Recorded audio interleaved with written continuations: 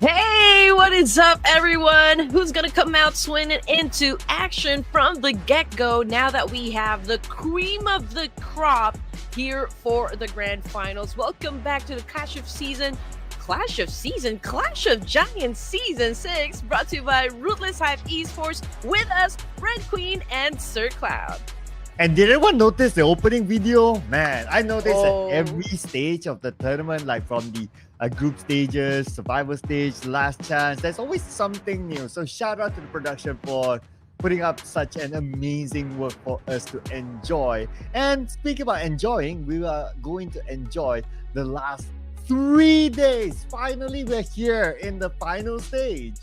I know, right? I've been excited because, I've been going through a lot of posts lately, Sir Cloud, and I'm telling you, things are definitely getting exciting, for the whole 2025. Did you know that Alex is now going to be playing for...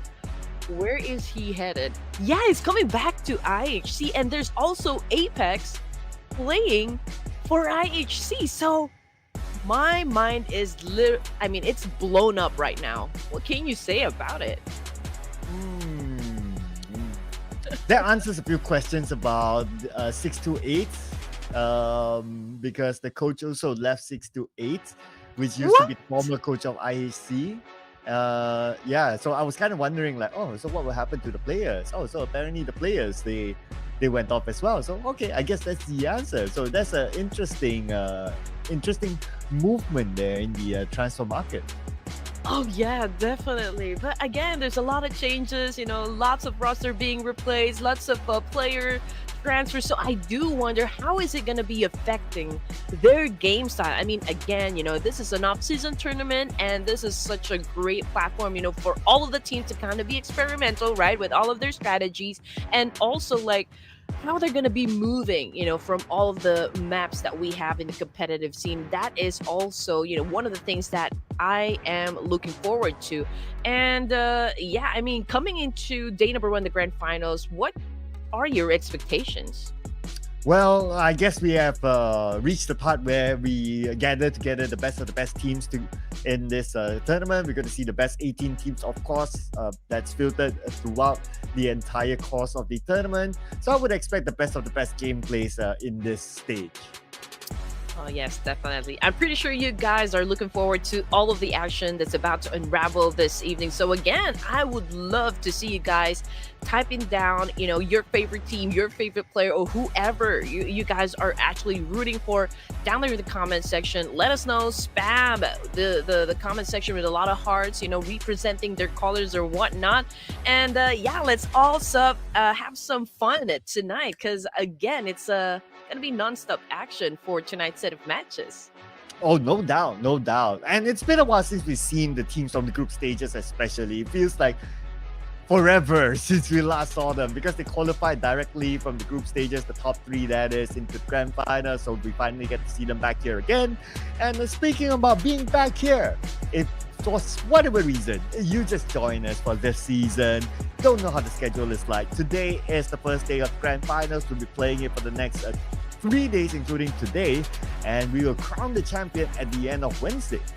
You know what? I'm going to share with you, Sir Cloud, a funny story that happened to me yesterday. I was so excited that I thought yesterday was actually the first day of the grand finals, and I was waiting for you guys to get into the Discord channel, and it hit me, the moment that my clock, turned to 6 p.m., I said, where are those guys? Why are they not popping up? And then I checked the schedule. Oh, it's going to start today. So that's my bad, because I have not been marking my calendar. So hopefully, you guys, that's what you did, and you don't want to miss out on all of the action that's about to happen. Ladies and gents, it's going to be explosive, I'm telling you.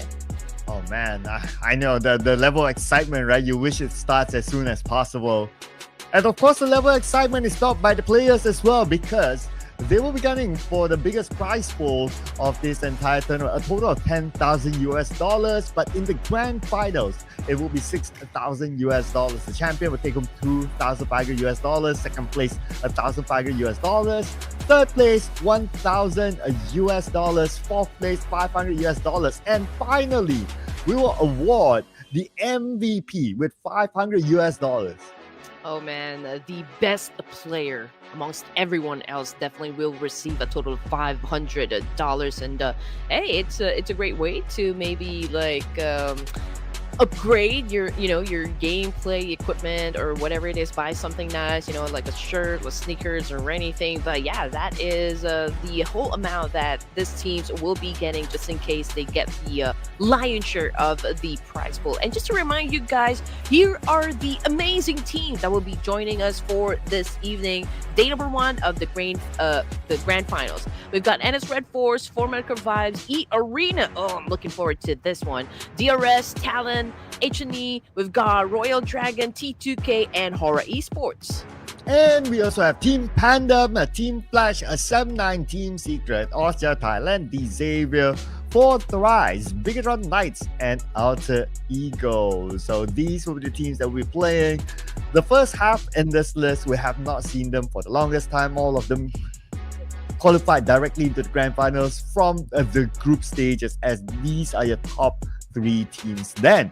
But it's anyone's game now. All the points are reset back to 0, and we reintroduce the players in the teams itself. Okay, here we go. REDFORCE coming from Korea. Oh, dominated group stages.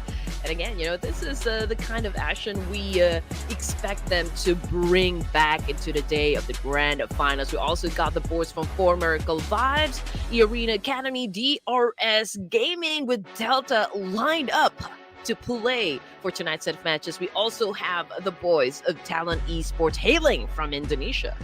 Oh yeah, these are amazing teams and amazing players. And finally as well, EARENA, they have revealed their roster. So as you can see, it's NC2, Joker, Tiger, and Sakura. Sakura, new player, have not seen it in the professional scene. But for NC2, Joker, Tiger X, they were former HAIL Esports. And their coach is Ravenclaw from Vampire Esports. And also introducing HAINA Esports, Royal Dragon, T2K Esports, HORAA Esports, and Team PANDUM. Hey, I love what I'm seeing down there in the comment section, guys. I mean, we've got viewers coming from Pakistan, Nepal, Indonesia, spamming the comment section. So that is, of course, what we want to see coming from you guys. Just full-on support. I can see a lot of fans down there coming from DRS. Man, you guys are really spamming the comment section a lot. So welcome once again to the grand finals. I guess you guys have been waiting for this one to happen. Just like we mentioned a while ago, we're done with the group stages. We're done with the survival stage. We're done with the last chance. And this is it, 3 days of full action. Again, this is the real battle that's about to happen. We also got Team Flash right here on your screen, coming from Vietnam, Sem9 from Malaysia. We've got Team Secret as well joining us into this whole competition. Austria from Thailand, second placer from the PMNC, and the Xavier. Yes, and so far all these teams, well, we only have like one pseudonym amongst them. So that is the Xavier's Nick, that we don't really know who he is yet.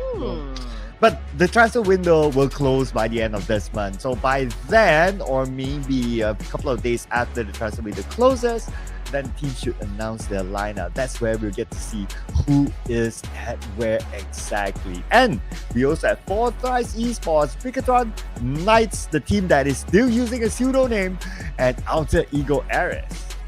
Oh my gosh. Who is Chill Guy? Who is Camp 413?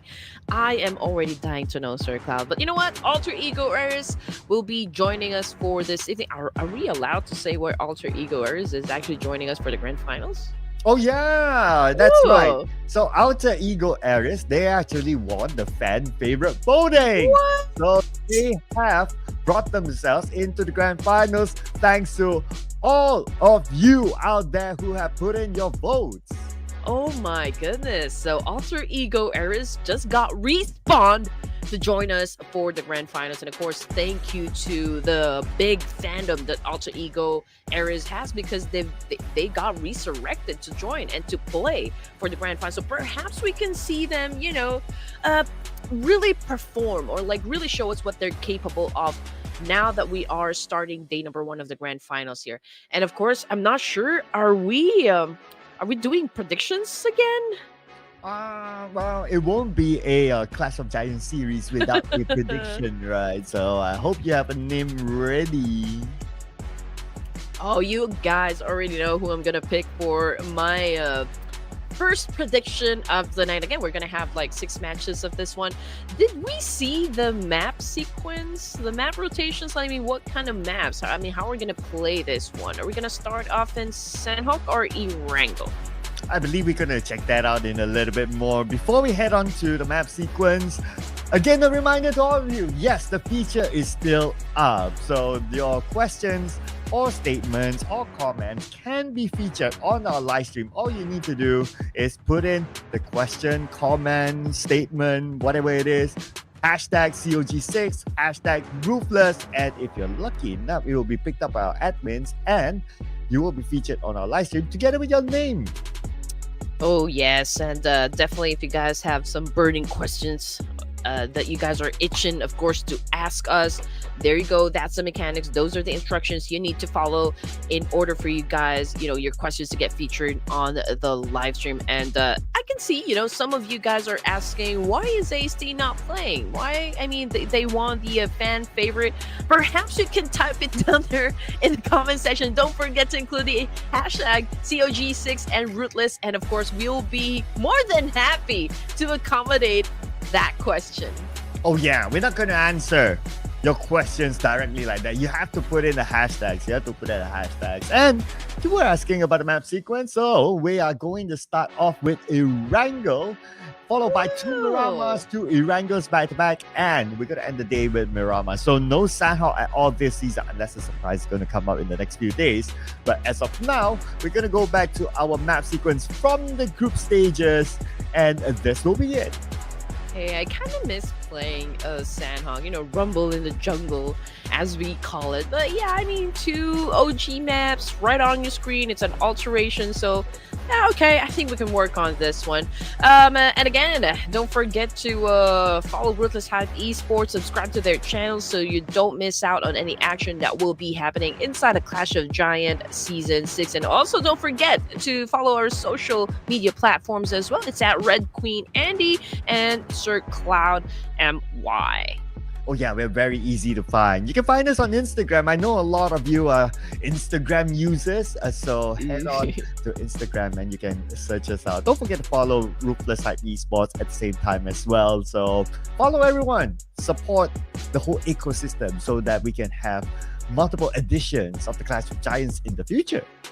Oh yeah, you know what? This is a party. We are all gathered here today to just watch pure action coming from all the teams that are part of the grand finals. And again, all you need to do is just spam the comment section with a lot of positive things. We don't need to fight each other. Again, this is the game that we all love. That is why we are all here watching the Clash of Giants Season 6.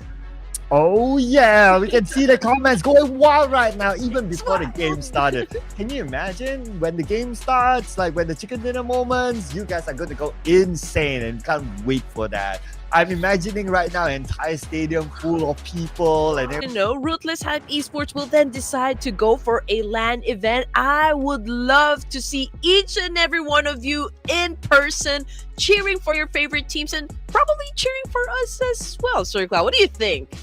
You know what? I always say, well, the day that if I commentate at the LAN event and someone creates a banner for me, I'm done. I can retire then. Do I want to retire? Oh, I don't think I can give up commentary just yet. It's so, PUBG, I really fell in love with this game and I do love the community here. I do see the passion that you guys have, supporting your favorite teams and your favorite players. And this is exactly, what I also dream about, like being in a stage and just hearing you guys really cheer for your favorite players and for your favorite teams. It's definitely going to be giving me goosebumps. But how did you get 4 predictions right? I did not see that. It's the power of hand. Oh my goodness. Okay, prediction time. And you all know I have this much faith to my purple heart, so I'm gonna lock in HORAA Esports as my first prediction this evening. So let's go, HORAA! I actually had them at the back of my mind, but okay. Of course, inspired by the chat as well, like all the purple Yes. hearts coming up, right? So yeah, that kind of gives an idea because it's the first game of the Grand Final, so you don't really have data, you don't really know what kind of mood they're in, and it's been a while since we've seen the group stages team. So I guess if I were to look at the colors, the hearts, or that, let's bring on Darius Soldiers. Let's go. Oh man, I gotta tell you something, SirCloud. You know, I casted for this other tournament, right? And Delta and the rest of DRS, man, they kind of just explode. I mean, they played on the next level. They turned into the beast that we know them to be. And honestly, it was like they always end the game with a double-digit score, which is pretty amazing. It's legendary, I'm telling you. So I can feel that momentum being brought into today. Game number 1. Let's go. And production is going for, wow, it's going to be an all Nepali prediction here for game number 1. Red Dragon. Hey, we cannot even disregard the fact that, you know, Royal Dragons, despite being the dark horses here, they're the wild cards, you know, I can tell. They did an amazing job during the group stages. I think nobody was really expecting them to, like, secure a spot in the grand finals. Maybe they were expecting them to play in survival stage, in the last chance, but really securing a slot, you know, from the group stages, it is quite hard to pull off. You know, you must be experienced, and these guys really showed up. They stepped up, and it's pretty amazing. I can expect a lot of great things, you know, coming from Royal Dragons. Hey, honestly, I wouldn't mind a dark horse or a new name, bringing it back home, because it has been multiple editions that For Medical Vibes was the champion. So let's see if anyone can put up a good challenge to For Medical Vibes. And speaking about For Medical Vibes, of course, they are here in the grand finals as well, defending champions. The pressure's on them now to defend the trophy. But again, I really like to see new names, new talent making it through. Yeah, honestly, that's also one of the things that I look forward to, SirCloud. But then again, you know, whether or not they're going to be making it at the top spot here in the grand finals, they're going to be bringing home a lot, SirCloud, like experience, you know, knows, and also like how they can be how they can improve overall their strategy, their synergy, and overall team composition. I think that is like quite a lot.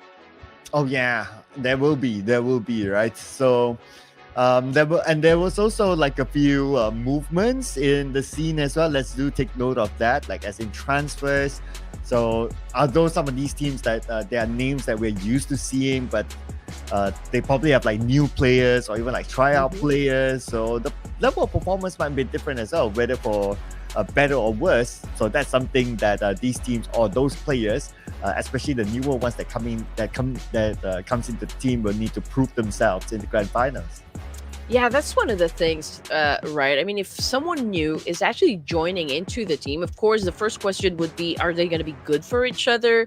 Like, is the synergy going to be okay? Is it going to be fine? Are they going to be working all together? Just, you know, like, at an okay pace, so to speak. Like, how is it going to be affecting their gameplay? Of course, there's I think there's going to be something different, you know, with how they're going to be approaching compared to the original roster that team might have. So a lot of questions inside my head, but definitely it will all be answered with the way they're going to be performing for us this evening.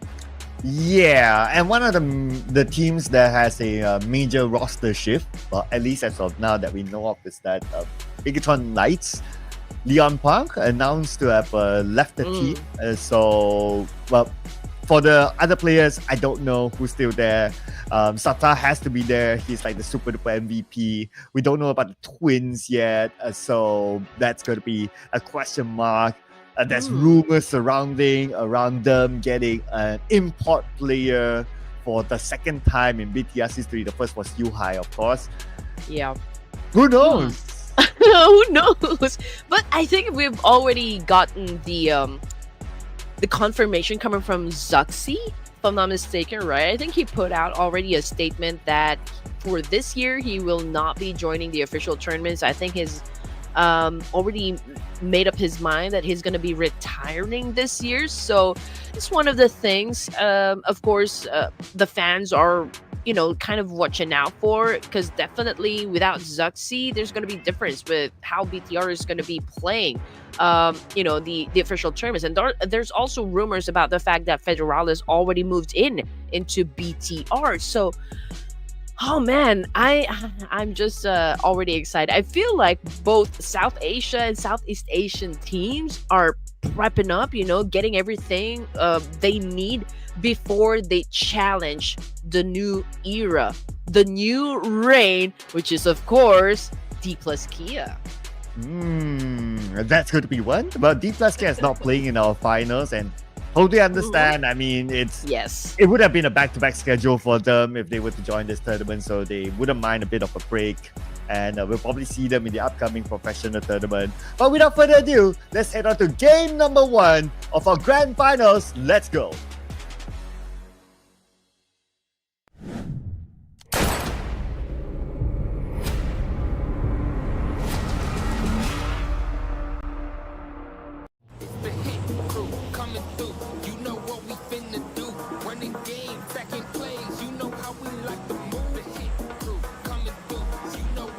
Who's gonna come out guns a-blazing for the first game this evening? We're gonna kick things off in Erangel, ladies and gents. So let's see what kind of change we are going to see from the teams that will be playing inside this lobby. Who's gonna be kings of Pachinki? Because pretty much, there's a lot of teams that have been trying to take away Pachinki from the boys of Dinga Savior. Ooh, I think the challenges are no longer in the game or at this stage of the tournament, so potentially these Xavier might have Pachinki for themselves. But then again, well, some of these teams have not met in this tournament at least. So let's see if anyone would to challenge the Kings of Pachinki themselves. Other than that, it's going to be a nice quiet drop on top, and we're going to get HAINA dropping into the area of Zaki and also North Yogopo, so that's going to be pretty okay. T2K is going to go to Severny, that's fine. Military base, it's a regular spot for DRS and sometimes for Metro 5. But we got TALON Esports here in action against Falcons. Against Team Flash. Team Flash?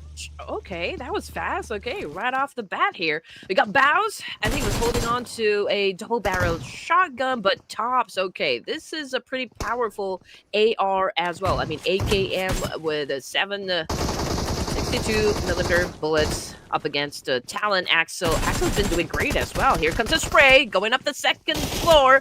Tops was able to get a little bit of that damage, but he is pretty much up for it. Oh, that was such a nice move right there. Unfortunately, cost him his life. Axel already down on the floor. Bows, what are you going to be doing in this situation now that you guys are already down to just 2 more members? Man, even the cat is excited right now. Well, time to get into the room, my man. Tops. AK by only 18 bullets, make that 14 now, so it's pretty low on ammunition. He has to make all those bullets count. They get 1 out of Yao Yo Yo. 1 more to go. Bows only has a shotgun together with a pistol, but Misery only has 10% health without any healing utilities. Right now, it's the right time for the James, but say hello! Whoa! Esports! Okay, here we go. Now this is what we're talking about. Here comes HORAA Esports right now, ready to charge and ready to crash this compound. But, is the fight done? Was it done? Could done. be. Oh. Okay. That would be fast. Okay, guys. All right, but we still got 16 teams, playing. Team PANDUM right now posting 2 elimination points, so that was quick as well. But just checking out the feed here, Team Flash as well as Talon, both of the teams out of the game. I think that was quite a sweep, for the side of HORAA, because they are now holding 3 elimination points. Okay, and they just crashed into the party. claim those 3 points just like that, and not only 3 points, they would be able to loot whatever that was left there by those teams too. So it's a big win for HORAA Esports, not losing any players in the process. So perfect start for them. And now we have a Sem9 and Team PANDUM. Looks like they're around the area of Rosal. Now that's the area in the circle, and Team PANDUM has Rosal. So both teams should be fine for now. Hey, check it out. BTR is pretty close with Sim9 and Team PANDUM as well. So perhaps, these boys would want to start their games pretty aggressive. And we can see ARK is just scouting around the area. But with that massive exchange coming from HORAA Esports, I think they're headed towards Yesnaya. They won't be joining any fights for now, since to be honest, it's still early. But then again, perhaps those teams are pretty close with one another.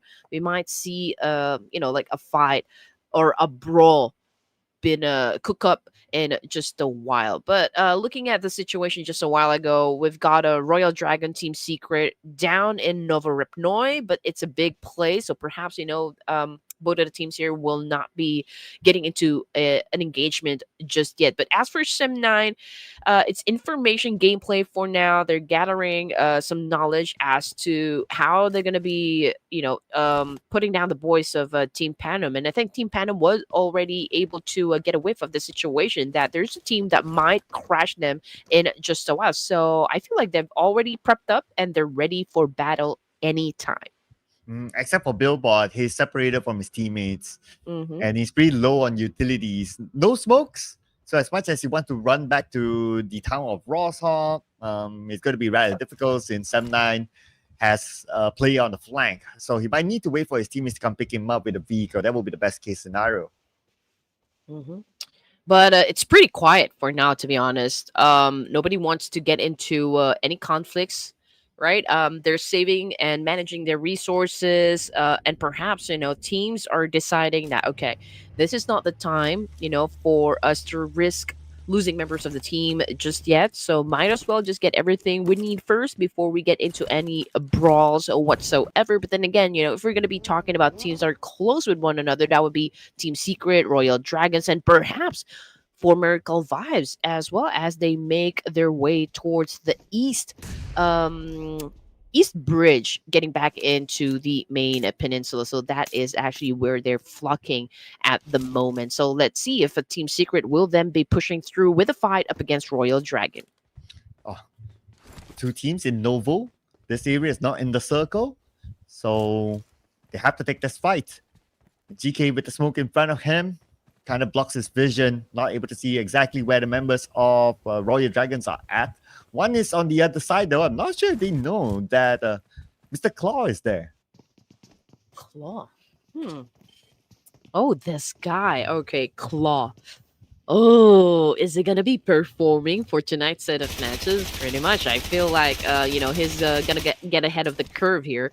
But let's see the frag. The man with a plan opened fires up against the opposing team. Was able to give a lot of damage, but wasn't enough to put down anyone just yet. So his position have already been compromised, obviously. So Royal Dragons are now aware of the fact that from that position right there, from that direction, there's someone who is about to go berserk and just go for that spray. And everyone's checking the corners now. Now it's quite a stalemate between the two. But the stage 1 circle will be on them soon. Drunk with 1 first aid is where we start to check out their healing utilities. Frankie, no first aid. But Royal Dragon is making the active approach. We can see one of the players now just moving around on the other side, trying to bait out the members of Team Secret. And for Royal Dragons, I guess they're getting impatient now because the blue is putting pressure. Oh, definitely. But Team Secret right now, I feel like they're not really in a very good position. They don't have the advantage for this one, Sir Cloud, because Royal Dragons going in for a pinch here. They are holding on to multiple angles, and definitely Team Secret is right down there in the middle, which will be easier for Royal Dragons to eliminate them at this point. And they're still stuck here with each other, with the blue on top. Master Zordi, 3 first aids, so that's pretty healthy. Frag, no first aids, but they can share among each other, not going to be an issue. Trying to circle around, trying to find a good angle to lob his nade into the building. Master Zordi just right in front of one player on the outside of the door. He blows down the door. On the other side, they're dancing around. Chung is pretty low, and Chung will be the first one. Oh, okay. Drang out of the game. And again, Royal Dragon, they do have the advantage up against Team Secret over here. I mean, in terms of position, I will have to give it with, the guys of Royal Dragon. So let's see what's going to happen as these teams try to settle it out. But they're already tanking the Blues, so there's a need for them to settle the score as soon as they can. Frag trying to find an opening knock here, but he doesn't even have that much resources as well, Sir Cloud. Yeah, it doesn't help that they have to travel into the circle. Look at this. It shifted towards the main peninsula. So Royal Dragons, GK. Ooh! Moving off down. Thanks, Frankie. And we have Master Zordi here spraying in with the AUG, but not hitting his targets yet. Subaru will finish off by break. And a Team Secret. So far, they only lost one player, but so far so good for them. But GK! Oh no, he's too low. He will be knocked down by the blue. Essential move there coming from the side of Team Secret. That would be Frankie. Okay, but that was such a no for kill. Okay, relax. It's just a game. It was a good try, honestly speaking. But a good effort as well coming from Team Secret. They were able to flip the script, and right now we're watching EARENA Academy. Joker goes down. And Fourth Thrives seem to be winning this fight. But let's see if EARENA Academy can also turn the tables here up against 4T. IQQ cooking up an T24, a little bit low on the HP. And Road Rage situation. Tiger, being an Apex Predator, was able to what? Eliminate the rest of Fourth Thrives. And the best part for the side of EARENA is that they get to keep all of their members intact. I'm telling you, with that kind of movement, Sir Cloud, these guys are hella experienced in terms of battle. Oh yeah, I mean, they were former Hail Esports, so that was one of the theories that we came out, like when we first saw them with pseudo names, like, their movements, they are not like a new players, they're not newbies, they're definitely somebody with experience in the professional scene, and yes, that's where with the recent roster announcement, Hail Esports, and they're showing it again in the grand finals. Oh, okay. That is some tea for you guys. And this is exactly where you will be getting all of those teas watching Clash of Giants Season 6. And now for Miracle Vibes, this is also one of the teams that we know that will definitely have another roster playing under their banner. So let's check it out. I mean, what kind of changes do we expect coming from this boys? Right now, we're looking at DRS as well, and they're gauging the situation, if it is safe, to kind of push that compound. They're probably talking that, okay, I think there's only one player, but perhaps, DRS Gaming might change their mind about, like, getting Baron from former Miracle Vibes. After all, you need to be cautious. The fact that you don't want to, make any rush decisions and kind of drop the ball on this one. But then again, for MV, Baron already left the scene, I believe, and there was no push that happened. So we're jumping back into HORAA Esports with a complete squad, and they're looking to target the boys coming from Thailand, Osja. Yeah, one's on the hill, one's in the ditch. So everyone's just holding on their position in the circle, then that's absolutely fine. Now, no fear. That was a close one. Almost knocked. Thanks to Team PANDUM, who just arrived. All right, here we go. No fear. Was able to heal himself up. He knows exactly where Team PANDUM went. But then, coming off the kill feed, it's a Jiggle that got knocked down somewhere. Max's a little low on the HP here, Dimzy as well, but he was able to of course heal himself up. But just look at that, HORAA Esports are pretty much like sharks here, going in circles, Sir Cloud, and just trying to check at which point they will have to take Team PANDUM down.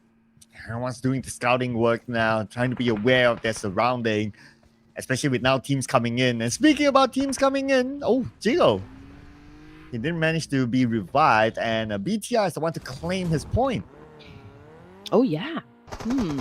Okay, stage 3. Oh no! Dean Saver right now going up against the arena. We've got David or Navid already on the floor here, but NC2 still trying to dance it up with Nick. Who's gonna get served this time? Here goes the attack with an X1K. Oh, Nick says no! Access denied! No ID, no entry! But you know what? Oh, two-piece shot coming from D Saver. Oh my goodness, Nick is definitely having fun now, but BTR is already on the way to join the game. Oh, here comes Bigatron Knights coming into the party, being a third-party team. One more to go. Natty is in this building. His other teammates have fallen. Levi's on the other building. Car will be knocked down by Alpha 7 from Alter Ego. So looks like Alter Ego is around the corner as well. Oh, yeah. Oh, this is going to be fun. I think all the teams here got the invitation, and D-Savior not in the best shape, I'm telling you. And although EARENA have been dominating with 5 elimination points just moments ago, D-Savior is, yeah, both of them, I think, already out of the game. And that is because of BTR. Now, before BTR got, to taste their own medicine, Alter Ego Airs, because trying to decide if they're going to be jumping into the mix there, BTR already decided, okay, it's time to go, boys. It's time to retreat, live to fight another day, and they are surviving. And for BTR, they have the compound now with the circle, so it's pretty nice for them. As for, let's see here. Looks like the northern side might be a bit more crowded. We got T2K there, HORAA Esports, HAINA Esports. 3 teams from Nepal might clash with each other, and we have them on screen now with Rules on his knees. Oh no. Okay, here we go. So the fight is happening up on to the northern side. HORAA Esports obviously holding on to a compound here. Rose. Oh no, I don't think he's gonna be making it in time. And there you go. There's the confirmation. But it was HAINA Esports Nonsu rather that was able to get the point. But HAINA, they're not done just yet. Coming off the kill feed, though, former Calvaz, oh man, exited the game empty-handed. They weren't able to put up any points. We're now looking at 11 teams remaining for stage 4 here. Game number 1 of the grand finals. We got Pika on the screen. He just went berserk again, opening fire up against the boys of T2K. And they will take this fight against T2K, knowing that they have the man advantage. But Ajaya fires back, knocked down only by the other member of HAINA Esports, and HAINA Esports winning the fight so far. They need to pick up Himson as soon as possible because Love is on its way. Oh, nice crash to just stall Love, and they were ready for it. What a defensive counter by HAINA Esports. Godlike reflexes, that's what I'm about to say. Even if they are on a little bit disadvantage, not really disadvantage because they just came off of a fight there, but HAINA Esports able to defend themselves very well. I thought we were going to see a lot of love bombing coming from T2K, but unfortunately, they fell a little short during that engagement, hence losing the fight. Now, 10 teams remaining, ladies and gents. HORAA Esports, no fear again with a massive spray. Frankie on the ground. Frankie goes out. That's the end of Frankie from Team Secret, leaving only 2 players left for Team Secret. HORAA Esports, time for them to get into the circle, try to find the next target. Break from Team Secret is still alive, proning out in the open, but as of now, they still don't know that he's there. Welcome DRS into the circle on the south side.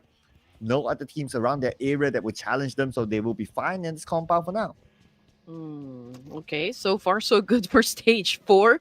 I think there's a need for the teams to kind of reset, breathe for a while because there were a lot of engagements that just happened moments ago.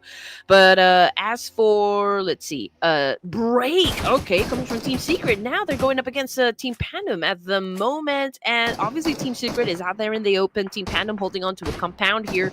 And it could be a bit difficult for GK to save his teammate. And there you go, GK, both of them gone. There goes. Okay. And at the same time, HAINA Esports, they're on the roll right now. 5 elimination points dominating. Man, these guys are on fire. But let's see if they can put out a fire next. That is the circle. Circle goes to the middle. We got BTR and that's REDFORCE, Sem9, and Team PANDUM in it. Hey, this is what we were talking about just a while ago, Sir Cloud. If the teams will be in the mood to kind of obliterate each other. And I think this is the move that we have been waiting for, right? I mean, full on action right off the bat. And we can see that, half of the lobby already gone. Let's see. We're looking at Sem 9 down to just two here. Kenny and Boo, if I'm not mistaken. Okay, so this is a dynamic duo now for Sem 9. They are holding on to a compound, but definitely I feel like there will be other teams that will be eyeing this very area, this special spot right here. So let's see if they can be able to defend this one well. But Kenny, great spot there. Took the opportunity to take down someone coming from HORAA Esports. But I believe it was another player that might, somebody can actually take that point away from him. Oh, let's see how many points can Novia take here. Long range, tap, tap, tap. He got Billboard from Team PANDUM. Should be able to finish him off. Joe Branky will be knocked down by Slayer from HAINA Esports. Team PANDUM. They thought they were on the clear, but nope. 2 teams onto them. Ooh, Billboard now gets taken down by No Fear. 5 elimination points for HORAA Esports. Sky's a little bit low on the HP, but there's still a lot of trade-offs happening back and forth, coming from HAINA as well. We got Sleepy over here, pretty much has his eyes set on HAINA as well, and just they're making it rain bullets. But then again, great effective counter. We can hear some gunshots also headed towards the direction of an HORAA Esports, and it's making it all a bit difficult, for HORAA to take some points as well. Yeah, 3 players. They lost 1 somewhere in the middle of this round, so that's 1 firepower down for them, but nothing can stop them still from getting the chicken dinner, even with 3 players. Still possible. But anyway, coming back to Team PANDUM, Dimsy now in a pickle. He's still alright, but he needs to find a space to heal up with nades raining down onto him. That's not going to help. And Team PANDUM out at number 9, 3 eliminations. Now that we're down to just 8 teams remaining, teams are breathing down on each other's necks, I'm telling you. It wasn't a very good spot to start with for the side of Team PANDUM. I mean, obviously, a lot of teams just tried to capitalize in that situation. But HORAA is here, and HAINA Esports tried to go for the enemy's resources, and they might get a taste of their own medicine as well, because HORAA Esports now trying to cook a lot of nades, flushing them out, and I think one of them is currently knocked down, and that would be Himson. Well, let's see if Nodzu can get another one from this nade. Sending it across onto Novia. They clip Novia down to 50% of health. Lobs another nade across, but Nodzu is now aware that BTR is behind him. Nodzu, his nade landed on another player of HORAA Esports, so at least he got something out of that.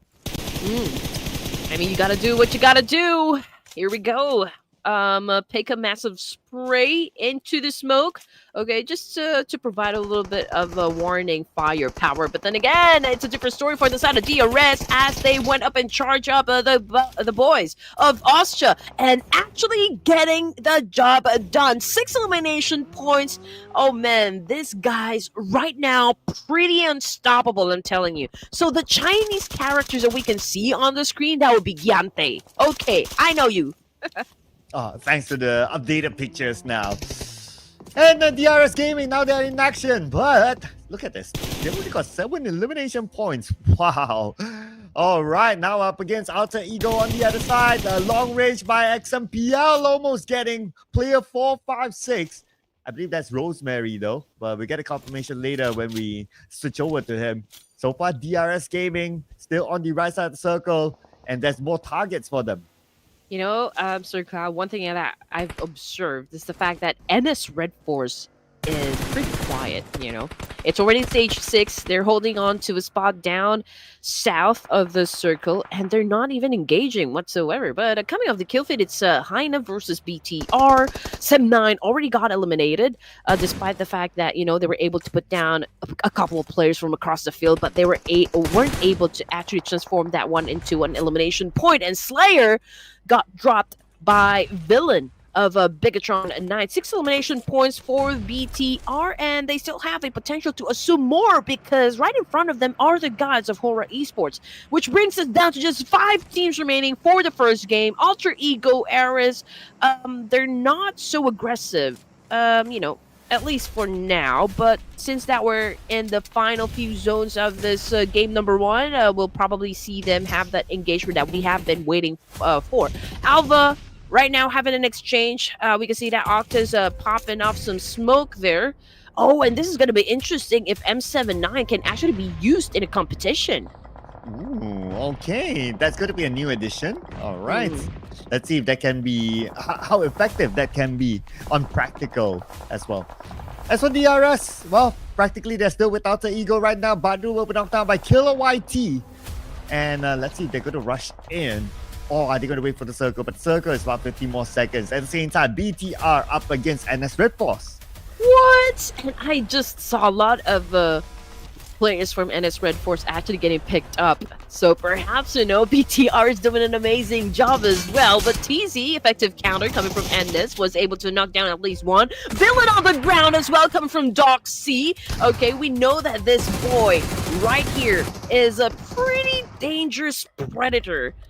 Right in the jungle, and he could get a lot of points, for NS REDFORCE. He is now trying to go up against ARK, the BTR, of course, with the help of Team Z here. He's trying to shut him down, trying to apply a lot of pressure. So let's see who's going to be winning the fight. Is it going to be NS REDFORCE, or is this going to be the end of the line for the boys of BTR? Yeah, Doc C, the young new player for NS REDFORCE, but now Beanie on top of this hill has BTR Arc actually pinned down. And this is Satar, by the way, with the picture there. And here we go. Are they going to try to take this aggressive fight because they don't have the circle? 30 more seconds before the zone closes again. Car at the forefront, Satar behind, and Car will be the one to try to gather as much information as possible. Okay, here we go. Here comes the charge coming from NS REDFORCE, TZ, Beanie, and we got Doc C holding together. Going for the push. Doc C just got knocked down by ARK. Great exchange, but NS REDFORCE, oh man, I feel like they're on the losing end.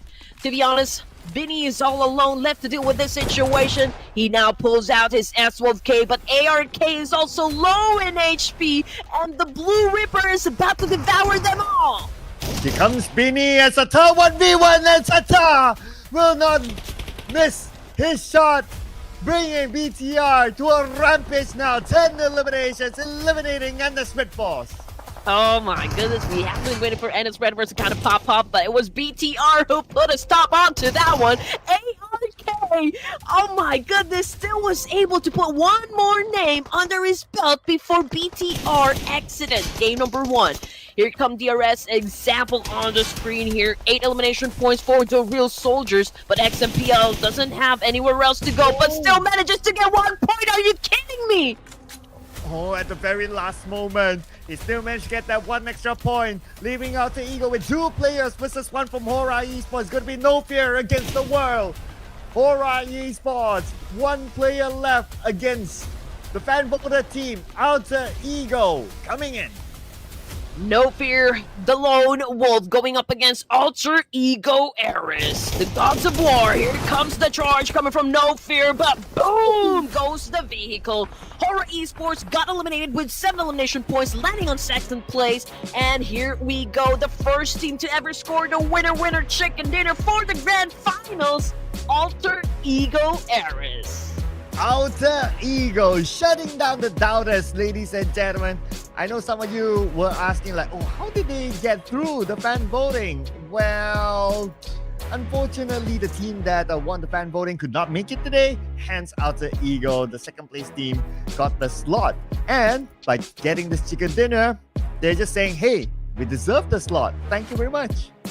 Oh yeah, and this is probably their way of saying thank you to their amazing fans, because they're the reason why they're back playing for the grand finals, giving you guys a treat, a chicken dinner on your plate, so you guys enjoy that one. And here you go, the winners for our first game, Alter Ego Eris, Octa, Alva, we got Rosemary, and of course Badru telling us to keep quiet. Oh yeah. Yeah.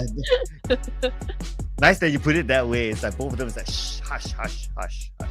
Calm down, people. Hush, hush. We got it in the back. So who knows? They might be one of the surprise teams who make an entrance at the very end of the through the fan voting and come up with the championship. I mean, I'm just putting it out there, right? Oh man.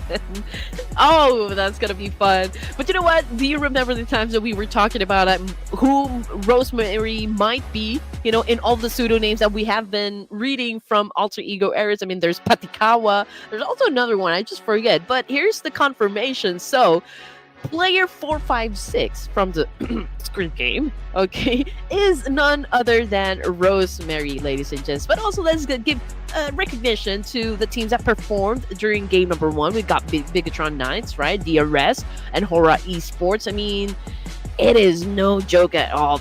Definitely, all of these guys just went all ape, you know, for our first game this evening.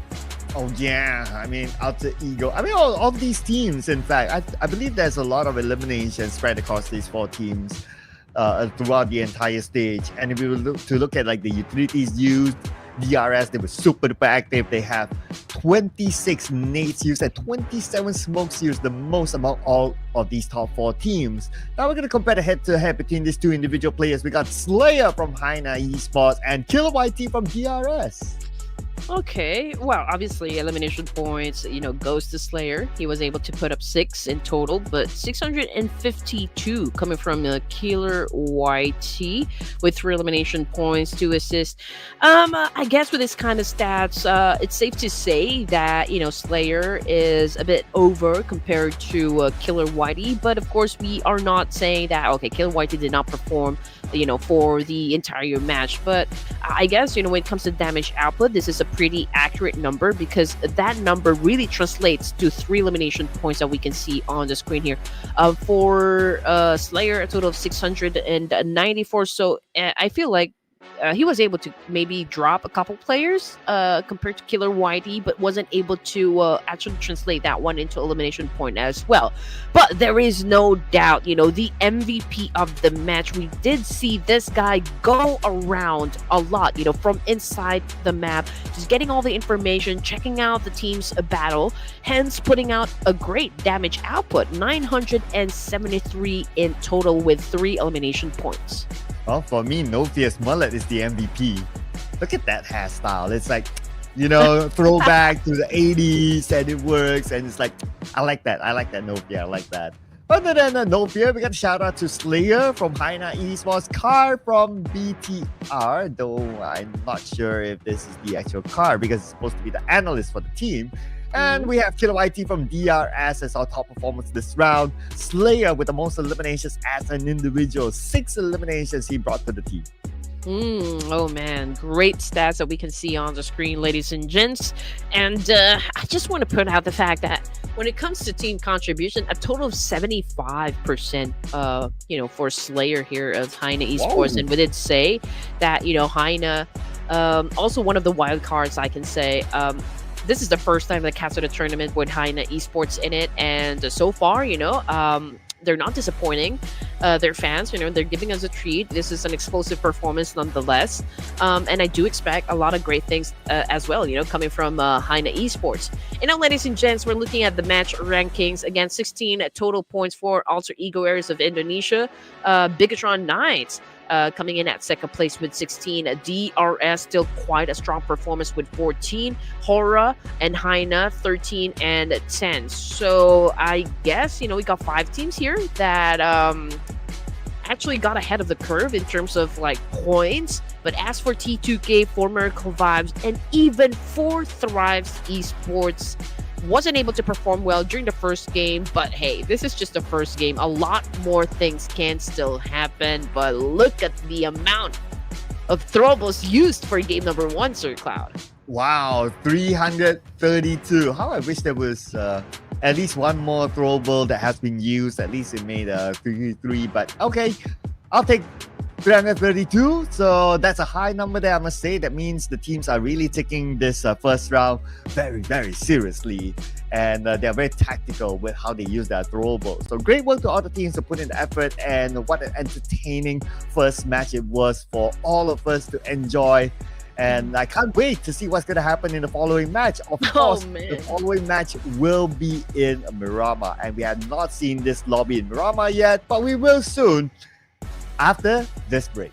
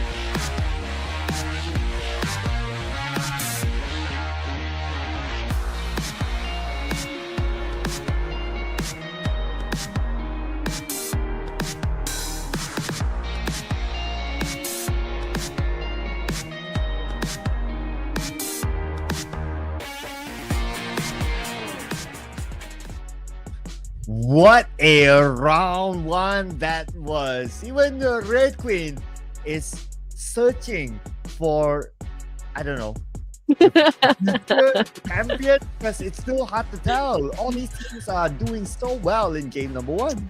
Oh man, quite a great performance coming from all of the teams. I mean, we got at least 5 of them that ended the game with a double-digit score. So I'm telling you, it's very promising. And if that's the kind of action we will be expecting, from all of the teams inside the lobby, oh man, don't dare change that channel, because you're gonna be missing out on a lot of things, definitely. But when it comes to the team prediction, and I'm just gonna make this fast, just because they performed great as well, and I think that I think they're trying to make a statement here. I'm gonna lock in the real soldiers this time, Sir Clan. I'm getting your boys. All right, so I'm gonna make it quick as well. I wanna have a taste of HORAA Esports. Let's go. Ooh. Okay, here we go. Let's see. Prediction for the production. Here goes. It's like a tongue twister, right? Hey, we'd love for you guys to join us as well. Which team are you guys gunning for? Again, who's going to be bagging the winner chicken dinner? That was an explosive game number 1, so I do wonder, what will be your pick? Write it down in the comment section. Let's go. And don't forget the hashtag COG6 and hashtag Ruthless for your chance to be featured on our live stream, and your name will pop up as well. So if you missed out on this feature during the group stages, yes, we brought it to the grand finals. It's one of our favorite features, and we'll read out your comments and we'll answer them. So put it away, ladies and gentlemen. The official hashtags again is COG6 and hashtag Ruthless. Oh yeah, I do have a lot of questions as well, but since we are casting the tournament, I won't be able to type it down there in the comment section. But if ever I have the chance to actually ask Sir Cloud, okay, not gonna type. I can always ask him on the spot, right? Now I'm scared. What's coming up? Oh my gosh. Oh man, hopefully you guys are enjoying, because I'm really enjoying what I'm seeing right now coming from all of the teams, especially going through all of the posts, from esports news and esports updates. We can see right now all of the teasers, right? Some of the players are already being revealed that, hey, this guy moved to this team and this dude moved to this team. So yeah, again, it's all exciting. I don't think we can even predict what's gonna happen for the entirety of the 2025 competitive showdown when it comes to PUBG. You know what? I'm wondering if we'll see a lot more posts from Southeast Asia in the coming days, because maybe the social media manager wants to go for a Lunar New Year holiday next week. So it's like, okay, I'm gonna post out everything and you guys check it out. But speaking of check it out, let's check out game number 2. Let's go, Miramar.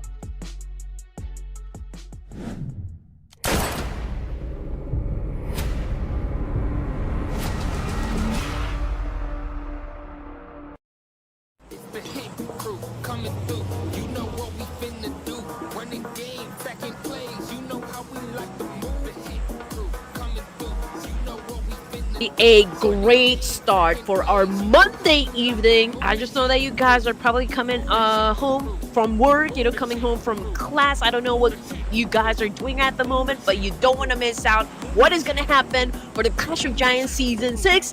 And we are now jumping into game number 2. The vast desert is actually prepped up, ready to receive all the action, ready to receive all of the heat coming from all of the teams right now inside the lobby.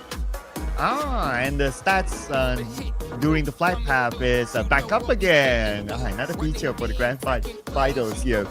So, of course, it's only game 1, so the numbers are not as big, but I'm sure it will grow over time. But since we have Kent here as one of the highest damage players, I just want to put out there that according to my sources, that is not D Kent. D Kent is the coach, but actually behind the name is another player. Ooh. Any clues? Any clues? More clues? More clues. Let's see here. Adobo. Okay. Well, yeah. It's I'll done. just leave it as that. It's done. Okay. Adobo sounds good right about now. Honestly, Oh, all this I'm chicken hungry dinner is making now. me hungry. Do you know that you can also cook chicken adobo? So perhaps we can see a chicken adobo happen right now. But DRS Gaming, XMPL, that was fast. I mean, he got shut down right from the get-go. So let's see if Gyante can perform some clutches right now, because they are a bit on the losing side. But here comes the attack. There goes Gyante with the drop. And Team Panda right now trying to come after the remaining boys of DRS. So this is now quite an even fight, because both teams are suffering from one player that's been already on the ground. But Team Panda, DZ, was able to shut down Gyante. Here comes Delta right now. Probably challenge up Dimsy, but Dimsy's pretty brutal. I mean, he did not even let that player come back alive. He just made sure that he will bag that point. I love the slick moves by Dimsy, but he's low on ammunition though. 18 bullets left, and the name's being cooked. Short range name Dimsy managed to evade it just in time. Now 14 bullets and counting. Oh, backup has arrived. Here we go into the room, and Delta falls. Oh no, this is not looking too good for the side of DRS. The real soldiers might lose Hacienda to the boys of Team Pandum, who's pretty aggressive, I mean, as we watch them continue on with their trade up against DRS. XMPL, okay, backing away from the situation. He's retreating because he's pretty low in HP and ammo as well. But let's check out what Chopper's going to do in this situation as he goes up against HAINA. This time with a micro Uzi. Oh, gets one done. He goes for a 2-piss kill. Oh, slick move again by Austria, Thailand. Playing with 3 players, Secret has been eliminated, but now Killer YT comes in, the final member of DRS. He will finish one off out of Team Pandum. 1v2, trying to put on a big clutch, but Team Pandum is just too much for him to handle. DRS becomes the first team to be eliminated. Yep, quite impossible to actually just eliminate, the boys of Team Pandum, considering that you are left all alone to deal with just that. So it is still a-okay. I mean, this is just the second game, ladies and gents. After performing so well in Erangel, they're gonna sit down the bench for game number 2. I mean, they got eliminated stage 1 of Miramar, so we'll probably see them go back again, perhaps, redeem themselves with an explosive game after this match. But looking at Austria, 2 elimination points, 1 casualty. They're still hunting out. Obviously they're out here for blood. They're hunting down the remaining players of the HAINA Esports. Got Slayer holding to a micro Uzi nonce as well, but Slayer's been getting a lot of damage from that exchange. He then pulls out his Scarlet, but wasn't able to hit any target. And right now he's turning his back. He goes all the way up to the 2nd floor, but then again, he doesn't have that much to give anymore. And HAINA Esports just got eliminated as well, with only 1 point under their name. And that's 4 points for Austria, Thailand, with 1 casualty. And here we have Royal Dragons. Okay, they are sharing the same area in St. Martin with NS Red Force. Oh, a need been lobbed, and he got 1 out of NS Red Force. Okay, here we go. XZY still out there bleeding behind that broken down wall. Master Zerdy not giving off information up against NS Red Force. They're not moving a muscle here. Claw is the only player that we can see moving up and down, back and forward, and just trying to make some noise here, trying to distract perhaps, NS Red Force and just keep them guessing at this point. And that's definitely, of course, the opportunity for Royal Dragons to kind of step up and show NS Red Force what they got. All right, frag up about to go up against Doxy. Doxy with a massive spray, but wasn't able to hit Frag with that exchange. So Frag remained, quite confident right behind that wall. Just, trigger discipline at its best. And the revive will kick in after that smoke bridge was created. And the Street Force It's back as a full team. And Royal Dragon playing without Suba. Now it's quite a stalemate between the two, and they are in the circle, so they kind of have this time. On the ground floor, we got two players of NS Red Force 2 from Royal Dragons on the outer side, and they go into the building. They're now sharing the same building itself. Just on the outer side. I mean, so close, so near, yet so far. Okay, both of the teams here, of course, trying to make a move. But who will be the first one to commit a mistake here? That is, of course, the big question. If someone makes a mistake, that would pave the way for the other team to kind of just take advantage of it. And probably you will be losing the fight. Again, we've got no errors. When you're playing in a competition, you should be able to perform it perfectly. Okay, both of the teams just being quiet for now. It's stalemate. Nobody wants to make a move just yet. Waiting for the right opening nat. And here comes TZ just right behind that. Okay, here comes the spray. Still, very cautious with how they do this, Cloud. Only there are enough names, then we might see bigger execution. But speaking about execution, they are making it right now. Claw will get TZ. And now NS Red Force down to 3 players. XCY still fighting back. Doxy just got 1. So it looks like NS Red Force, they are winning this fight. Claw is pretty low. He's about 10% of health. Master Zordi almost knocked down, but before that, he managed to get Doxy in the process. Royal Dragon really showing us what they can do. The tenacity in the battlefield is outstanding, I'm telling you. Royal Dragons right now picking up NS Red Force 1 by 1. Here comes Benny with a nade. But did he cook that well? We can see the Coswell's Master Dirty. Even XZY is pretty low in HP here, but look at that. They're setting a trap. They're setting a trap up against Beanie here. Beanie and XZY now on the outer side. They switch places. Royal Dragons on the inside while the players went up to the second floor. And it looks like XZY, he found a first aid and he will heal back up to 80%. Oh, man. Still a 50-50, and Claw, he does have bandages, so he'll be back up as well.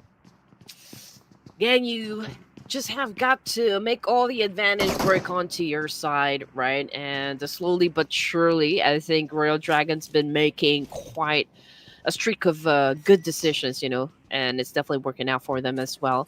But Claw probably got a little bit thirsty with all of that exchange that happened, went in to go for a boost.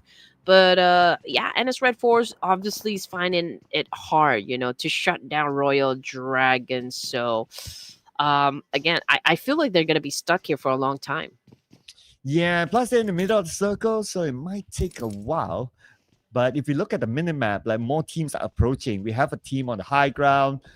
We have another team that came from Power Grid. And we have another team just entered St. Martin. So it's going to get crowded here. Say hello to PTR and Team PANDUM. All right, XZY, man, with a kind of range. NS Red Force. Oh, man, is not looking too good, to be honest. We're down to 1 active member for the side of the Koreans. So let's see. XZY goes in for a spray, but this will not do. I mean, Micro Uzi with a mid-range attack, that won't really do good, for the team. But hey, one of them got knocked down, so perhaps Binny can make a difference, still make it happen for NS Red Force. And here comes Beanie. He has that thought of going up to the second floor, but the moment the door was closed, okay, he will still go up. Here we go. Beanie is getting low on ammunition. He gets knocked down, but XZY followed up. That is the duo that did it, and NS Red Force, they stood tall. One thing is for sure, that was great communication, great teamwork, and, that is probably the reason why they were able to really won that fight up against Royal Dragons, because obviously Royal Dragons have a slight, advantage up against NS Red Force. I mean, they are positioned quite perfectly well. They were holding on to the choke points and they were trying to set up traps, but hey, they were able to flip the script. So NS Red Force survives and might have a chance, to get to the latter stages of the game and get their hands on a chicken dinner. But then again, they will have to be more careful, be more smart. in picking up battles. So for now, I feel like they just have to like maybe chill for a while inside that compound and just wait for the circle to just shrink and shrink until it's really small and crowded. Until that would be the way, that would be the time for them to actually engage in a fight. Now, the savior, okay, I just saw the bullets headed towards that direction, but yeah, they were able to get damage, but none of them getting shut down just yet. Unlike for Joker coming from the arena, oh man, they're up against Talon at the moment, and Misery loves company. There you go, one shot done.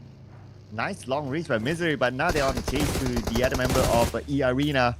They have them right in front, and that's going to be a straightforward knock. The other members of EARENA is on the other side, and they're on the chase. And here we go. Yo.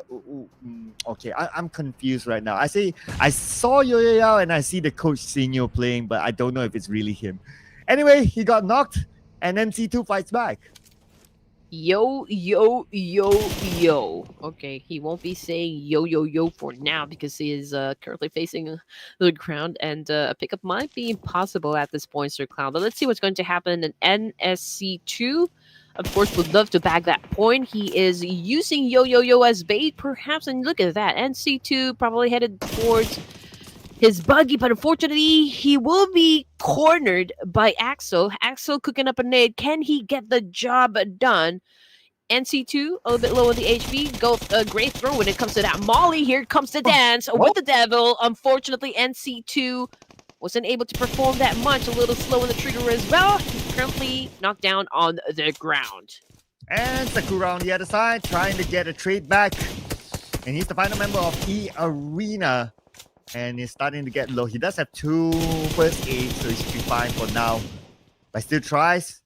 Not able to get a knock yet. He did manage to damage Misery, but that's going to be about it. Now we shift over to the Xavier. They're in the fight with another team. Oh, and they just won it. Okay, the Savior, stage 3, but down to just 2 players. Okay. I mean, I'm not saying that, it's going to be difficult for them to score the chicken dinner, but it will be hard for them to do just that. EARENA got eliminated as well with only 1 point under their belt, so lots of a plot twist, I'm telling you. I mean, some of the things that are happening in front of our screens are, I mean, these are things that we don't really expect, especially that, for the side of Four Thrives. I mean, 2 games and they have not been performing just yet. So we're not sure, as to when Falak and the rest of Four Thrives will then decide to step up into this competition. And we got Zhang against Sam9, and he managed to blow up the vehicle that Yuhai was in, taking out the game. Sam9 lost 1 player, playing with 3 now. And Team Secret, they score 1 point. Speaking about Team Secret, here we have them in the area of Hacienda, and it was a moving vehicle, I believe, that they shot. It's hard to always shut down a moving vehicle, but if you can pull it off, I mean, it's okay. But, oh, Rosemary! What happened with Rosemary? He got shut down by Accent of Talon Esports. And just look at that. 5 elimination points now for the team.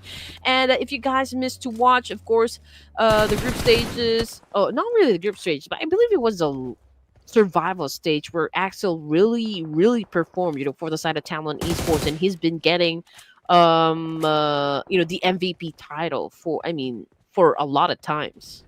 Oh, yeah. I mean, that's an evergreen player, I must say. But let's see if we can be consistent enough in the grand finals here, now that we have the best of the best teams in this lobby.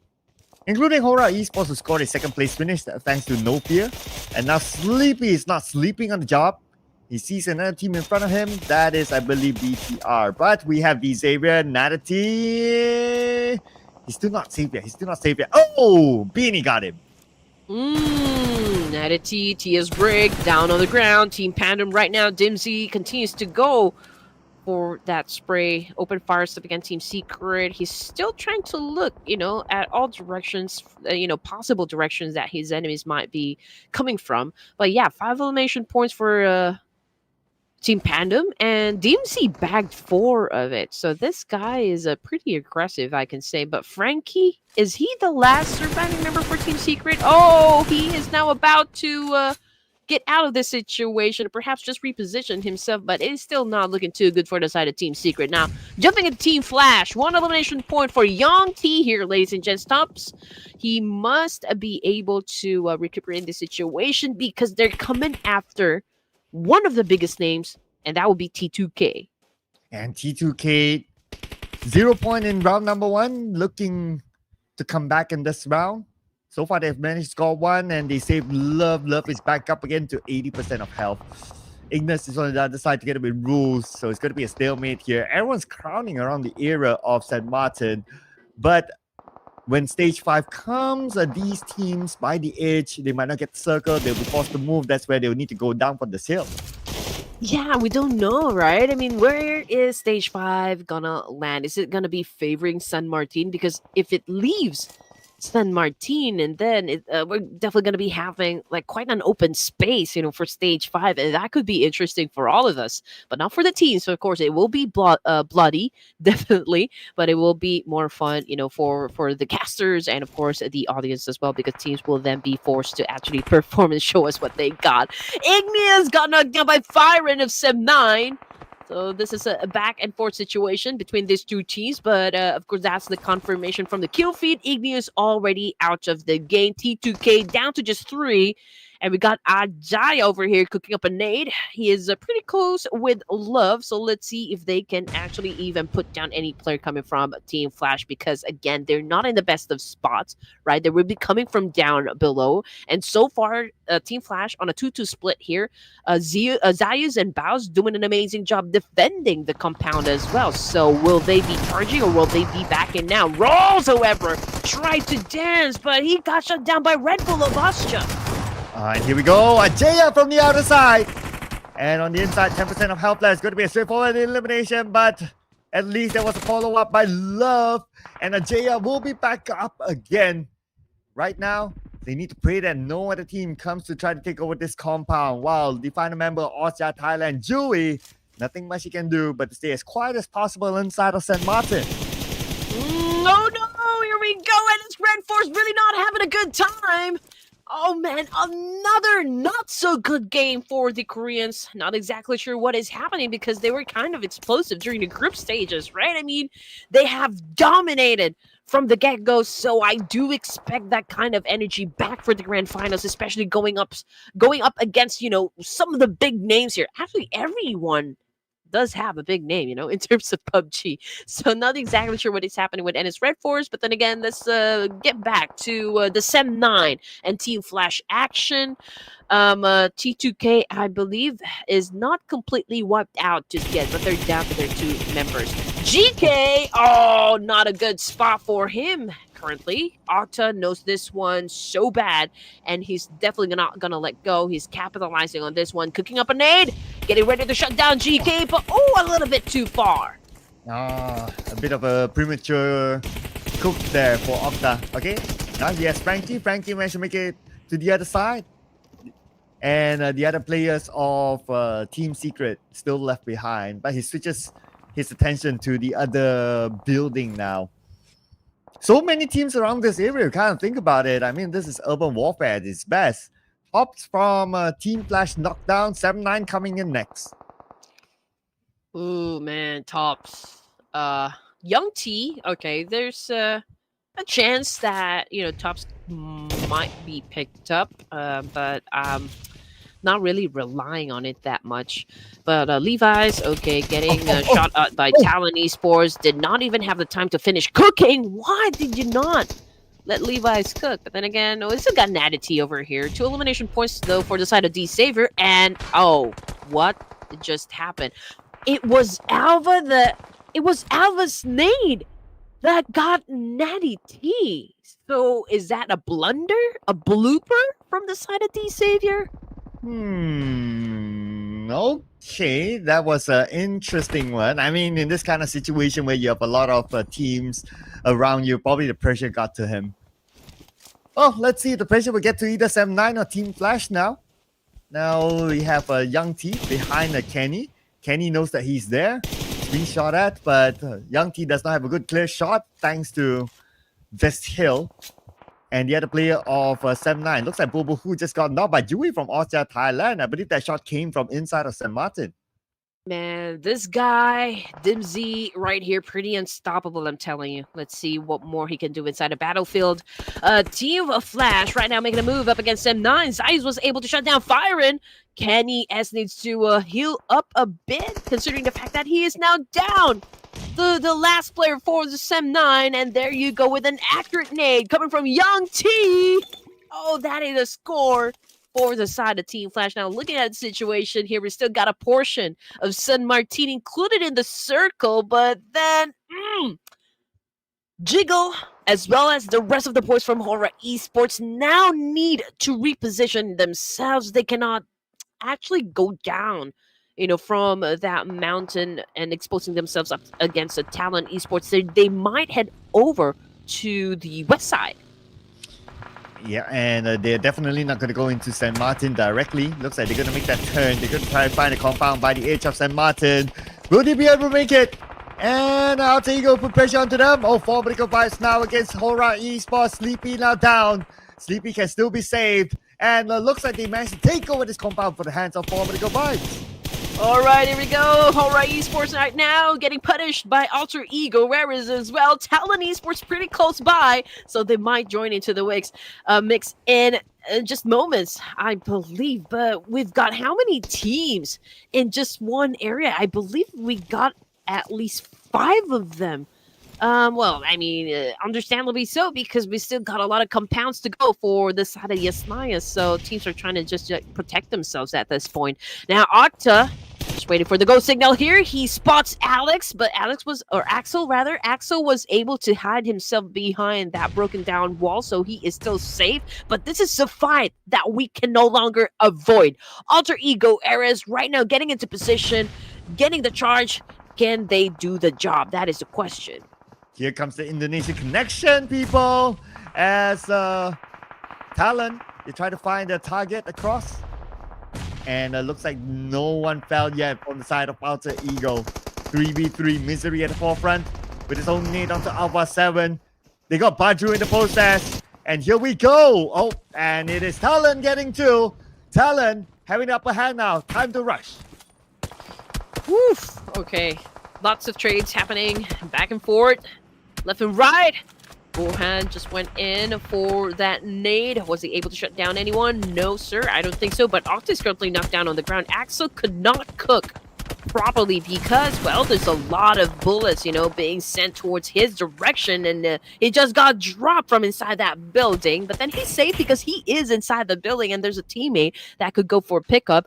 But Sleepy needs to be a little cautious at this point. So let's see if he can maybe get another point under his name, because there's a lot of smokes being popped off from the side of Talon Esports, and this is a signal. This is what gives away the fact that Talon might not be doing that much good inside that building. And once you're popping off the smoke, it means that you need to reset for a while, and Alter Ego Ares definitely knows exactly that. Alpha 7 on the other building. Now he's going to hold his position. Might as well, since it's 15 more seconds till the next zone. And Jiggle from HORAA Esports just got knocked by Drunk from Team Secret. Team Secret still in the game after so much action from the start. But let's see, where will the circle go? Where will it favor HORAA Esports in the middle of the circle? They should still be able to get the circle irregardless. And the circle goes right smack in the middle. Ooh, here we go, Misery. Axel coming from Talon, getting some points, but an S12K. Oh man, is that right? Was that just 2 elimination points? Oh, ouch. Anyway, Team PANDUM right now also getting picked up by Team Flash. Okay, but as for the side of HORAA, one of them is currently down on his knees, but they're still doing great. Okay. A Team Secret trying cooking up that nade, trying to put down Jubranki, but Jubranki, of course, remains to be elusive up until stage number 7 here.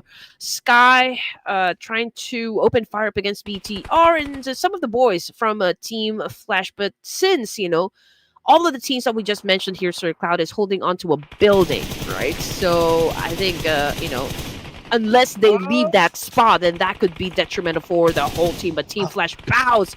Oh man, vehicle exploded, just like a scene from a movie, and he will not be joining us in the last few zones here for this game.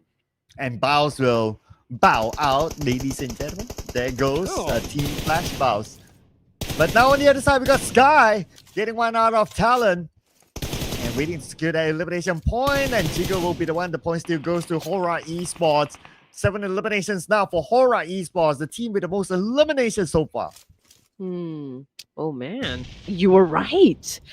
Okay, HORAA Esports definitely popping off, for the second round this evening. Okay, Axel was able to cross into another building safe and sound. Thanks to that smoke bridge that he did just a while ago. Now here comes Jubranki with an attack, defending the compound. And Jubranki, of course, was able to got that point. Unfortunately, though, for Trang, Jiggle spots him out. He spots the push, but also compromised his exact location as well. And then he tried to back it away, but can Frankie still save his teammate here? Oh, it's going to be pretty tough. There's a crosshead down onto him. So he might need to let this one go. Yep, there goes. The zone will take him away. And the circle continues to shift again. HORAA Esports, Team Flash, both of them have the circle, but they're on different sides of the road. And they have different teams to deal with. On Team Flash, they have T2K and also BTR as their neighbors. Oh, yeah. But I feel like, with this kind of position, Sir Cloud, T2K as well as BTR might, challenge up the boys of Team Flash before they head on towards the safe zone. For Miracle Vibes, okay, there's a lot of pressure considering that they're still outside of the zone. And, of course, it wasn't really a best spot, for 4MV, and they just got eliminated. HORAA, however, 10 elimination points? Are you kidding me? Now they're popping off. Wow, now they're dominating, and they still have the circle with the compound, so it's still a perfect scenario for them. Let's see if they can wrap things up, but we'll leave that for later because now we have 4 other teams before we crown our chicken dinner for game number 2. And look at the other side. Teams, Bigaton Knights now coming in. T2K is on the other side. They'll focus on the Team Flash for now, but T2K, they don't really know that T2K is behind those containers. Oh, yeah. Oh, man. I mean, this is the perfect opportunity for T2K, considering that they're down to just 2 players, so all they need to do is just really do a third-party thing here, and they're doing great, I can say. They're trying to apply a lot of pressure onto Team Flash and BTR as well. We got Kent already on the ground here. This could be bad for both BTR and Team Flash. I mean, just look at what T2K is doing. I mean, they're trying to throw a lot of nades and just waiting for the right opportunity to kind of pounce. Speaking of pouncing, Bigatron Knights now pouncing onto Team Flash Villain. Speaking of Kent is back up again.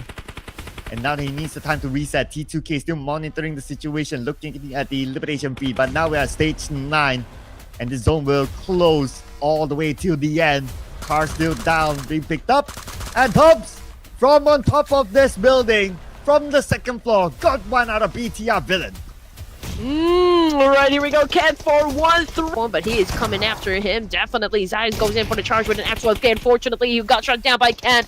And another guy coming from Bigatron Knights. ARK, however, caught a nade to the face. Top still trying to make it happen for Team Flash, even though he is the last surviving member. Oh, going berserk here. Tops was able to bag them all. Oh man, big clutch moment, but he's not out of it yet. Now he has to deal with the zone. Where is he going to go right now at the same time? Team Secret tried to cut across, but HORAA Esports is stopping them at that track. And Team Secret eliminated at number 4. Sleepy puts pressure onto T2K now with Love down and Jaya down. Sleepy gets a double elimination back-to-back, taking out T2K. Now it's only Tops against the world. 10% of health. He does have a lot of first aids, but he does not have the space for it. As HORAA Esports, the Gurkhas of Nepal, claiming chicken dinner number 2.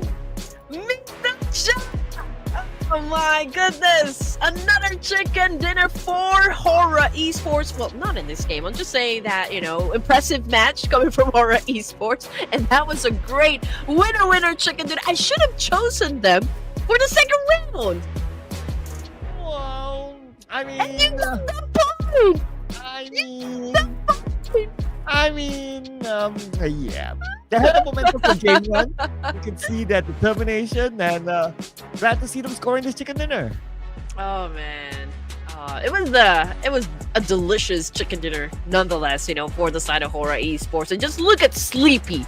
This guy is definitely not sleepy when it comes to the battlefield. He's like the Freddy Krueger, in Miramar. I mean, just really getting everyone, right? And getting all the points that Team HORAA needs, of course, to survive in this competition. And of course, we also got Jiggle living up to his name. I mean, he knows how to dance. He knows how to remain elusive from the other players, from the other teams inside the battlefield. Hence, for HORAA Esports, another teamwork. He's not the sleepy one, people. Great work here by HORAA Esports. Not only the chicken dinner, but they also bagged a lot of eliminations. I believe it's the most so far, but we'll get the confirmation in a bit more once we see the match stats for this round. And HORAA Esports, great rotation as well from the high ground to come into St. Martin, takes the building at the end of St. Martin, retains themselves in the middle of the circle, and they got the circle towards the end to score the chicken dinner, but it was not an easy one for them. Other than HORAA Esports, we got to give it up to Team Flash, TALON, as well as Team PANDUM. A promising performance, I can say, coming from HORAA Esports, Team Flash, even TALON, even Team PANDUM. My goodness, it's turning out to be quite an aggressive day number one of the grand finals. Again, understandably so, because there's a need for these guys to build their foundation for day number one. That means that you need to rack up a lot of points just to make sure that you create that lead that we always talk about in every competition there is. Now, just getting head-to-head here, we've got Jiggle versus Dimsy of Team PANDUM in terms of elimination points. It is right there, same. Damage output definitely goes to Jiggle, so that means that he was able to drop more players compared to Dimsy.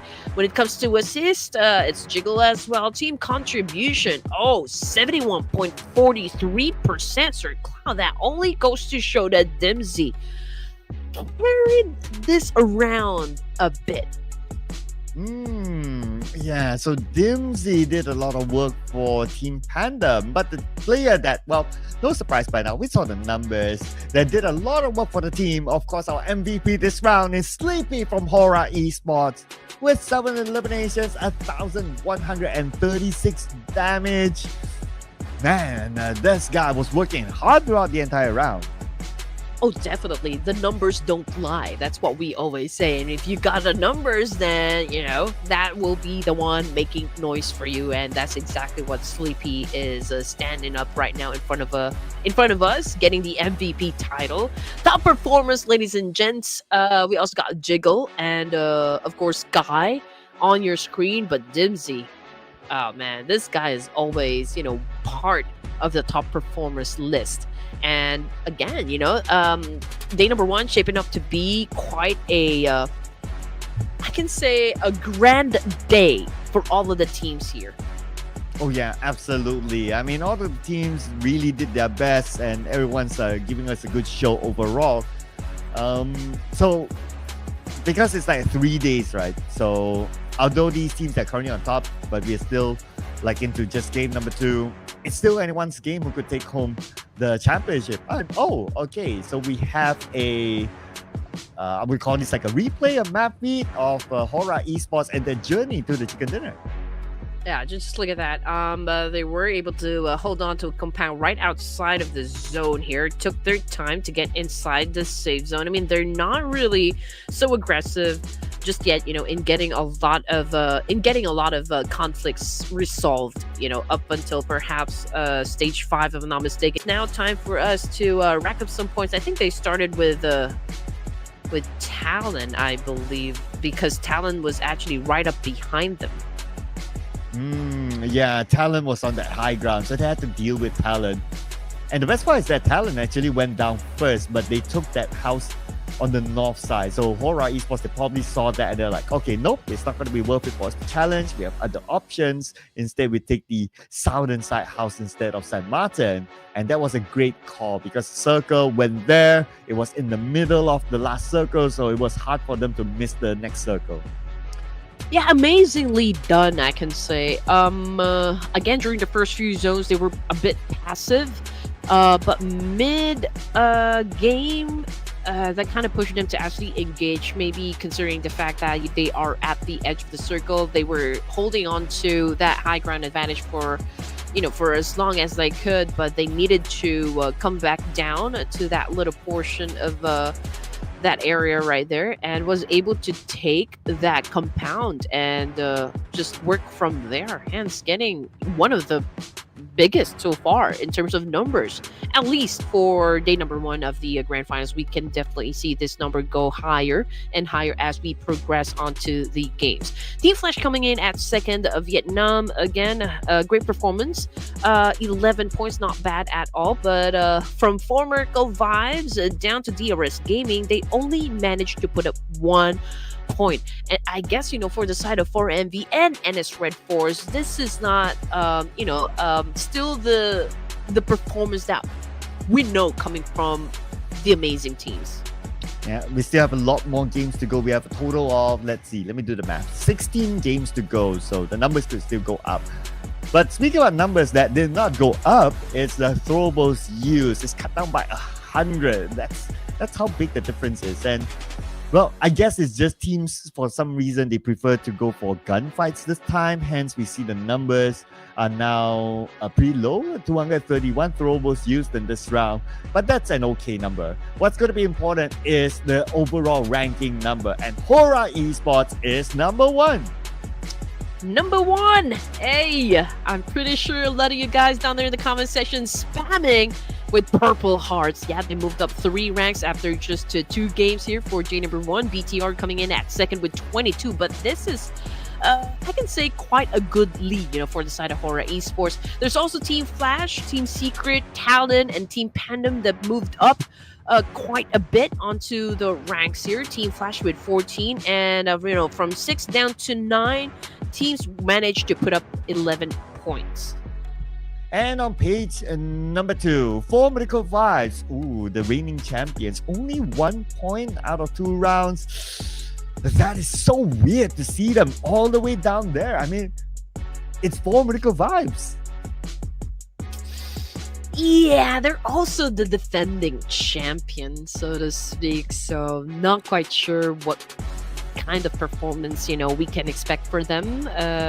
If they win Clash of Giants season 6, then that would be their 4th championship title for for Ruthless Hype Esports. And as we all know, right, I think 4MV is going to a big change roster, in terms of roster and players. I feel like there will be a change of players, right? So definitely their gameplay, their overall synergy, their overall team composition will definitely be affected. And right now, after just 2 games, it's not so good just yet. But hey, we still got 4 matches to go for this evening. So guys, please don't go away. More action will be coming. Red Queen and Sir Club.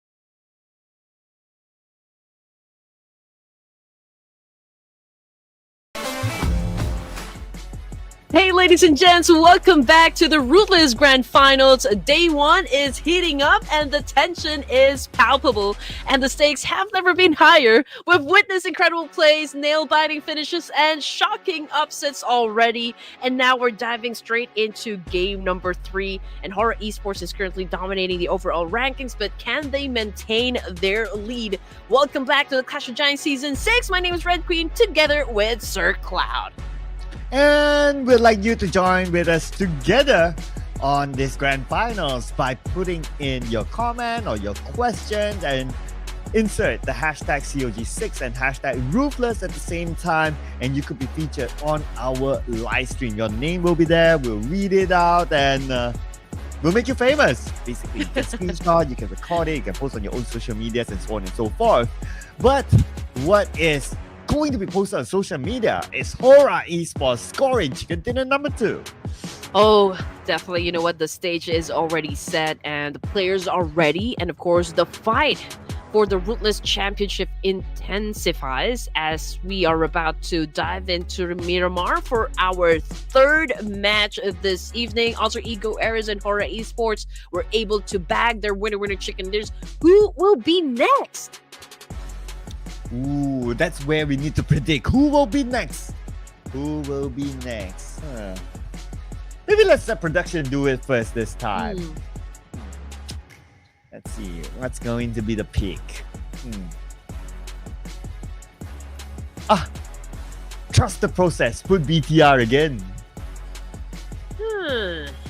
Okay, you know what? I feel like I'm gonna stick it with the guys. You know, it wasn't a good game number 2 for DRS, and I believe with what Delta can do, because I've seen this guy really perform, and it wasn't even like full effort just yet. He was not even at 100%, so I feel like DRS will come back strong for this round. Ooh.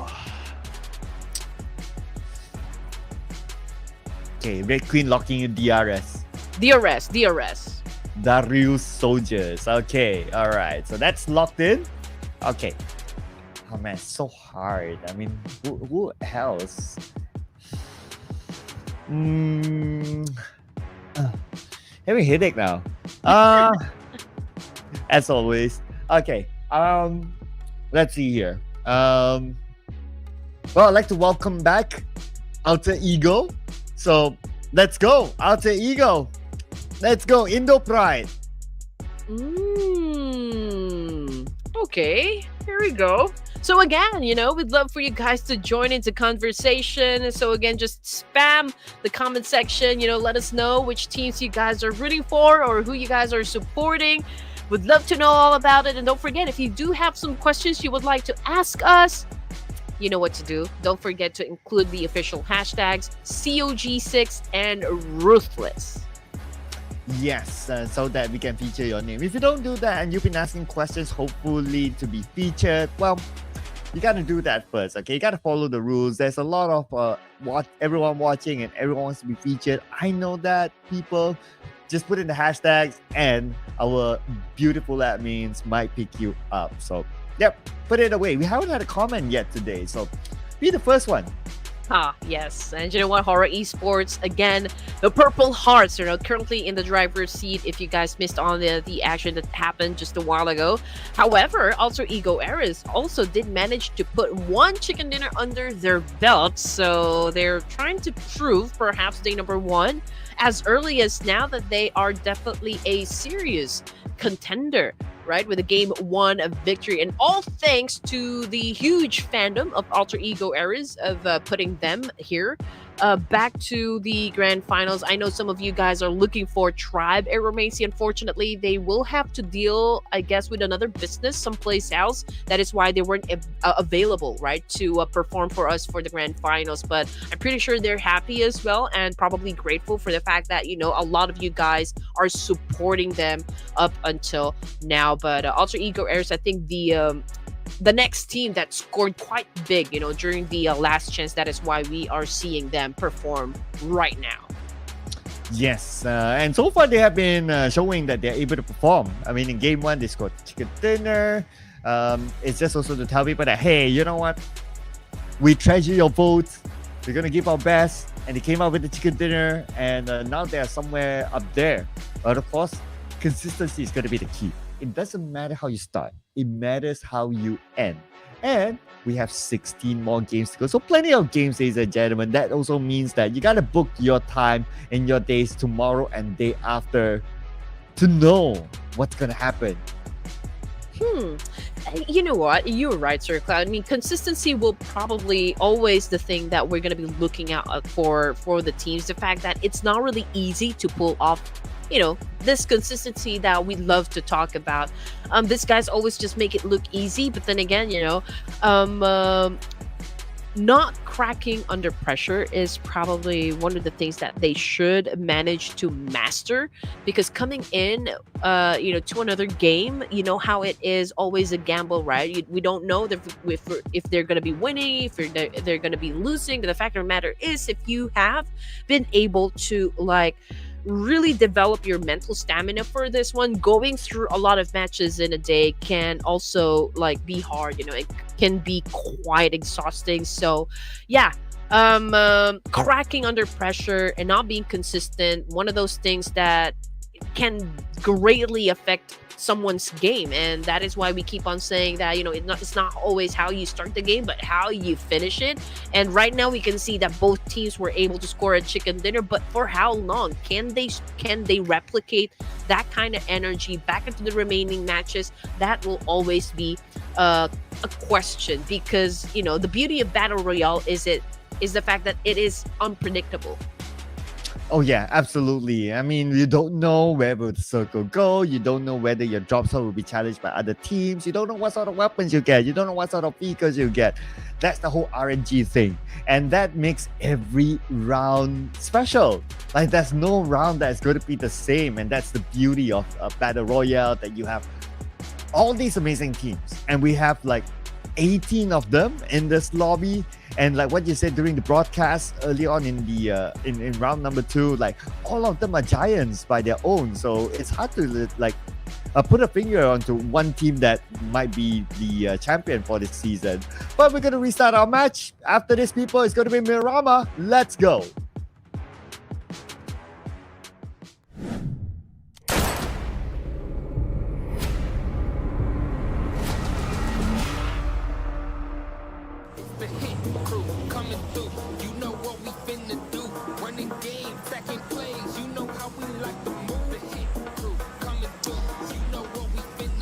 Alright, so the action shifts back to the desert landscapes of Miramar once again. Let's see if HORAA can still adapt and probably maintain their lead on this map, or will Alter Ego Eras capitalize on this opportunity? Game 3, of course, is about to start, but let's check out what is happening onto the left side of the screen here. We got Sleepy HORAA having the title of most knockouts, but when it comes to popping heads, it is Dempsey coming from Team PANDUM. And look at the top players. Highest damage. Everyone from HORAA Esports on the chart. So we're going to get a lot of HORAA Esports players after a phenomenal performance in the previous round. Most eliminations, Sleepy. Most knockouts, still Sleepy. We got No Fear there as well. The guy who brought them the second place finish in game 1. And headshots, well, okay, we have a bit of a switch here for the headshots. But headshots, cool. All 3, same. Highest damage, back to HORAA Esports. And actually, No Fear was is the one that is holding the highest damage so far. Yeah, 1,700 points. Oh my goodness. This makes this guy very dangerous inside the battlefield. Now, let's see. DRS Gaming went for a vehicle gameplay, but whoa! The circle actually favored a little bit onto the northeast side of the map. But this is the same brawl that we've seen just a while ago. It's going to be Fourth Arrives, if I'm not mistaken, versus REDFORCE, or is this team a PANDUM? Huh. Oh, this is Royal Dragon. Okay, the Royal Dragon versus NS REDFORCE. And it's a 3-1 split coming from the side of NS. So there's one of them going in for an off angle, probably getting the information. But cannot say who has the biggest opportunity of winning the fight. So let's just wait and see until these two teams decide to go for the exchange. Yeah, this is going to be round 2 between the two. And the last time, and the REDFORCE, they won. And looks like these Xavier, they're in the fight with HAINA Esports somewhere else. And they got the first knock. Slayer. Oh, he still felt the burn. Oh, burn, baby, burn. Oh, is it going to be the end for Slayer? But, oh, man, did you see that pick with the UMP? Oh, man. Skills definitely at its finest right now. He deserves the name Slayer because he's been slaying, from the get-go, getting the job done for the side of HAINA Esports. And now he's looking to shut down Levi's completely. But Natty T buying some time here. He is assisting his teammate. And I'm pretty sure that D-Saver won't let this one happen. Levi's needs to get to a secure spot here and be protected by his teammate. But Slayer trying to really find an opening here to try and take down at least 2 players of D-Saver. And Slayer has Nick on the other side. Natty T picking out Levi's. Well, Nick is providing cover fire. And now Slayer not able to get his target, but Slayer been knocked down instead. Now it's only Pekka, the final player for his team, HAINA Esports. Where is he? Okay, he's just on the outside. Pekka shows himself. Pekka gets 1. Pekka secures the elimination point, but now they're on to him. Pekka pretty low. Jump shot by Pekka, but he's surrounded. And Nick will finish him off. I was about to say Pekka picked a pack of players, but yeah, he was the one who got shut down, unfortunately. Now getting back into the action, and it's REDFORCE versus Royal Dragons Master Zerdy and Frag, both down on the ground. Saba right now coming in for the charge. Claw trying to heal himself up. Of course, he needs to be at his best shape just to make sure they got that advantage over, and it's REDFORCE, but this is a 3v2 XZY out of the game. Let's see what's going to happen as Binny waits and tries to set up a trap here. Doxy outside of the building, but coming up the kill feed, man, it continues to light up because Austria right now going up against EARENA, and that is one big grenade elimination coming from Sakura. And here we go, 2v2 in the building while DZ is playing the support role behind. DZ not joining up yet in case Royal Dragon they do something funny. And we have Doxy going up to the 3rd floor. He should show himself soon while Beanie is waiting on the 2nd floor. They're just circling around, having a standoff here, just like how it was in the previous round. While we move over to EARENA, we have Austria, Thailand in front of them with Sakura down. I think there's a teammate pretty close to Sakura at this point, so maybe they can still heal up, trying to revive their teammate. But of course, everything needs to be done meticulously so as to not give an advantage to the opposing team. Sakura is still bleeding out there, and I think this will, of course, the timing, for Joker to pick up his teammate, because nobody is going for the hard push just yet. Yeah, since they have the circle, they somewhat have the time. Now, Beanie is not really making the move. Doxy, he does have DBS, but he's not making big moves as well. Everyone's really, really cautious. While Royal Dragon doing pretty much the same. Utility-wise, they're pretty okay still. But then again, if you are stuck here, you're not really moving, you don't really have the chance to loot somewhere else, and by the time you move out of this area, other teams would have been much more well looted as compared to these two teams.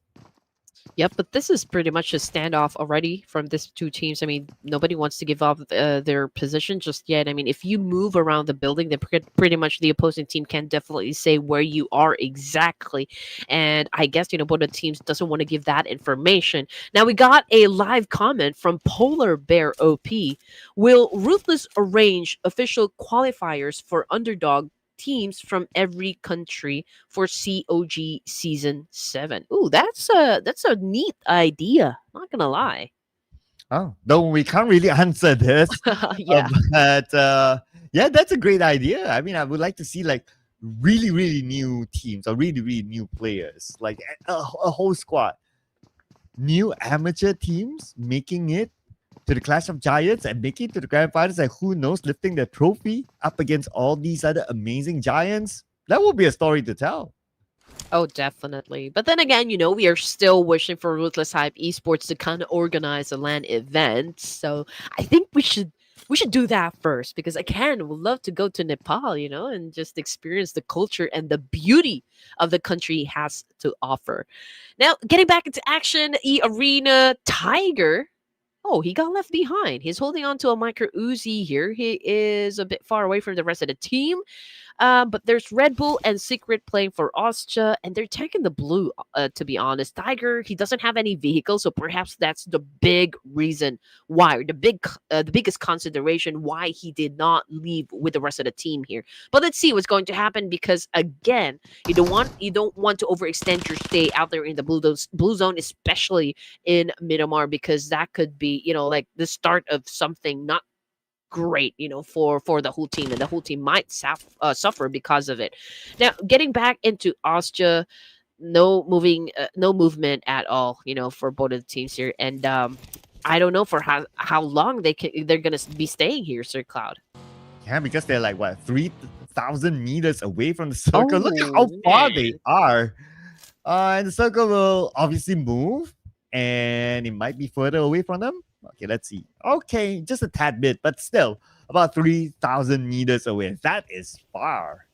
Oh yeah, you're right. And again, if you don't have that much resources inside your backpacks and overextending your stay here in the blue zone, that could be again catastrophic for the whole team. Tiger getting damaged by Shopper. Oh, but again, how are they going to be escaping this monster cloud? They don't have any vehicles. They're low on resources, and it's already time for them to actually move. And look at that, Arena Academy already prioritized to get inside the circle. All of them headed towards that direction right now, but there's a need for them to kind of stop, once in a while to get some more resources. Because again, there might be a team to greet them the moment they step into the safe zone, and if they're not prepared, if they're low in HP, then all of that will be pointless. Uh, yeah, that's the thing about being holding on to one spot for quite a long time. But looking at San Martin again on our mini screen, there seems to be action here. Okay, we got NS REDFORCE, and they want to fight against Royal Dragons. Okay, neat stuff here by NS REDFORCE. So 2 wins and 2 for them against Royal Dragons in Miramar. Yep, Jubenki though got shut down, but I believe that was was that T2K or DRS. But anyway, T2K Igneous. Oh, what a shot with a mini 14 coming from Doc of For Miracle Vibes. My goodness, in an instant, Igneous got knocked down on the ground. So that's an unsolicited help, for the side of a team Pandum going up against T2K. I mean, Igneous caught off guard right there. So let's see how Team Pandum is going to be defending this compound. I mean, definitely T2K Esports will take over and will assume points here. So are they going to be aggressive at this point, considering that they're down to just 3 of their members? Well, might as well. Go for it. Team Pandum is waiting for them to make those moves. In fact, Team Pandum only has 2 active players, so the numbers do favor T2K. It's a matter of time, I believe, to they make the execution, because you don't really want to share the same compound in case another team comes by.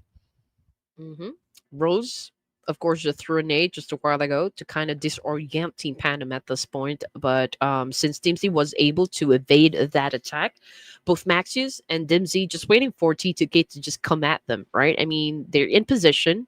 They're not going to go for the offense here, obviously. But T2K, if they want to crash this compound, if they want to flush out Team Pandum, hopefully they bagged enough resources, they bagged enough throwables to kind of just, be successful in flushing them out at this point. And next circle will be upon us soon. Circle middle or hard shift? A lot of teams in the middle now. And looks like it's going to hard shift towards the northern side, towards the area of water treatment. Also, Thailand and EARENA. Looks like both of them are already moving. And it was a truce by these 2 teams to at least survive this stage. Again, it's a quiet Miramar, honestly. We're not seeing any teams really fight it off just yet. But there's a fight that might be brewing up north. That would be for Thrive's Talent and some boys of HORAA Esports as well. But we're looking at D Savior. Currently, they are already right in the middle, inside water treatment, if I'm not mistaken. They're pretty close with BTR, and there's the exchange that we have been waiting to happen for stage number 3 here. Coming off the kill feed, it's Misery that got dropped by No Fear of HORAA Esports. So there's one player down onto the side of both Talon and T2K. And here we go from the high ground. Sky got Axel from Talon, knocking him down. The other player of Talon managed to go up to the high ground. But Sky, he wants to finish up the job. He wants to secure that point for HORAA Esports. And he will do it. That's going to be point number 2 for HORAA Esports. Now he has his eyes set on 4 Thrives. HORAA Esports really being effective right now. Hopefully they can maintain this pace up until we reach, the final match for this evening, so that they could really maintain their lead, compared to everyone else. But getting back into action, it looks like For Miracle Vibes is interested to join in the game. Third party situation, Mexican standoff, but this is not looking too good for the side of T2K, man. They are in between like patty from a burger, and one of them currently down on the ground for MB, making a move up against T2K and Team PANDUM this time. And I'm telling you, T2K is not in the best of spots. And Love is one down. Ajaya is alone in the building. And here comes 4 Miracle Vibes. They're coming in. Ajaya will be knocked down and immediately eliminated by Dimsy from Team PANDUM.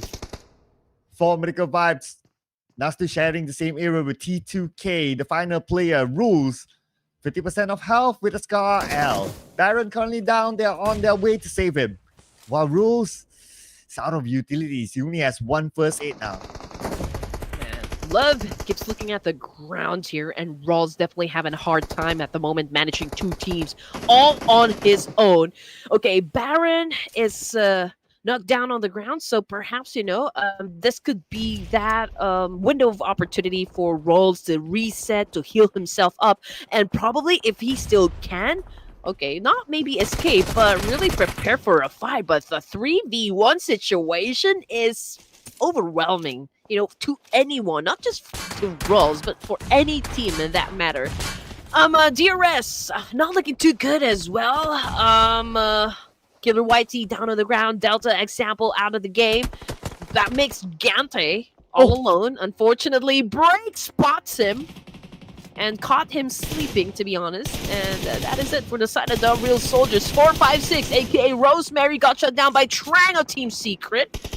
And this is a good performance so far for Team Secret. They are on a roll, and now they're coming after the remaining boys of Alter Ego Heirs, the first winner chicken dinner. Yeah, and all their players, each one at least have 1 elimination point, and they're looking for more. It's only Badru and Octa now. And here comes Badru. He gets 1. And Frankie right in front of him. But the follow-up happened swiftly as Frankie got Badru. 1 more to go. And where is he? Okay, Octa's coming in. Break needs to win the 1v1 against Octa right now. Break with 50% of health, and Octa from the back! Octa from the back! Literally broke Break! And Team Secret now falling apart. All action happening right now in front of your screen, ladies and gents. Astra coming to play as well, and there goes Octa. I mean, he needed to back away as much as possible, leaving Badru in this very bad situation. Oh man, Badru desperately crawling back to Octa at this point, but Astra needs to be careful as well, because Team Flash is also just around the corner and probably deciding, okay, are we going to be joining the fight? Are we going to be assuming points? But whatever happens, Octa is in a world of danger here. Yeah, Octa, where is he going to go now? They know that he's there. Look at this. Look at Red Bull. He has his name cooked up. So they kind of have an idea that he's on 2nd floor. Octa just got Red Bull. Nice shot. Now he has to follow up. But he's not able to secure that elimination point yet. Red Bull is behind this wall. Octa went all the way back. Chopper is following up. They need to save Red Bull. Red Bull is bleeding out now. They have to make it quick. As Chopper 50% of health, and Octa just right in front of Secret. Lobster nade across. And now they know exactly where Octa is. But he got a little bit of help. From Oh, top of the hill. Wait a second, it was Octa. Octa came out with that knock and elimination of the secret. man, Octa is going berserk at this point. Was able to shut down 2 players of Austria all by himself and was able to bag that point. But Austria, again, oh my goodness, not in a good position because this is the exact same thing that they did to Octa. Right now, it's Shopper taking the place of Octa in this situation because 4 Miracle Vibes also would want to assume points, from this game. 4 elimination points now for 4MV, and this is 4MV355. Don't exactly know who this guy is, but let's see how good is going to be performing for tonight's set of matches. We got Sleepy and T24 from behind the box. This is the dance. Who will be winning the fight? Who will get served? Sleepy getting some damage done. Drop shot coming from T24 and amazingly done. Beautifully executed by T24 of 4 Thrives, hence getting another point done. Amazing drop shot by T24 there. But the fight's not over yet for HORAA Esports. Now, they have 4 Thrives still in front of them. And they have this high ground. Okay, here we go. Jiggle with a high ground advantage. But then again, his position compromised. They know where he's at now. But the bad news for Jiggle and also for Thrice is that they do not have circle. Both of them have to move forward. So it will be an interesting fight to get into the circle itself.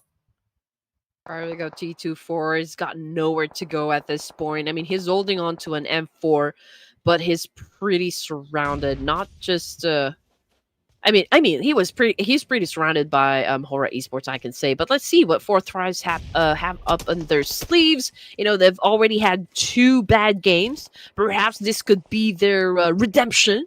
Round 3 into day number 1 of the grand final. Here comes Doc C in the meantime, shutting down a BTR. He's cooking up that nade. Can he be can he shut down Villain?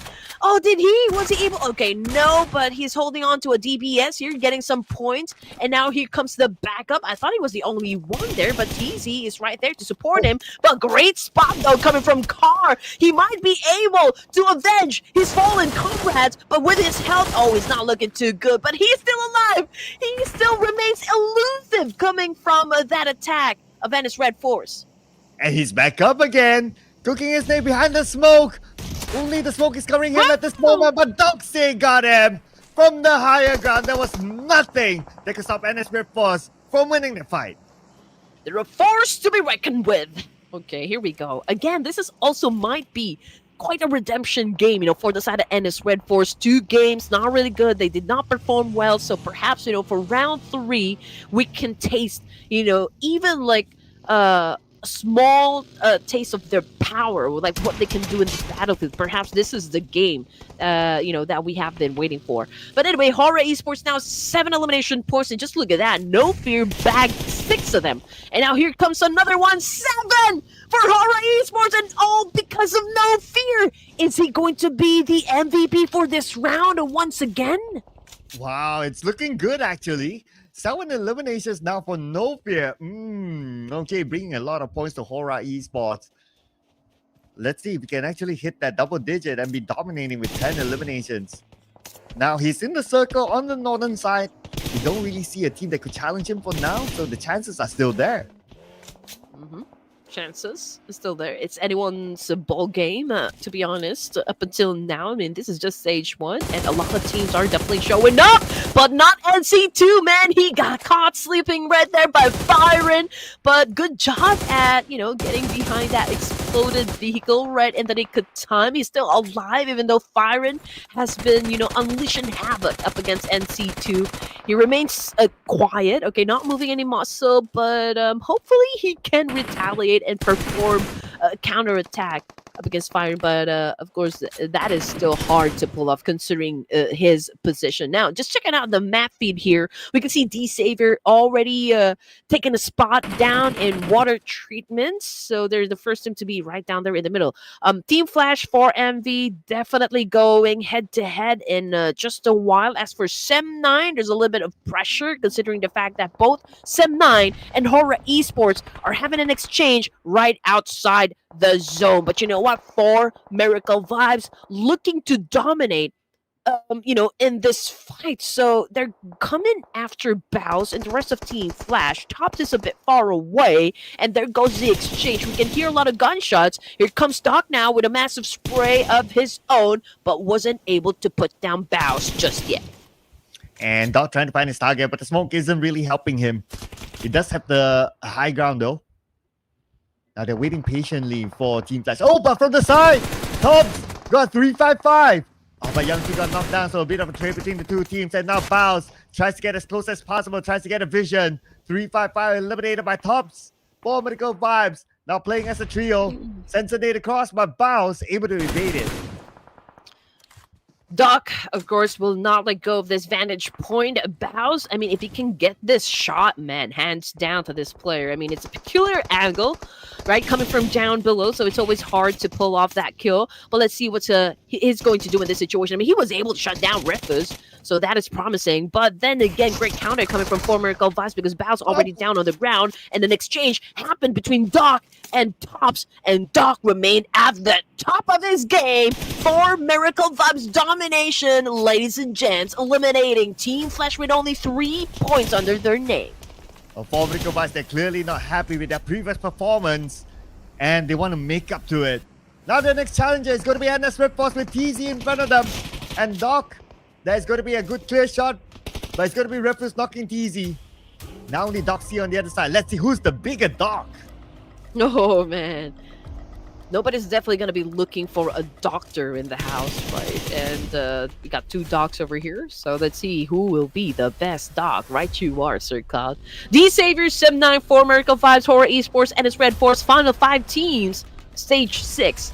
For game number 3 here in Miramar, Doc C trying to find the best spot that could potentially help him get all the points that he needs for in his REDFORCE to come back on top here. But then again, looking at the situation when only one player for the side of the Koreans might be hard to pull off, but if it can pick his battles smartly, then potentially he could still perhaps bag the winner chicken dinner. But then again, D-Savior, I mean, this is one of the top contenders, I can say. Same thing goes for Miracle Vibes and HORAA, so it could be hard.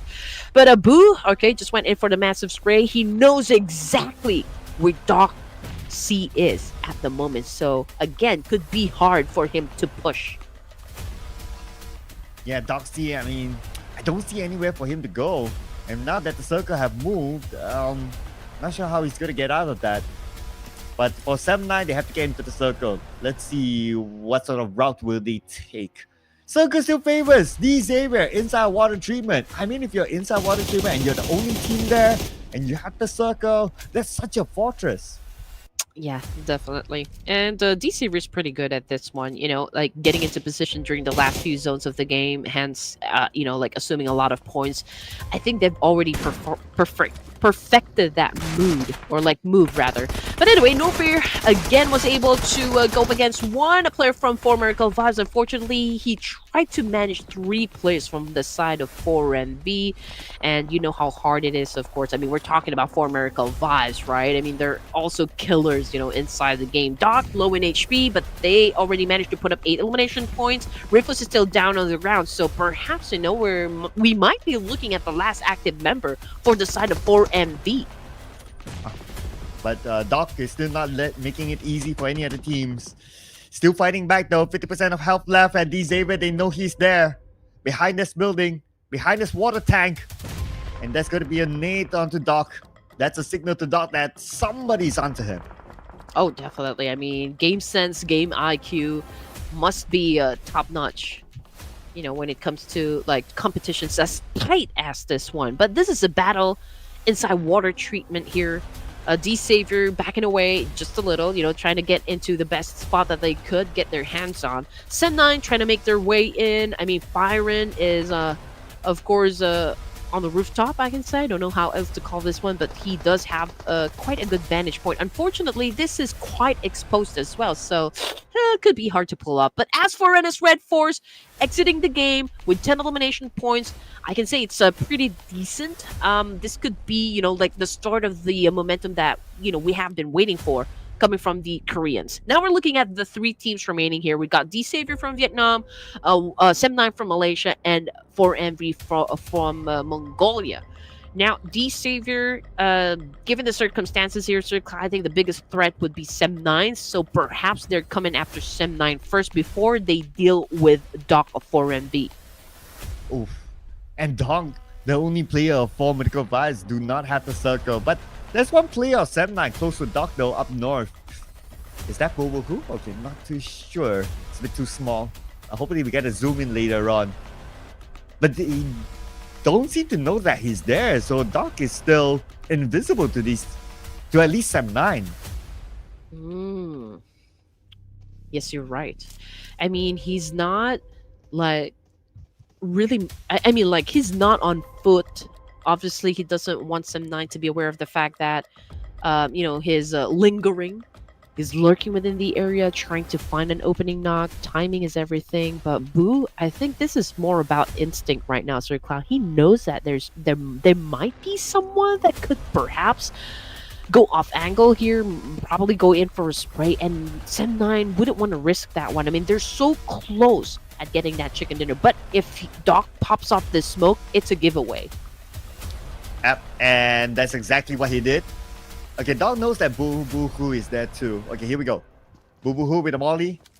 He doesn't have the visual. Wow! Walk made it across. It did. It did. So this might be Doc versus Boo, right? Let's see if who's gonna be winning the fight, because the other team members of Sem9 probably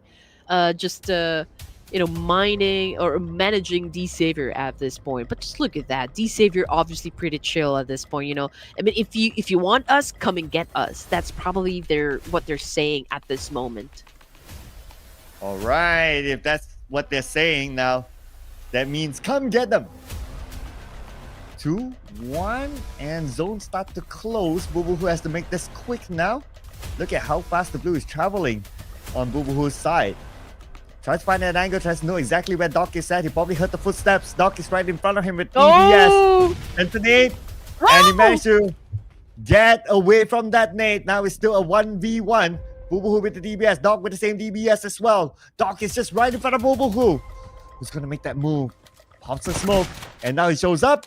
That's going to be one DBS shot that did not hit. Oh man, the pressure is... Oh man. I'm running out of words to describe the pressure we're experiencing right now. Adrenaline pumping action. That's what I'm about to say. Let's see who's going to be winning the fight. This 1v1 situation between 4 Miracle 5s and Sem9 is going to be Doc versus Boo at this point. Both holding DBS as their main weapon to go for that CQC. But as for the rest of D Savior right now... Oh, there you go. Okay, that's the exchange. Boo on the fight, Kenny on the ground, Lamborghini cooking up a nade himself, trying to shut down the rest of Sem9, and he was able to do that. Oh, let's see if Fearon's able to do this now. 1v3 against D Xavier, and that nade on top of the tag. Eliminated the final member of D Xavier of Sem9, and D Xavier with a rampage takes home chicken dinner number 3. Oh man, I mean, okay, no doubt. Okay, I believe we have a new player right here. Is this the new player coming from Dingo Savior? This is the first time that I've seen this picture right here. That is familiar. I need to recall. I'll come back on that. Okay. But I feel like I've already seen this guy before. Did he play from other teams as well? He is the coach of D Xavier. Oh, Nick. Okay, is he Nick? Is he really Nick? Based on the picture. Based on the picture, ladies and gents. Like, of course, nothing is official. coming from the casters. We'll just have to wait for these teams to make their official announcements when it comes to their roster playing for 2025. But then amazingly done by the Savior. Again, I think we did mention this a while ago, Sir Cloud, that the Savior knows exactly how to position themselves. And, to be honest, I already know. I kind of had the hunch already that they're going to be bagging the chicken dinner, for this round. You had the hunch. Wow. Yeah. Okay. I wonder what's your hunch in the next round. I look forward to seeing your next prediction, man. Yeah, we're putting it out there. Anyway, for the Xavier, okay, this is a round that didn't really challenge them. Yes, they made their way into water treatment. They were inside water treatment, but no other teams actually went inside of water treatment. All the other teams fought on the outside, the hills of water treatment. So they were pretty much unchallenged. And they showed up towards the end just to wrap the game up with 7-9. Exactly. And it's REDFORCE. Okay, how do I even begin to talk about NS REDFORCE? Okay, again, they didn't really perform that much, during the first and the second game for this evening. I can say that this is perhaps a start of their momentum, for match number 3 here in Miramar. Now, again, we're just looking for consistency. Perhaps they can, replicate the same energy back into the remaining matches, because definitely the fans out there, that's what they have been waiting for the side of the Korean. I mean, it was a great finish during the group stages, and its REDFORCE from the get-go, again, was pretty explosive. So there's no doubt, for NS REDFORCE to catch up with the numbers, from the teams already at the top spot. But getting head-to-head, 6 elimination points for the side of Doc C, higher damage output as well compared to Doc, 2 assists, and team contributions pretty much the same. So slightly better performance, I can say, coming from Doc C when it comes to the head-to-head. I like how production shows these two players as a comparison. Like we were talking about who's the better Doc, and well, I guess the better Doc is actually No Fear for HORAA Esports. I mean, this is the second. Is this his third time or is the second time? Okay, so this is probably the second time, right, for No Fear to score that MVP title. And again, starting day number 1, I can say that HORAA Esports is pretty aggressive and showing great determination to kind of show up for the fans and give them a good time. Yeah, revamp lineup, not only to the fans, but they want to show it to the bosses. Like, yeah, that's why you signed me. Yeah. And so far, so good for HORAA Esports. Surely with this sort of performance, they should still be at number 1. But other than No Fear, we have Doc C and Doc from Formidable Vibes up here as well. And we have Lamborghini from the Xavier, 5 eliminations. And No Fear, Doc C, and Doc, all 3 players have more than 1,000 damage. Wow. You're right. So all I can say, for game number 3 here on Miramar, definitely shaking things up. The Savior's 10 elimination performance for Vietnam was a sight to behold. Not gonna lie there. But let's just check out how they were able to get to that point. How they were able to get to the winner chicken dinner. But yeah, I mean, looking at the situation, again, they did manage to get into the middle of the map right from the start. They're pretty close inside water treatment, and I think it was a bit of a late game play coming from the side of D Saver, although they played with only 3 members, so one of them had an early elimination. But still, I mean, it's a stellar performance nonetheless coming from the side of D Saver. The fact that they were able to score the chicken dinner at a deficit is always great. Yeah, and although it was an easy ending for them, like if we were to look at this, no other teams were challenging them, but they had an early fight in El Pozo. So they had to win that fight first before able to move into this. So it's not an easy win throughout for the Xavier. Of course, at the end, then they had Dog to kind of distract Bobohu, and that's where they took advantage of 7-9, came in at the right timing, and scored the chicken dinner. So chicken dinner number 3 goes to the Xavier themselves with 10 eliminations. Oh yeah. Well, Miramar delivered a thrilling game here, ladies and gents, filled with strategic plays and intense firefights. The savior, obviously, of Vietnam emerged as the star of the show, showcasing incredible individual skill with 10 elimination points. We saw him making, a lot of make a lot of key rotations. Winning crucial fights and consistently outmaneuvering their opponents. And yeah, this is quite a performance coming from the Vietnam team. And those are the match numbers. Of course, we want to see the overall numbers later on. But before we head on to that, we have to look at the match stats. And the throwables went even lower this time. Less than 200. 193 throwables used this round. So it looks like, again, it just shows that the trend of the teams, they're not in the mood for a throwing stuff. They're more in the mood of a gunfight play. And also, Doc, a former Calvaz, third place, definitely was earned through calculated risks, and effective zone control, even if he was all alone in that situation. I mean, that was a great intense fight that he had with Boo of Sem 9. I can say that, it has gotten us at the edge of our seats, to be honest. And that with massive performance, the Savior was able to move up 11 ranks in total. And as REDFORCE, despite not having a chicken dinner, it's a slow burn, to be honest, for the Koreans, but still, manages to move up 6 ranks. And former Vibes now part of the first page. Well, that means that another team would take their place at number 18, and that's going to be Royal Dragons with 4 points, 4 thrice as well. Also kind of weird to see them down there with 4 points, so they are sharing the same amount of points. The other teams on page number 2, let's see here. I mean, they're all big names. We can name any one of them, and it would still be weird to see them on page 2. But it's a competition. At the end of the day, somebody has to take that spot. Oh yeah.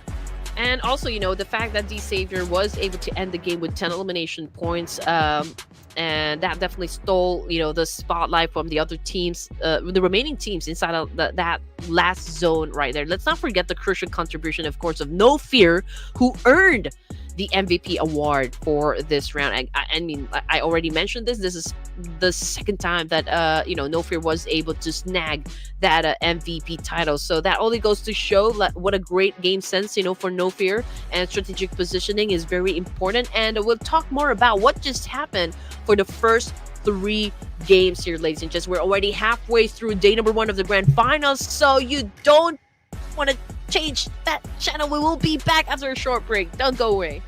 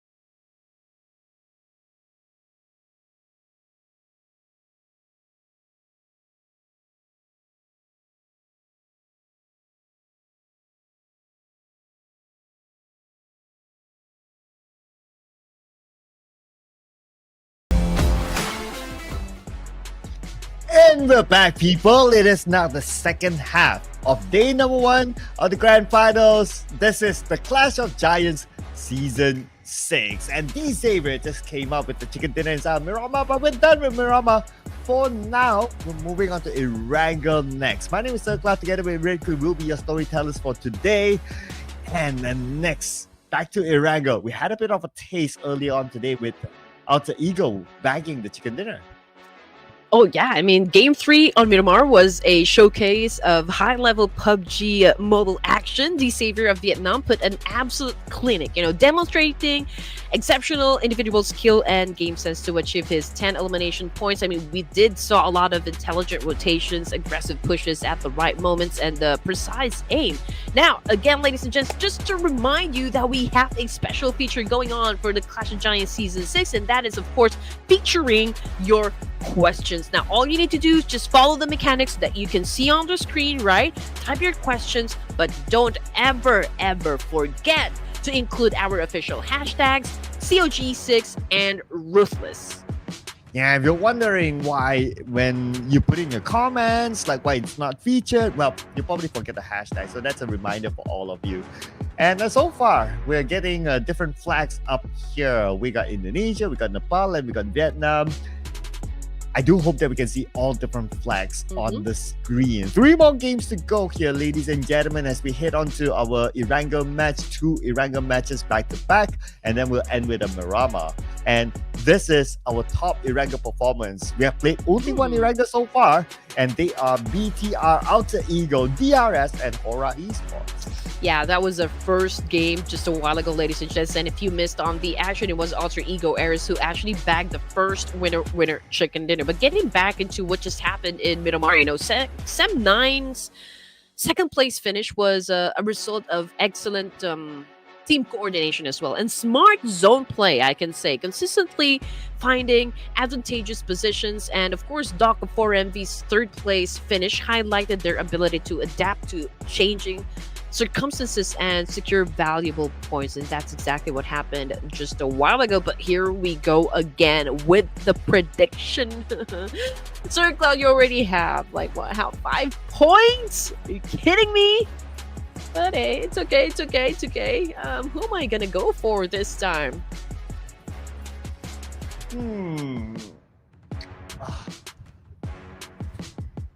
Okay, I had this name at the back of my mind, so I'm gonna pick this team. This team brought me point number 4, so I'm gonna go for them again. My boys from my hometown, country, whichever. Sem9, let's bring it on. Okay, I see that. Getting back into Erangel, I feel like, oh, this is hard. I feel like going for Bigatron. Ooh. Everyone's been going for Bigatron today, including production, went for Bigatron.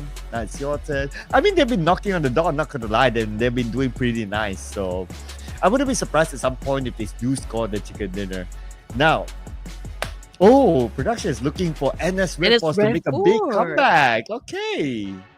Okay, I mean, again, we don't exactly have data for this one. Day number 1 of the competition here for the Grand Finals. It's a clean slate for everyone. Everyone's back to 0 just moments ago, before we started the game.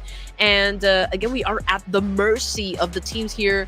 If they're in the mood to fight, if they're in the mood to actually score a lot of points, then we'll definitely see them have an explosive performance, whatever happens inside the game. But for now, I mean, halfway through the day number 1 of the Grand Finals here, Sir Clyde, I think pretty much, this sets the stage. I mean, I got VTR, production has NS REDFORCE, you got Sem9, but we don't exactly know who's going to be winning the fight. And that is the beauty of Battle Royale being unpredictable, ladies and gents. That is why, this makes a very good game for us. That's why we enjoy it. And having said that, please do let us know which of the teams here you think is going to be bagging the winner chicken dinner. Let us know down there in the comments section. And again, just spam it with hearts and whatever color your team represents, because we would love to know, ladies and gents. Yeah, we would love to know who your favorite team is, right? And we'd like to see more of the fans from different regions. I see a lot of different languages on the comment section, so that's great. It just shows diversity. And it is PUBG Mobile Esports that brought us all together. So great work, people. Keep it up. We love the support for the show. But the show, of course, has to continue. We head on to our next match. Let's fly on to Erangel.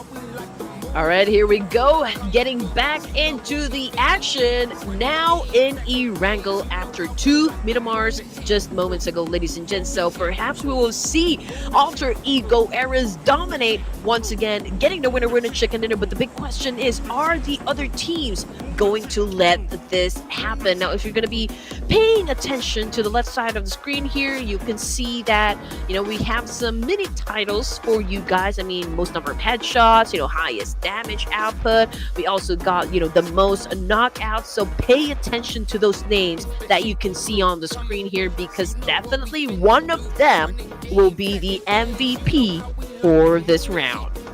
And you know what? These mini titles could be a clue to that. To the MVP award. That's what I was about to say. The one that brings the $500 individual prize. But I already heard gunshots. Okay, where is that? Oh, we have HORAA Esports on screen in Yasnaya against Team Flash. Oh yeah, so Five might broke out in just a while. I mean, although the fact that this is such a huge space right here, but I think there's a boxing match happening right now, and also a fight of knives here. And yeah, Farmerical Vibes did survive. Oh, that was fast. I mean, you blink and you miss kind of moment once again at the beginning of the match. But Farmerical Vibes emerging victorious coming out of that clash, now posting 4 elimination points. And we also got Team Flash versus Team Talon out there somewhere. And Talon already losing 2 of their members. But you know what? HORAA Esports is also inside Yasnaya here. Okay. At least 3 different teams are sharing Yasnaya. Okay, that's going to be real interesting here. Everyone taking their own corner for now. And at least the first circle is in Yasnaya. So that's still going to be okay for them. So I would expect that this is going to be quite a standoff. Now we might be switching over to Royal Dragons soon as they eliminate Dog from Formidable Vibes. There you go. Riffers, what are you doing, Riffers? Okay, not a good start, I can say, for the side of 4NV. Although they were able to put up 4 elimination points, but then again, it's kind of limited, when it comes to that spot. And I do love this motorcycle. I know this comes from Dragon Ball Z. Again, it's pretty nice. But yeah, I mean, 4MV, getting back into what I was saying a while ago, although it's a great spot, right, to get that vehicle, perhaps, but it was a crucial battle, that Formerical Vibes was able to have gone through. But the fact of the matter is, it doesn't have that much loot. So that is why, Refus probably as well as Doc here, despite getting 3 elimination points under Refus's name. But since, there are other teams lurking in the same area, I think they paid the high price for it. And now we're looking at just 2 members for the side of 4MV.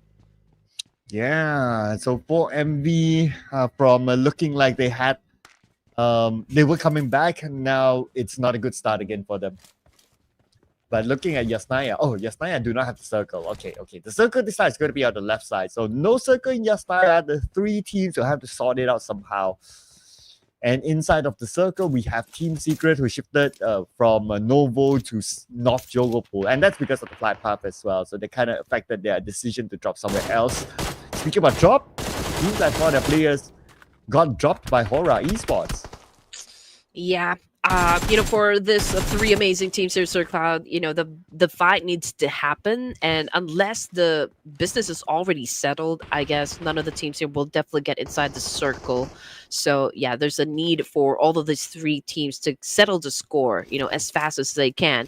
But HORAA Esports members getting picked off, as the fight progresses.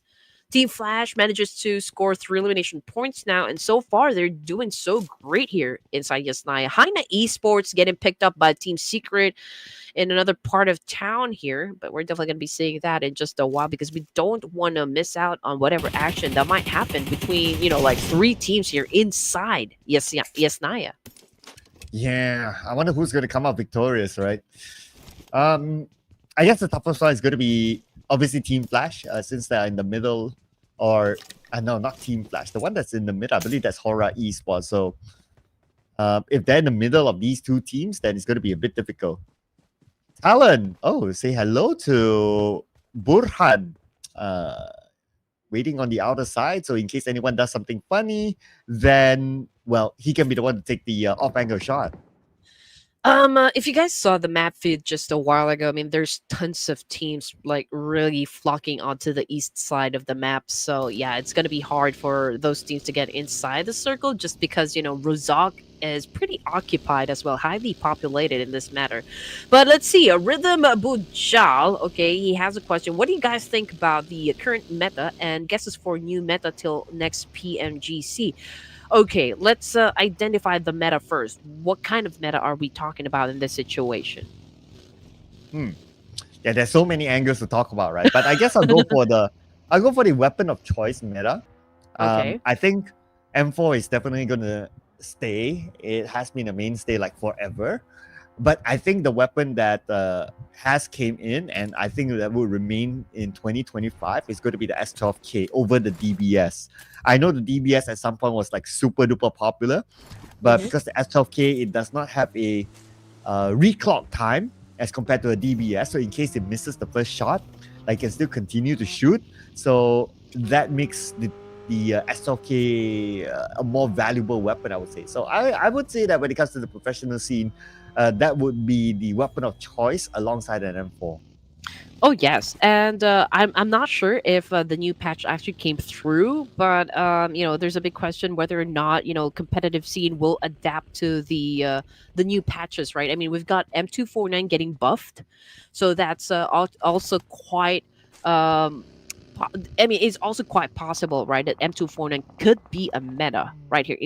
Considering the fact that how many ammos it can hold, and also the M79, it's not a grenade launcher. It's actually for smoke, right? So if you can get that into the scene, that could be a game changer as well. So yeah, those are probably some of the teams that we're just looking forward to. But anyway, EARENA Academy right now going up against D Savior. Tiger knocked down on the ground. Joker was able to bag 1 elimination point, but the fight is not over just yet because D Savior, we still are looking at 2 of their members. But Nick got shut down, so it's all Lambo at this point. Joker moves in for the charge. Here comes the S12K that Sir Cloud was just mentioning a while ago. Yeah, what can you say about the smoke launcher, M79 as they call it, and also M249 getting buffed?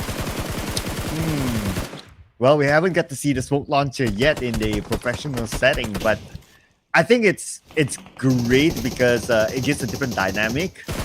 There's one weapon though I would like to see in the inclusion while we look at this fight is the mortar. Ooh. Yeah, there is. Well, in the world of you know what I mean. The world of PUBG Mobile has a mortar, so I would like to see the mortar being implemented in the professional scene. That is okay. Coming back to the game now, who is going to be the king of the hill? Here we have BTR against EARENA. I think we have like 3 teams fighting over the same spot here. I want it was D Savior, but yeah, they got completely wiped out. Now we're down to just EARENA versus BTR. And 4 elimination points, if I'm not mistaken. Joker bagged all of them. Man, this guy's pretty amazing. Dangerously. I mean, he's probably asking those teams, why so serious? But I think BTR will not be taking this fight. I mean, we can see them backing away for now. So EARENA definitely maximized all potential and was able to, get this spot for themselves. And Talon still like just they're still not budging yet. Okay. Not really letting go of each other. Team Flash is here as well. wonder who's going to make the move. HORAA Esports still in Yasnaya too. I mean, how long more are they going to stay here? Like, Sky only has one first aid. So, yeah, we're still at stage 2. Cool, but we're coming to stage 3 soon. They have 2 minutes. Oh, man. Okay. Time is ticking, everyone. And it's REDFORCE, 1 elimination point. They are on the south side of Ruins. And TALON Esports, oh, man. Another blunder right here with a Molly. That's why you don't play with fire. Okay, that is what happens. But anyway, Bigatron, of course, they know there's a team up there above. But to shut them down from this kind of distance is quite, I wouldn't say ambitious, but could be hard to pull off. Yeah. Well, it's going to be harder for BTR now that EARENA has this Gaka Mountain. And they scope down BTR. So BTR position compromise. If they expose themselves too much, then they might be shot down. But Villain still really wants to try. Okay, circle-wise, it is still kind of worthwhile for them to challenge for the high ground. But I don't know about this. I'm not feeling it. I don't know if BTR should really go for it. Yeah, you're right. That's why perhaps, there's that hesitation that we are seeing coming from the side of BTR. Obviously, EARENA managed to get into the right position here, and they're doing an amazing job, defending that spot up against Bigatron Knights. But yeah, I mean, it is still early to be risking members of the team, so perhaps that's one of the biggest consideration coming from the side of BTR. I mean, probably if we can see this kind of consideration, perhaps we will see an explosive gameplay coming from Bigatron Knights. But in the meantime, EARENA is definitely having a good time at the top of the mountain over here. I mean, great vantage point so far. Could be hard to defend, but then again, the only team that is showing up, and trying to challenge EARENA boys would be BTR. And Fourth Rise will be coming from down south, so perhaps they're deciding as well to kind of do a backstab up against EARENA, get them in between, because BTR definitely looking to get that spot as well. So who will be the kings of the mountain? I mean, right now, obviously, supremacy coming from EARENA, but for how long? And the circle is still at the mountain. So EARENA pretty happy up there still. Though they're playing still at that Gaka Mountain, which is not really in the middle, but there's still a chance that the circle would hardship to there. So I think it's kind of okay for them to hold that spot. But in Ruins, teams coming by. We have Break here. Spots Red Bull. Red Bull coming by the side. And now Break will need to win the 1v1. Red Bull with a high ground advantage as 12k gameplay and Break down 50% of health. Switches to a DBS. Tries to get a high ground, but there are more HORAA players coming in as Red Bull will finish off Break. And that is it for Team Secret. Oh, man. Team Secret. Okay, not a good Erangel, not a good match for Team Secret, but the team still they still have time to redeem themselves. This is just day 1 of the grand finals. Alter Ego Era's Rosemary got backstab with DBS. I can say not a DBS. I believe that was the sound of an S12K.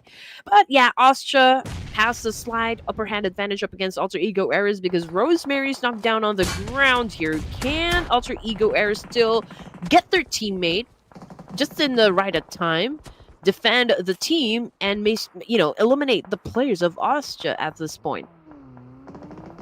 And we have Kenny taking out Pratikawa. Oh, a substitution for Alter Ego this time. Pratikawa making his debut today, but not the debut that he would have wanted. Got knocked down. At Sem9 now, we have them on screen, and they're managing multiple teams in front of them, including Austria, Thailand. Player 456, aka Rosemary, just got knocked down by Sem9 as well. Waiting for the elimination to kick in. And, oh yeah, he's registered. So that it's 2 eliminations for Sem9. HAINA Esports crashing in onto where Paul Miracle Vice is at, taking out 355, whoever he is.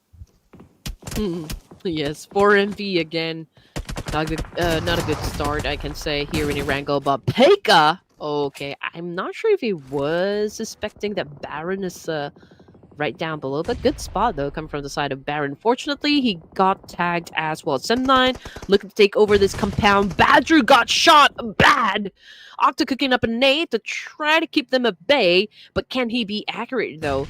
That is the big question. But Yuhai already out of the game. Sem9 firing might be okay. Here comes the cavalry. Okay, here comes the backup. I thought he was all alone. Kenny as will of Oh, course go for a pinch, but an accurate nade coming from Octa. well, speaking about all alone, well, Fearon was alone and he got eliminated by Alter Ego. That is it for 7-9, number 12, 3 elimination points. Alter Ego still holding strong, but only Octa left now without the circle. It's going to be his next challenge to get in.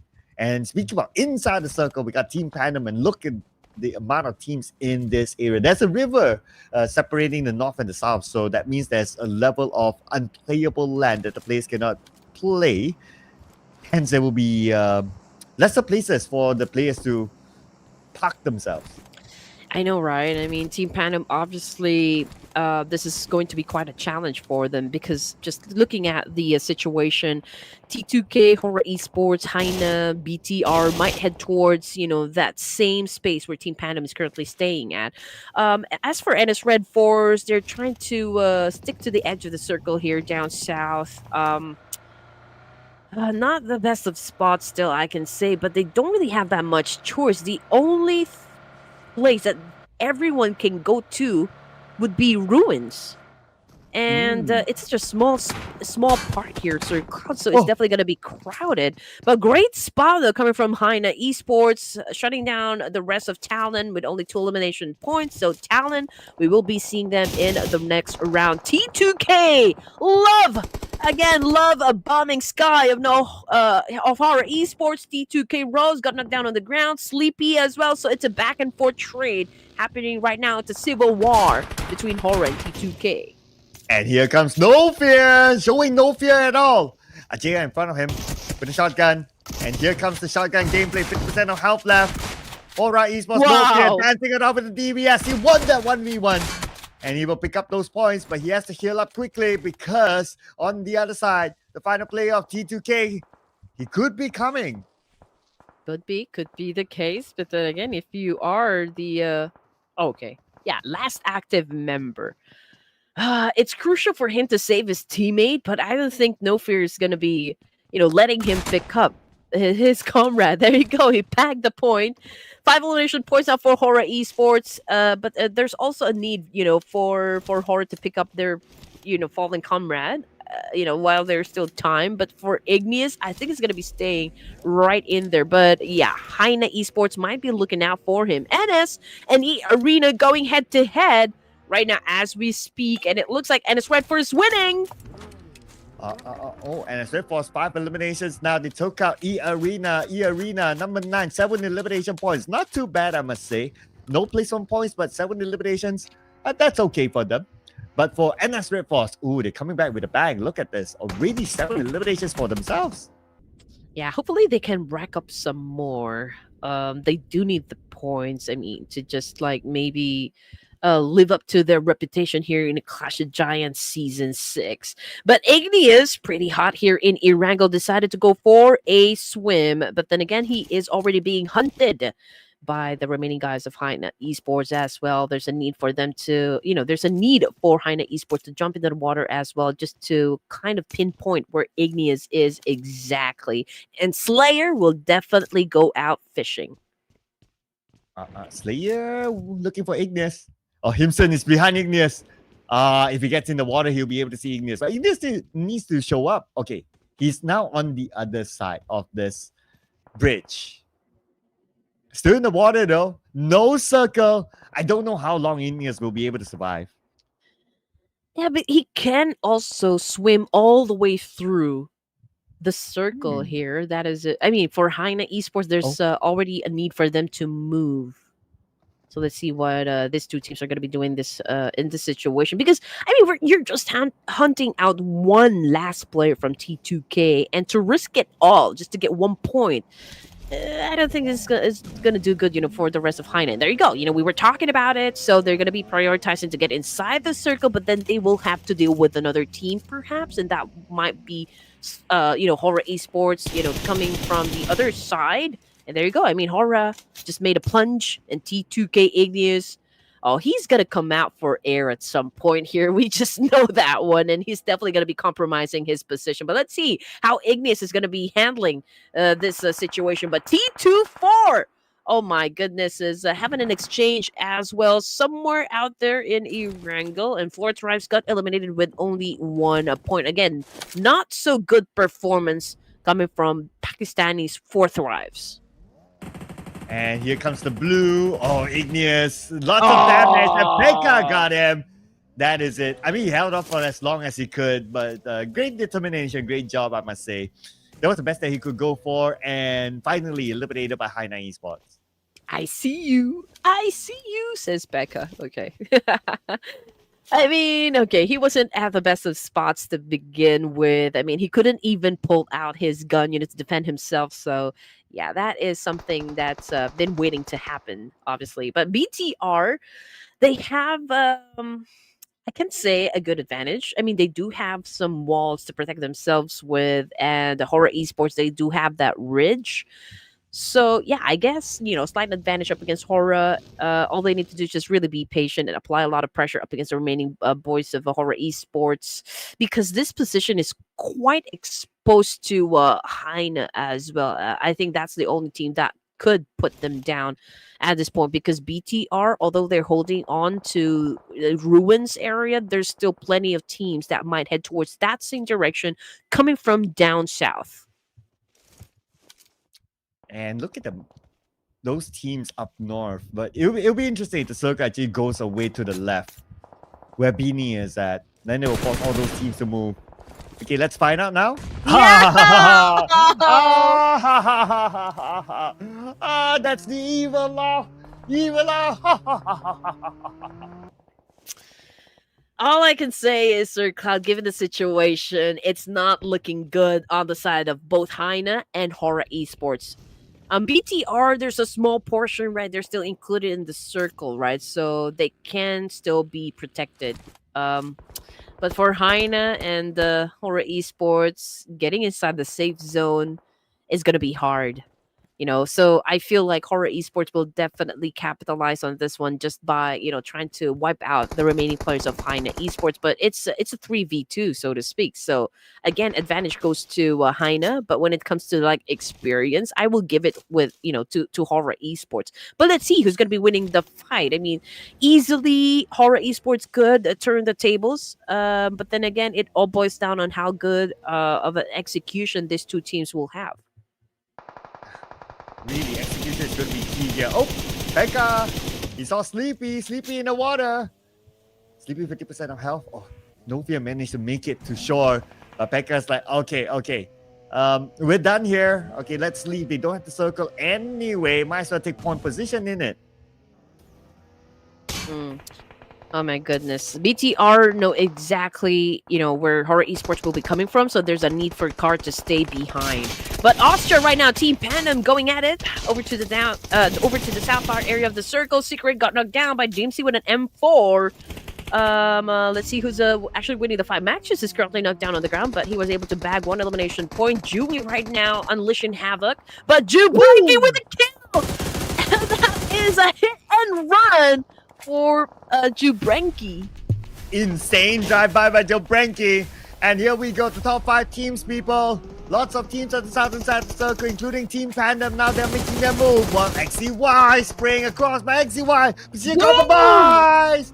And here comes again Jubrenki. Somebody issue this guy a ticket. Oh my goodness.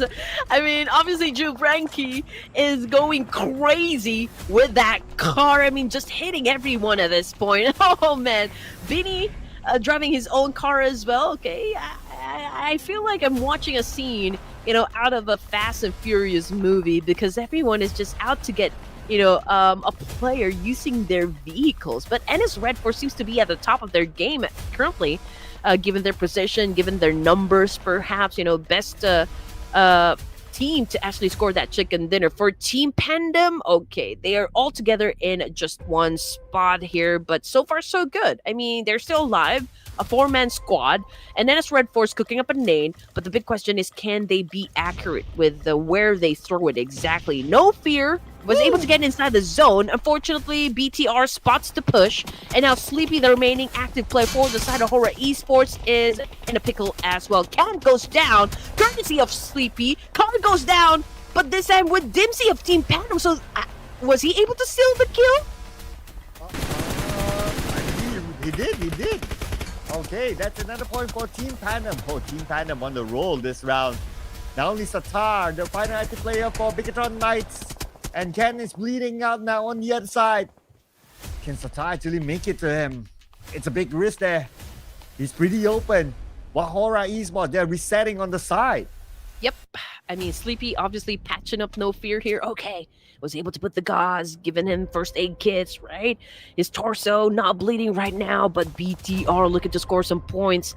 I mean, we can see ARK about to pop off the smoke here. I mean, he needs to pick up his teammate. After this point, they need all the help that they could get. You know, all the firepower just to make sure they survive up until the end zone, up until the end game. But Sleep is making it hard for Bigatron to recuperate, to reset. Here comes the charge with a Bison right there. Goes in for that exchange. Sleepy was able to get some damage. Ken 413 rather got knocked down once again because there's a team that who would want to join into the mix as well. Sleepy cooking up that nade. Can he put down the remaining player of ARK or BTR rather? Yes, sir. He was able to wipe out the entire Bigatron Knights. And they're not done yet with the fights. Sleepy just got Pekka from HAINA Esports on the other side while monitored by NS REDFORCE. So NS REDFORCE, they might be the one to come in as a third party. I don't know how Team PANDUM is doing right now. Okay, just as we mentioned, here we have them, Team PANDUM with a high ground advantage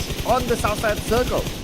Okay, here we go. Crucial situation for the final 4 teams remaining here, Sir Cloud. Team PANDUM having the best chance of scoring the chicken dinner here with the number advantage as well. And there you go, HAINA already out with 5 elimination points under their belt. So it is NS REDFORCE, HORAA, and Team PANDUM looking to score the 4th chicken dinner of the night. Doxy goes berserk again, but was able to not knock down the enemy, but he gets tagged, you know, coming from that exchange. But Max is doing his best to survive and also pick up his teammate, but Team PANDUM just made sure that Doxy will not be coming back from that one. And Team PANDUM, they are making sure Jobrenki will be coming back. Another knock onto Dimsy, this time by Sleepy from HORAA Esports from the lower ground. HORAA Esports, another top 3 for now.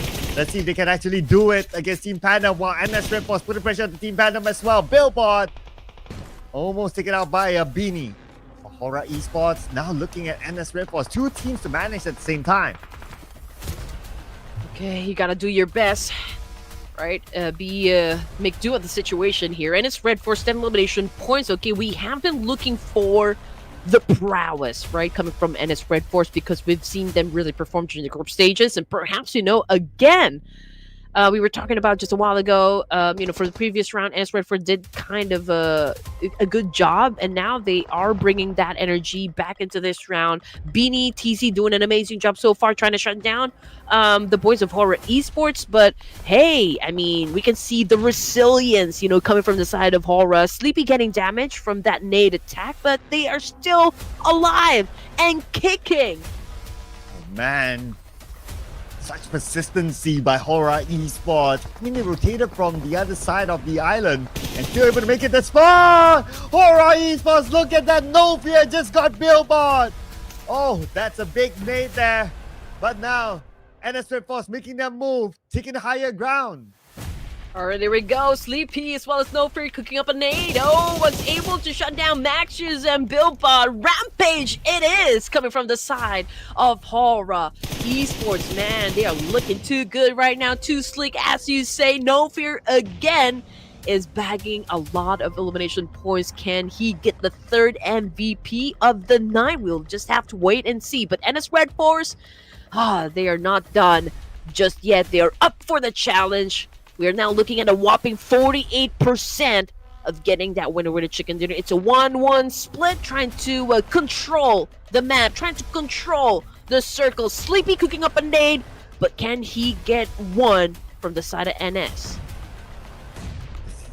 TZ, Oh! Sleepy is there. Okay, a few shots on the TZ. But okay, I'm not sure if TZ knows. Okay, he probably knows by now. Okay, Sleepy is cooking up his nade. Will lob it across on the TZ. And it lands! Sleepy! What a wonderful, perfect nade by Sleepy! Oh my goodness. All right, Esports. Look who showed up for Clash of Giants Season 6. Oh, giving pride to Nepal at the moment. Sleepy doing an amazing job shutting down TZ from that range. TZ doesn't even know where to go at this point. I mean, he's trying to crawl back to Binny, but I don't think Sleepy's going to be, letting that happen.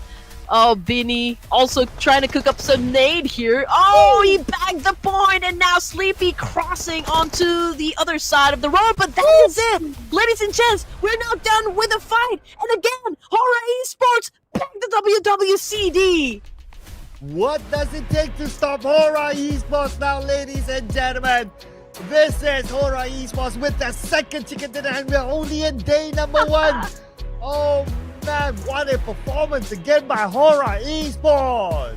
Oh my goodness. I'm pretty sure that, the comment section is going wild as we speak, celebrating, of course, the victory of the Purple Hearts. That is HORAA Esports.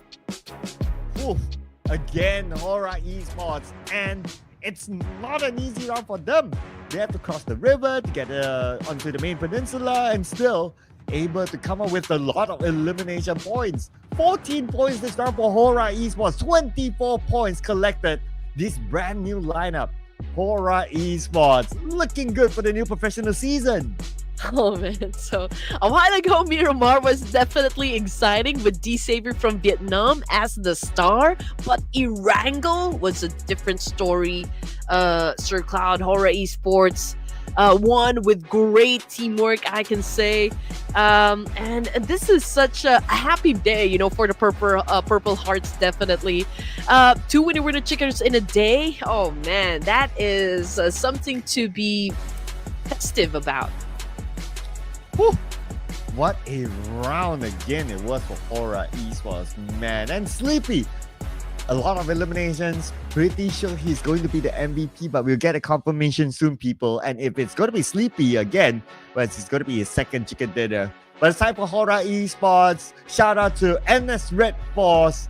What a performance this round by NS REDFORCE. And Team PANDUM, man, that drive-by, that deserves a ticket by itself. And HAINA Esports up here too as a team to watch. Ooh, oh yeah. Again, let me just catch my breath here. I mean, D-Savior got 10 kills on Miramar. Now we're looking at HORAA Esports bagging 2 winner chicken dinners. I mean, if we're going to be upfront about it, I mean, a lot of teams are definitely stepping up. I mean, it started with Alter Ego Eras being, being included in the grand finals. They did give a huge treat, for the fans when they won that WWCD. And then there's, of course, HORAA and D-Savior. But getting head-to-head here, it's No Fear versus TZ of NS REDFORCE. Same numbers when it comes to elimination points. Higher damage output, though, for the side of No Fear. Same thing goes for the assists and team contribution. It is going to be TZ of NS REDFORCE. But if we're going to be talking about the numbers that matters, of course, that would be the elimination points and damage output. And it's no doubt that Sleepy was able to drop a couple more players inside the game compared to TZ of NS REDFORCE, hence getting the MVP title once again, ladies and gents, with 8 elimination points. And towards the end, his nades was on point. His nades were crucial. He got Team PANDUM with a nade, he got NS REDFORCE with a nade as well. And if we were to look at his terrain, like he was at the slope, so he didn't really have a good visual of where exactly they were, but he was still able to land those nades. Amazing stuff by Sleepy here. Definitely not sleeping on the job. 2 MVPs today for Sleepy from HORAA Esports. Guts, the instinct, man, this guy has it. I mean, key ingredients, I can say, when you really want to be like one of the best players, right, in any tournaments. And again, we haven't even started the official tournaments just yet, but these teams are really popping off, showing us, or schooling us rather, like how what you need to do inside the tournament, or like in every match here, just so that you can be the best at what you do. Now, top performance, of course, we also have Joker coming from EARENA. We got No Fear, obviously, from HORAA Esports, and TZ as well coming from NS REDFORCE. And again, for the side of NS REDFORCE, I do feel like there's a lot of expectation hanging on their shoulders, just because of their performance that they've shown us during the group stages. And right now, I think it was during the previous match that we've seen NS REDFORCE show up, step up into this competition, and this marks their second game, I believe, to be quite good, to be honest. Okay, thanks to this recap, right? HORAA Esports was actually one of the 3 teams locked in of Yasnaya, and they managed to get out of Yasnaya. They rotated up north, and the next challenge is to get across this river. And they did, with HAINA Esports behind them. And somehow they managed to slide through HAINA Esports to get in the circle. This is just insane rotation and timing by HORAA Esports. You're definitely right, Sir Cloud. A while ago, given that position, it didn't really look too good, for the side of HORAA. I was kind of skeptical to the fact that whether or not they're going to be making it to the safe zone, just because of their position, and considering that they're down to just 2 of their members. But then again, they were able to pull through. That is why I said, the resilience coming from HORAA Esports is tremendous, and how they outmaneuvered everyone in the last zone in the end game is spectacular. A cherry on top. Oh, just look at this, right? Again, a good summary of how they rotated. Cherry on top indeed to score the chicken dinner with a good amount of elimination points. And they played majority of the round with 3 players, because Jiggle got eliminated fairly early, but still able to score the chicken dinner. So they beat a lot of odds to get this one. And 14 eliminations in the process. That is just insane by HORAA Esports. Also, shout out to NS REDFORCE, 15 points. That's pretty nice as well. And Team PANDUM, 13 points. That's a double-digit club. But the team that scored the chicken dinner in Miramar before this, D-Savior, 0 points. Just too bad for them. Yeah, also with DRS Gaming, they started off really strong during game number 1. Okay, they haven't bagged any chicken dinner just yet. But, okay, for the next 2 rounds, DRS is kind of fading out. But of course, we are not saying that they might not be able to perform, for the remaining matches here. But then again, you win some, you lose some, and sometimes, you're favored by the zone, or like you're not favored by the zone. So there's a lot of things that can happen inside the game, and again, you just need to be proactive with everything that is happening. And unfortunately for the side of DRS, this is not the game. This is not their game for this round. But there's still time for them to pick up, and kind of show up in the remaining matches here. And it's REDFORCE moved up 2 ranks, as you can see on the screen. 38 points here. Team PANDUM moving up 6. Same thing goes for HAINA Esports, moving up 5. But then again, I can say that this is quite a significant lead HORAA Esports was able to build. Yeah, they're now double the amount of points NS REDFORCE. I wouldn't be surprised at this point if they get more than 100 points after 6 games. That is crazy. They are only 24 points away with 2 more rounds to go. That's an average of 12 points each round. With a performance like this, no surprises for them. Okay, so Austria moving up 4, landing at 10th with 18 points. And we got EARENA, despite not bagging a chicken dinner just yet. But yeah, it's a slow-paced game, for the side of EARENA, moving up 2 ranks here with 16 points.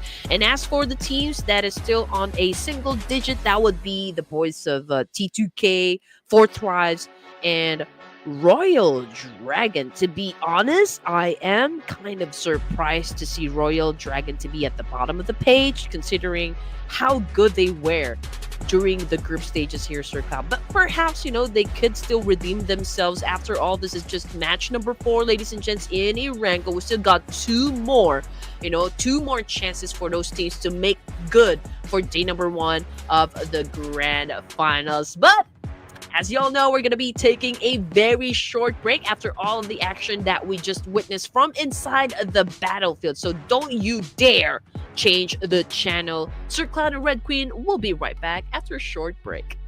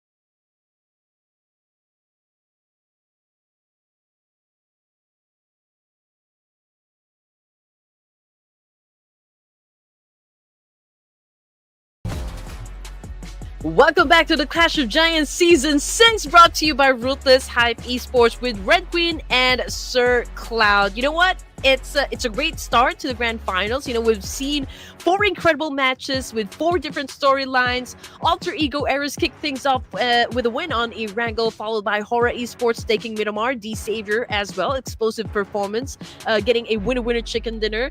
But HORAA Esports finished strong with another WWCD Sir Cloud on Erangel. At this point, I can say it's anyone's game, you know, and I'm looking forward to the fact that which of the teams here are going to be bagging another chicken dinner.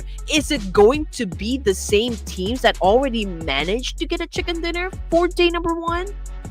Or is it going to be a triple HORAA Esports? Ooh, okay. Oh. Maybe you guys have a thought about that, so you can put in your comments, and don't forget to hashtag COG6 and hashtag Ruthless. Yeah, and if you're lucky, your comment could be featured on our live stream, just like how our lucky viewers had their comments featured together with their names together. Maybe you want to show your support on the live stream, like on screen, to your favorite team. Put it in. Just don't forget the official hashtags. Woof. And again, if you guys missed on all of the action, these 4 matches have been a roller coaster. You know, we started on Erangel with Alter Ego Errors, then moved to Miramar where HORAA Esports answered back. D-Savior, amazing 10-kill game, shook things up. But again, HORAA Esports proved their consistency by winning the second Erangel match. And this back and forth action shows us just how competitive this tournament is and who will be taking the next lead, well, take a look at the top Erangel performers. We've got REDFORCE, HORAA, Alter Ego, Ares, and HAINA Esports. Now, okay, this is just like quite a suggestion, right, as to who's gonna be winning the chicken dinner next. But then again, we are not discounting the fact, all right, the possibility that another team might get the WWCD this time. I mean, this is going to be the last Erangel here, Sir Cloud. Yeah, I know, right? The stats do guide us, but I don't know. You know what? I kind of feel that production is going to go for HORAA. Are you? Are you, Mr. Production? Yeah. Oh. I know. I have that sixth sense. I had that thought. Okay, they're going to do it. They're going to do it. Oh man, again, this is hard. I think production, you should go first. I'm just gonna go for HORAA. Trust me. Right. Oh, he's tempting, right? Oh, okay. Okay. All right. I mean, HAINA did really well earlier on. Showed a lot of persistency. So yeah. Yeah, I actually have them at the back of my mind, HAINA Esports. It's a struggle, I can say, but not at all a bad performance coming from HAINA Esports, considering that they're one of the dark horses that I consider, part of the wild card. So for them to really performing great is, I can say a fine performance. There you go. I'm just going to put it at that. I'm not saying that they are dominating just yet, because that would be far-fetched, but who are you going for this time, Sir Cloud? Well, HORAA already gave me a point. As much as I want to pick them, but hey, you know what? I'm going to go for a bit of diversity. And thanks to the stats, let's put in REDFORCE. Let's go. Okay, not bad. I think I was also holding on to that one. But you know what? I feel like TALON Esports going to get this one. Ooh. For the next round. Lucky in TALON. Yeah, TALON Esports. But hey, HAINA Esports, definitely one of my choices. I mean, REDFORCE, I feel like they're building their rhythm, they're building their momentum, and I feel like they pretty much have that already down. But let's give a chance to TALON Esports. I mean, this guy's also performed, great as well during the group stages. So yeah, perhaps we can see them annihilate the teams here for the last Erangel. This is going to be the last Erangel, right? The last chance for them to cash in whatever they're working on, as this is the OG map. Yeah, the final Erangel for today, that is. So far, we've got like circle on the right and circle on the left. That's the two Erangels. We haven't got a mean to the base circle. Just saying, in case that the circle gods are somewhat listening to our live stream, there's always that wish list of the mean to the base circle. And it's the finals. Might as well give the teams a challenge, right? Well, let's see if we do get our wish list, people, because we're jumping onto Erangel for the last time today. Let's go.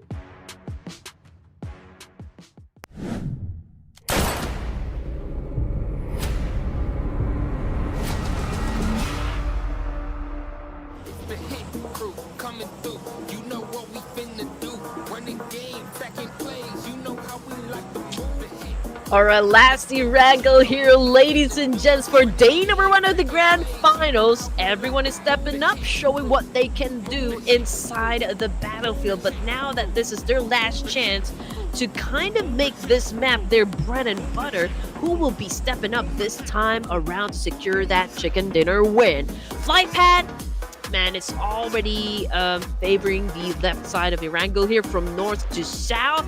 So we might see a Sosnovka military base finish, just like we have been wishing for. The flight path does pass by me to the base, so if any team chooses to go there and the circle happens to be there, great. Team Secret, they normally like to drop in Novo, but even with the flight path passing by mid to the base island, they still drop on the north of Jogopur. So it looks like they are prioritizing quick drops instead of their regular drop spot inside of Novo. That leaves mid to the base itself open for whoever who's going to take it. if you prioritize getting to the drop spot first, so I feel like they're gonna be having uh they're going for the kill early on in the games. I mean, they're managing to get the resources done, pack their backpacks. But look at the circle here. Oh man. It's really on the far eastern side of Erangel here. So most of the teams, or not really most of the teams, all of the teams will then have to travel to get inside the safe zone. But first blood goes to Talon Esports. That will be Mystery getting to the guns first, holding an M249 and just getting the job done as early as that. Yeah, that's going to be the first blood, dropping into Gaka, scoring that first elimination point. Now they have the entire space for them to loot. I don't see any more challengers around the area of Gaka. So it's a okay start for them. A good start, in fact. But not too good for Sem9. The moment they dropped, they lost Bobo Hu, their IGL, and to play the rest of the round by themselves. All right, here we go. I can say this wasn't like a very promising start for the side of Sem9, but let's see what else is going on. T2K going up against Team Flash. That would be Zayas taking down Rose with a quick exchange there. And I guess I don't think they're gonna be fighting, like team to team for now. But for Talon Misery, again, he's been high. I mean, he's been hunting. He was able to bag 2 points now. How can you stop this guy? Oh, even got you high in the process. Okay. Where's he? All right. And he's alone. It's not like, oh, he has backup. He has like a full team behind him. No, he did it all by himself, scoring those 2 eliminations. Man, this guy is putting the misery into other teams, especially Sem9. Oh, yeah, definitely. Study with Rumi. We've got a comment over here. Fun fact. Did you know in Nepali language, HORAA means is it and HAINA means no? Yeah, actually, I've already gotten a whiff of that one. I think, HORAA and HAINA Esports belongs to just one owner, right? If I'm not mistaken, that's also one of the information that I've gotten from the comment section from, I think during the survival stage. Yeah, I believe so.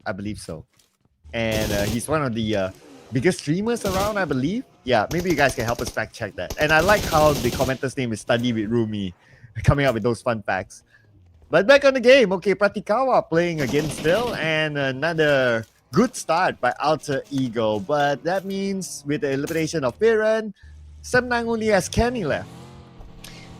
Yeah, not exactly sure what happened with the split. Obviously, they tried to go and maximize, their loots and how they're going to be bagging all of those resources that they need to get into an engagement. Unfortunately, they got spotted by Alter Ego Eris, and same thing goes for who was that player that was able to bag 2 players coming from Sem9? Oh, but before that, we got a comment from Lipid Guy. Okay, do you know both HORAA and HAINA is named by owner of HORAA Esports, which is CR7? Yep, we saw him playing before. But the 2 team owners are different. Okay. So it's like CR7, he named the baby. Okay, all right, got it. But the thing is, okay, both teams comes from Nepal, right? And yeah, it's a fun fact, definitely. But okay, I thought CR7 also owns the team, so there you go. I mean, that's something new. We learn something new every day, right? So there's another owner for HAINA Esports. So getting back into the game here, okay, so I just remembered it was Misery, right, coming from Talon Esports. So 2 teams that spotted Sem9 with their drop spots. So unfortunately for Sem9, this is why we talk about not being too predictable inside the game, right? Sometimes you just need some sort of alterations when it comes to like your approach and like your drop spots, so you won't be too obvious for the other teams. But anyway, Team PANDUM right now, Billbot on the ground. Same thing goes for Jubrenki. Team Flash has the upper hand advantage, and it looks like they're about to win the fight. I mean, we're just looking at tops here, probably the last, not really the last active member, because we still got a tops over here. Okay, so I'm talking about Team Pandum. It's Dim Z. Okay, Team Z is the last active member. Well, let's see what can DMC pull off here. All alone for Team Pandum, and Team Pandum did really well earlier on, and it's going to be a straightforward elimination by Bows with the DBS. And they are now dominating with 5 eliminations for Team Flash. That's it for Team Pandum. 0 points this round. Oh man. Okay, not a good start. Not a good day. Not a good game, I can say, for this round. We still are looking at 17 teams remaining. HAINA Esports, the rest, the same thing goes for EARENA, still tanking the blue. HAINA Esports definitely will be coming from Zarki area, and they need to get a move on. As soon as possible because you don't want to overextend your stay. We already saw like what kind of things that can happen if you enter the safe zone with very low HP and low resources as well. But anyway, getting back into this situation, Bigatron Knights. Okay, they are actually surrounded by a lot of teams here. I mean, if you can see the kill feed or like the map feed rather, this could be hard to defend considering that we do have a much lesser space in terms of land, and we got at least 40% of water here, Sir Cloud.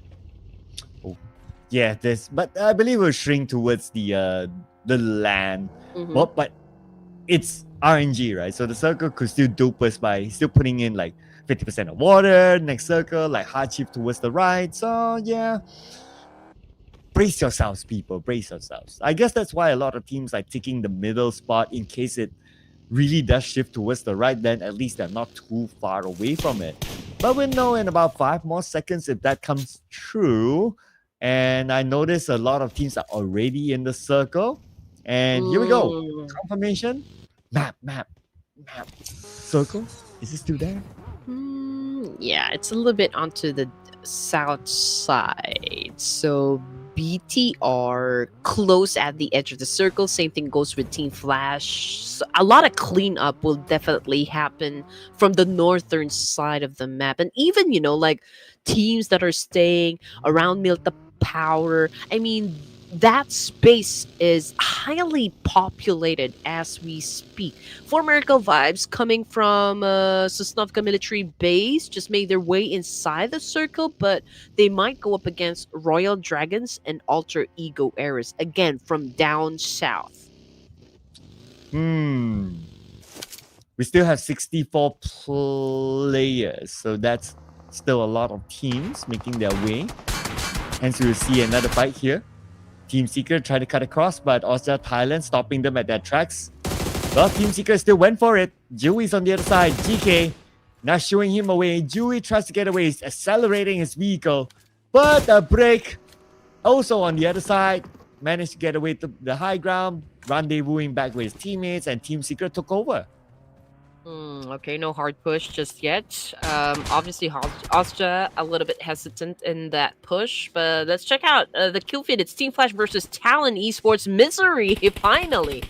Oh man, he got shut down by Team Flash, and aggressive play, for the side of this Vietnamese team, managing to put out like how many points now? 6 elimination points, if I'm not mistaken, and they're looking out for more.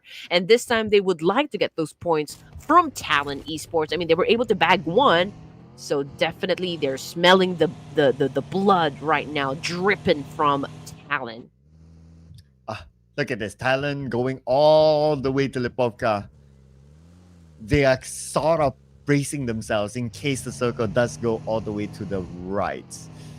Okay, Lipovka coming in, so they're going to evade a lot of fights. It's going to be an easy entry for them. This is a smart move by them if they aim to fight later, that is. But for Sem9, the last player we saw was Kenny, and unfortunately he did not make it. So Sem9 is the next team to go out without any points this round.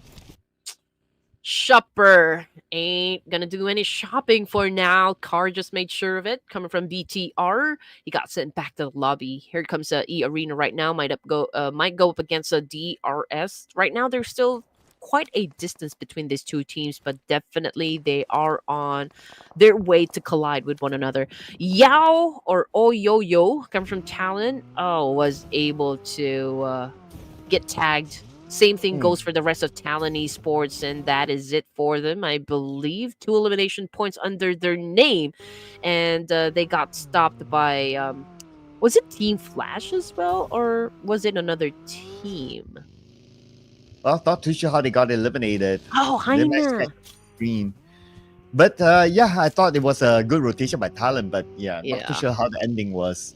It's a bit unfortunate for Talon.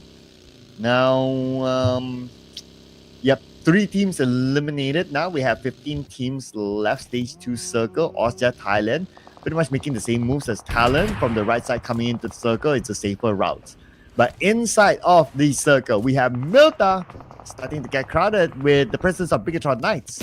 Okay, Milta, man, there's plenty of them to be exact. I mean, former Vibes, we've got Royal Dragon, we've got Levi's of D Savior, BTR, so it's a party here. And Team Secret might join into the mix as well. But let's check out what is happening with 4MV at the moment. Ruthless is currently knocked down on the ground, but they were able to do that cleanup, so there's still time to pick him up in the situation. But Villain with a drop shot, or not really a drop shot, because he's the one that got dropped. Jump shot, however, can't follow through, was able to bag the point. 5 elimination points now for the side of BTR.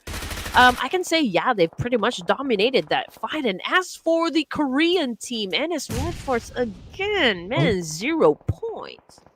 Oh, that's a knockdown on a 3-5-5. Now 4 Medical Vibes. They fire back and Ruthless gets it. The final player of D Xavier out again for the second time around without any points.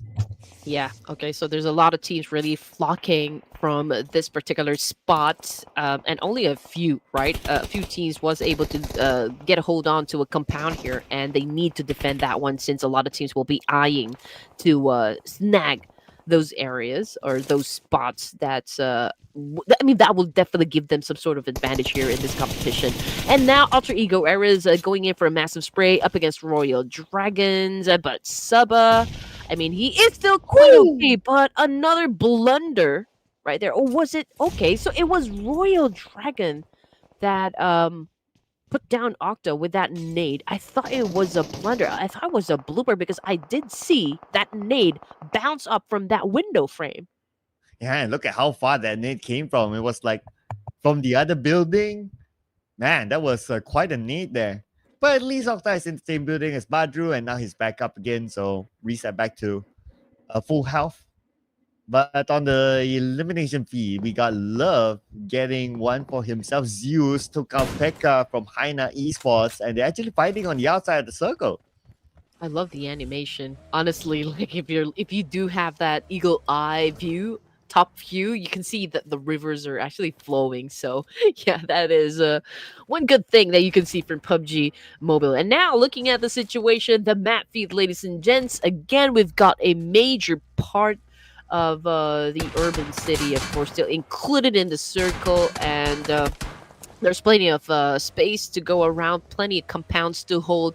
But for former Vibes, well, there's no as well as HORAA Esports that is about to get inside the circle for now. Could be hard for them to get a compound for themselves, but HAINA Esports right now getting slayed by DRS, who's, I mean, let's see who's going to be winning the fight. I mean, Delta with a DBS is pretty strong, and there you go, HAINA already out, DRS on top. Nice rush in by DRS at the same time. And they took out HAINA Esports. Now the high ground is theirs. They should have an okay entry into the circle. But looking at the minimap, another team is passing by. So they might have another challenger to get in later on. Inside Milta, we welcome Team Secret. Austria, Thailand on the outside of Milta. They're staying put for now. They don't want to get into the mix in case the circle does move away from the town. Yeah. I can say the BTR is in a good spot here. I mean, the only question probably would be the fact that if they can defend that very compound up against Four Thrives and the Horror Esports as well.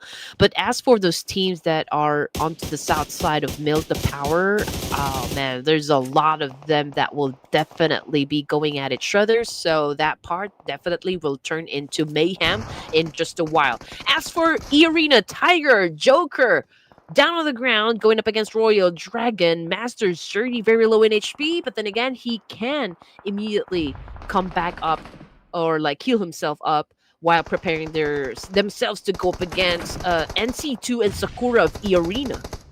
Yeah, spring has arrived. Sakura's blooming. And now he's just on the outside of Master Zori. NC2 joins him as well. The other players of Royal Dragon on the other building. Cooking up this no. Oh, but the molly. Oh! As much as he wanted to lob his own nade, the molly landed first, pushing him back. Yeah. Unfortunately, okay, EARENA is getting damaged as well. Man, we can see the former Erangel Vibes is trying to unleash wrath up against the remaining boys of the EARENA Academy. Now it's going to be hard to come back up considering that they don't have anywhere else to go and they're getting flushed out by two teams from this compound. We got Royal Dragon's domination with 5 elimination points. EARENA still busy with the fact that, they need to heal each other up. They need all the firepower to deal with the situation. But as for Baron and the some other boys from former Vibes, they got wiped out by Royal Dragon. Man, another Dracaris coming from RD. Oh, Mr. Clutchman Claw still in the game. Nade by 355, knocked down the play of EARENA, but he's not able to finish up the job. Now he's going for the rush, but Claw is on the other side. The smoke is blinding him though, so he doesn't know that 355 has crossed the road. Now he's in the same building. 1v2. Let's go. He got one more to go. The other player, MC2, is healing up on the second floor. Sakura gets taken out, and it's a 3-5-5 win against EARENA. Big clutch here against 2 players. Oh man, amazingly done. Although 355 left to deal with this business alone. But of course, we all know what he can do inside a battlefield. So let's just wait and see like what kind of tricks he still have under his sleeves. Now, Octa knocked down, but I think Badru has a chance to pick him up at this point. But the thing is, a lot of them trying to get hold onto at least a building here or a house that could protect themselves, to serve as their refuge. But Octa, okay, I believe he's getting picked up by his teammate. Trang, however, Young T from Team Flash manages to take him down. No confirmation just yet if he's already out of the game. Same thing goes for Jiggle of HORAA Esports. He got knocked down by T24 of 4 Thrives. And now we've got player 456, aka Rosemary, doing his best to score some points as well from across the field. And that would be the guys of BTR. And here comes Octa with a molly. Second floor perhaps. Yep, nobody's home on the second floor. Everybody's on the ground floor. But he's still putting pressure onto BTR. On the elimination field, we got Secret taking out Delta from DRS. While Alter Ego, now we have them on screen still against BTR. The Indonesian connection trying to eliminate each other. Especially Alter Ego. They have the opportunity to block BTR from coming in further. Man, I mean, HORAA Esports is doing great as well, but look at the Team Flash. I mean, they already bagged 8 elimination points, and they still have 2 of their members, so very promising for the side of Team Flash. BTR, look at that.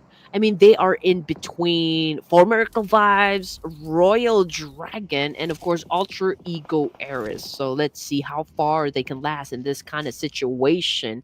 Down to 8 teams remaining. Stage 5 here in the last Erangel. Again, this is match number 5, second to the last match here for day number 1 of the Grand Finals. Let's see what's going to happen. As we can see, Secret on the screen. Okay, you cannot overextend your peak. I'm telling you, everyone is out there to pop some head. So you might as well get behind the concrete wall and just look at, like the players who kind of is exposed at the moment and just go for the shot. But to overextend your stay, or like your peak rather, won't be doing you good.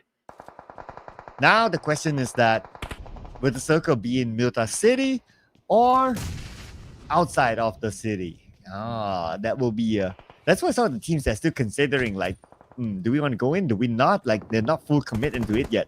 But speaking about full commitment, now HORAA Esports full commit on Team Secret, sending a nade on the second floor. Say hello to HORAA Esports now. They have infiltrated the building. Yep. Can Team Secret go out now? Now that HORAA Esports definitely have that upper hand advantage. For Miracle Vibes out of the game with only 3 elimination points, if I'm not mistaken. We'll definitely see that in just a while. Sleepy got tagged though. It's a back and forth trade from all the teams here, and the circle managed to get into the middle. So Team Secret, I guess this is a good spot, right? But then again, we're looking at the 2 remaining members here, and there's still Austria right now trying to make way inside the safe zone, but they have to deal with Team Flash. So, okay, that's the situation. For BTR, though, it will be hard for them to get inside. I mean, Alter Ego Ares, with a complete squad, mind you, will definitely make it hard for them. Definitely will prevent them to get inside the safe zone. Yeah, BTR still. They're facing the gatekeepers now, Alter Ego. How are they going to get across? Okay, smokes out. Not much cover. They do have this buggy, but the buggy is at open top, so it's still easy for Alter Ego to shoot them down. But we switch over to Team Secret. Now they have Austria, Thailand coming in. All right, here we go. Let's check out some moves Break might have in store for us. We can see that he's cooking up a nade up against the Austria, but he will miss that target. Secret was able to move away, step away rather. GK, low in HP, was able to dodge that attack. Break will definitely go for another nade here, but okay, was able to evade that attack as well coming from Austria. But oh man, it was Young T of Team Flash that was able to shut down Red Bull. And also Secret, it was okay, GK was able to put down not just 1 player from Austria, but 2.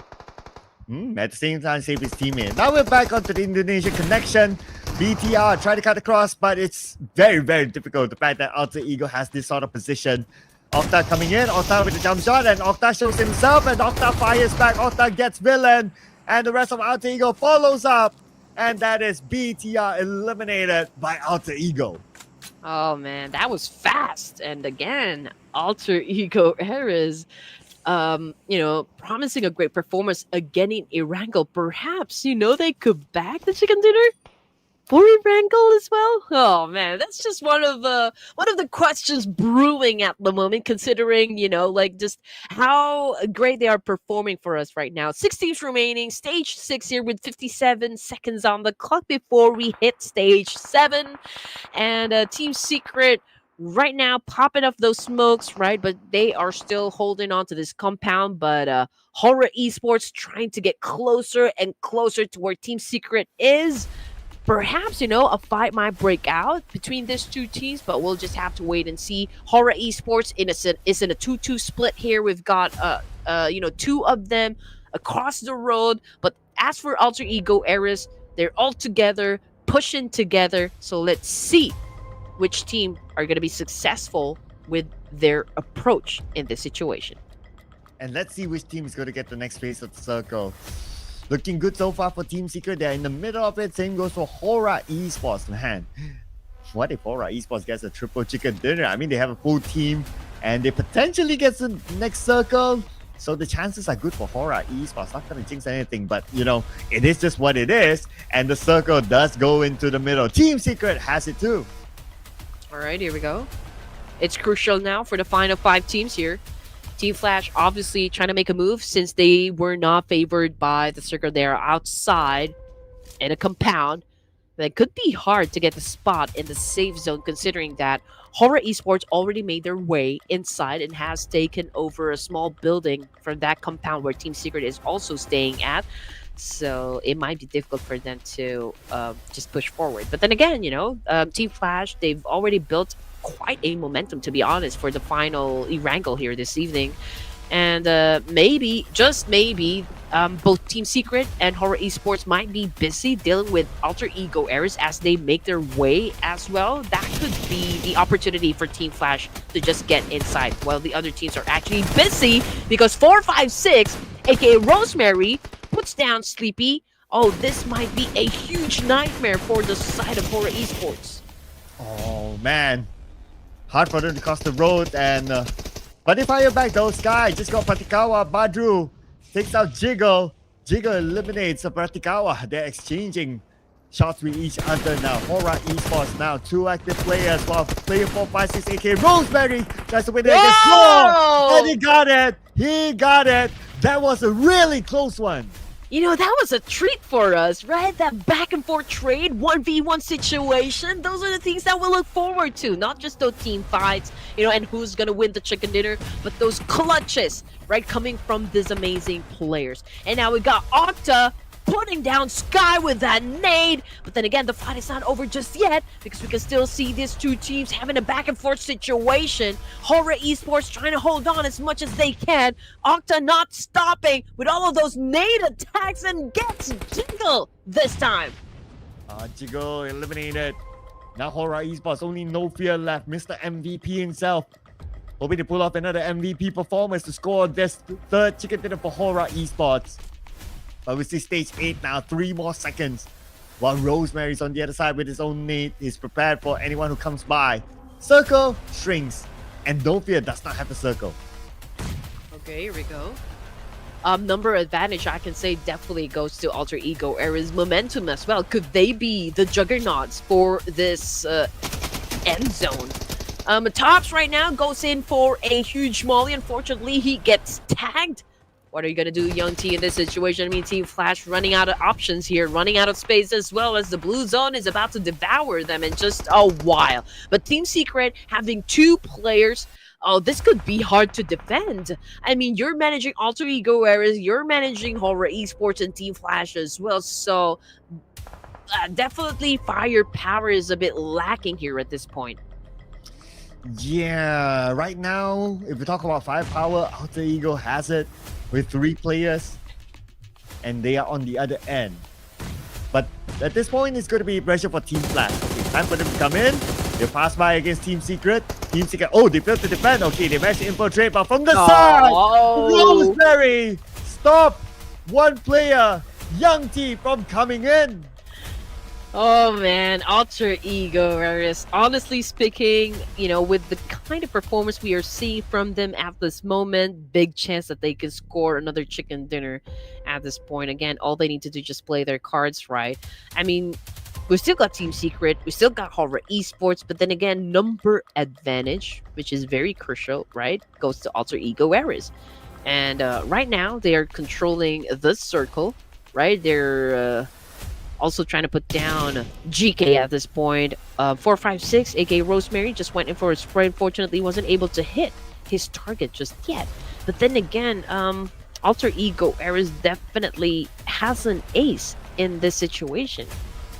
Here we go, potential final run for No Fear. And Blue's on to him. Look at the mini screen right now. It's a difficult run for him. But now we have Alter Ego and Team Secret. Oh, Alter Ego is on a mission. On a mission to be the king of Erangel to score their second chicken dinner on this map. All right, here we go. 3v2 break. Position-wise, perhaps Break can manage to do this one. I mean, he does have a great vantage point, but if he gets knocked down with a nade or even a molly, that is it for the side of Team Secret. Oh! Rosemary gets tagged! He's out of the game! Evens out the odds here. Also, Ego Eras versus Team Secret still is going on without Rosemary. Badru goes in for the charge with an SMG, goes in for a spray up against GK. It's a 1v1 exchange. Badru goes down hard. Safety goes for got it! Secret was able to pick the chicken dinner with 10 elimination points at 20 in the overall score. And it is GK that came in with a final blow for Team Secret to score this chicken dinner. Woo, what a round that was. When you thought Alter Ego had 3 players, they had it in the back, but Team Secret says, no, you shall not pass. It wasn't easy at all. I'm telling you, these guys are just making it look easy, but it is really not. I mean, did you see just where they are positioned just a while ago? They are trying to deal with Team Flash that will be coming from outside of the zone. There's also HORAA Esports, Sky being the last remaining player, and he is also trying to get lucky with the shots, trying to put down Team Secret as much as he could. And then there's Alter Ego Ares, who has a trio, for a squad, and they did manage to get everyone to get the chicken dinner despite all the odds going against them. And they managed to stop Team Flash from coming in as well on the other side of the circle. It wasn't an easy one for Team Secret. So many teams to manage, and they still are able to come up with this chicken dinner. Man, Team Secret still bringing the performance from the previous round or the previous stage into the grand finals. Now I wonder how much, how many points did they collect in overall that would boost them to what spot? But definitely in this performance, they were able to bag 20 points, because that's 10 elimination points plus a chicken dinner.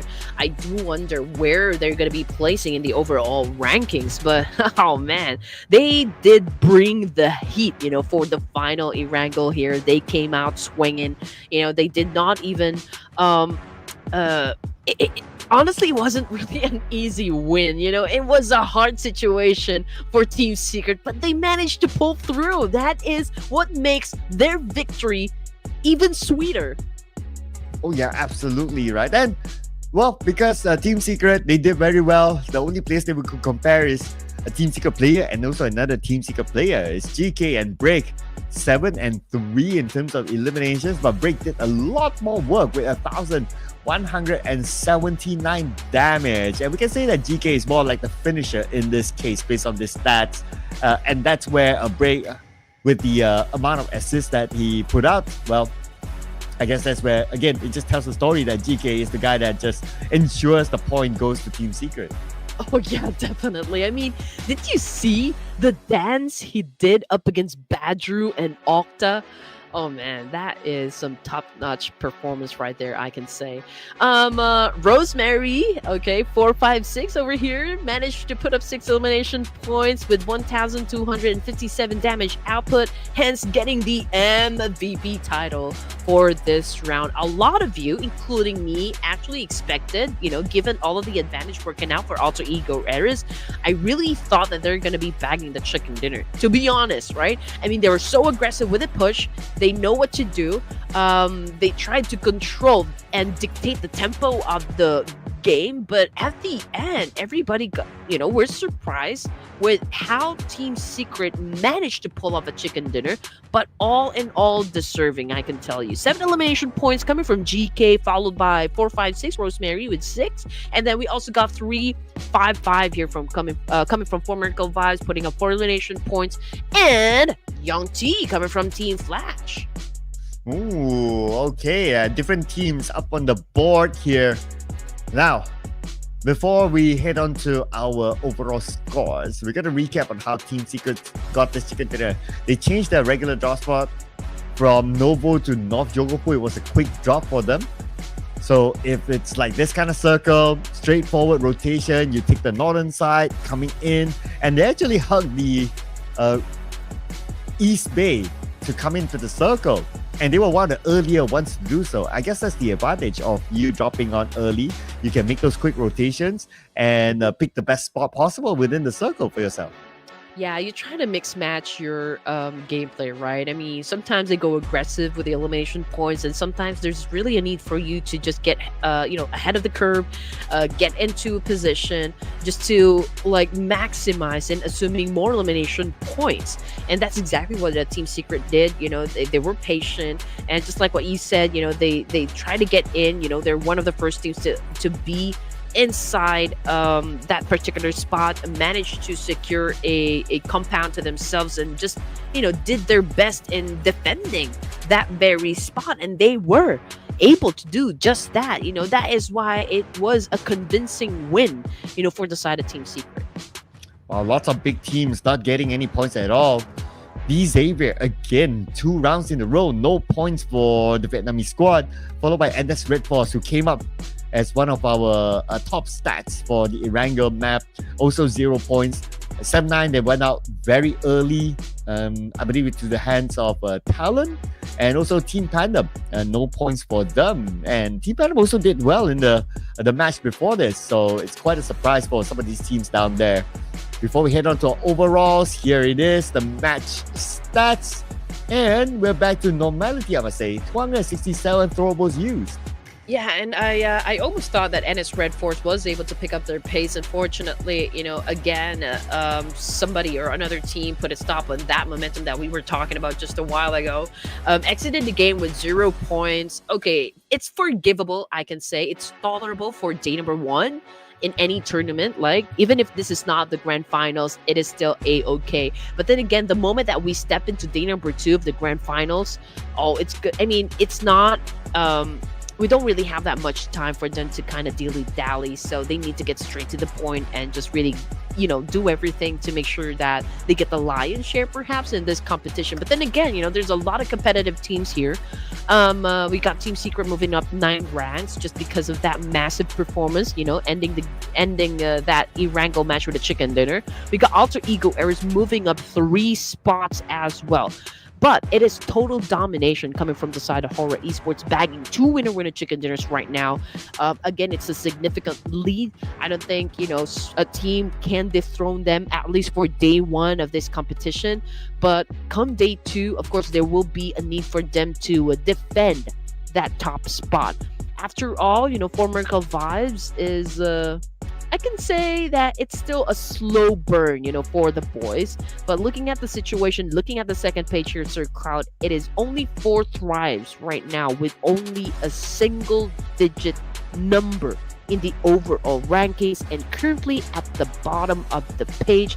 I know a lot of you Pakistani viewers out there probably heartbroken about this, right? But I know you guys are very passionate, and definitely 4 thrives will bounce back in this situation, because we still got day 2 and day number 3, and we still got a final match happening in Miramar. Perhaps that could be a start of something new for the boys of 4 thrives. Yes, but before we go into our final match, as usual, we're going to take a breather, people. So we'll see you guys after this break.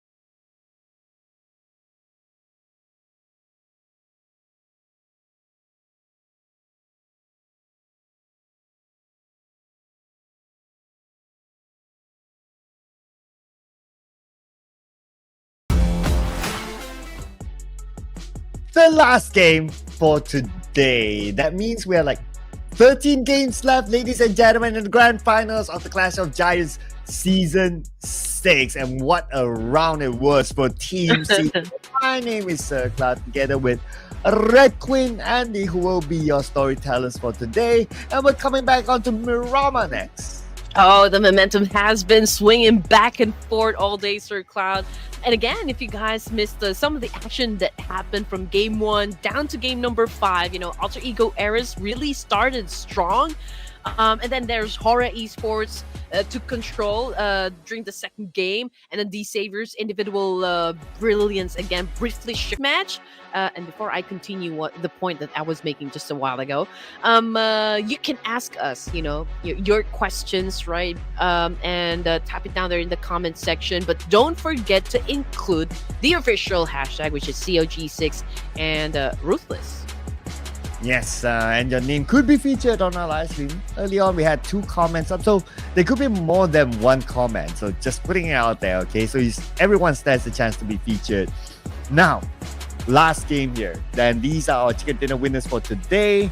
And HORAA Esports scored 2 chicken dinners. You know what? Alter Ego almost made it too, but yeah, hey, I guess they shared the love with Team Secret. Yeah, Team Secret has definitely thrown another wrench into the works with a win on the final Erangel. And this sets up, quite a crucial final match in Miramar. So I do wonder which team will end day number 1 with the strongest momentum going into tomorrow. I mean, there's, of course, HORAA Esports at the top spot with 2 chicken dinners. Again, it was an almost victory for the side of Alter Ego Eras. Team Secret did an amazing job securing that final chicken dinner in Erangel. So who else is going to be stepping up for day number 1? Oh, man. I mean, if HORAA Esports is dominating all these stats, right, including the Erangel stats and also the Miramar stats, I mean, well, and also they created a significant gap on top. Okay, also to point out that HORAA Esports, they are 12 points away from the 100-point mark in day number 1. So I'm just saying, right, they could potentially do it in the final game. Speaking about the final game, prediction time. I don't know anymore. Okay. Okay. You know what? I'm gonna take my chances on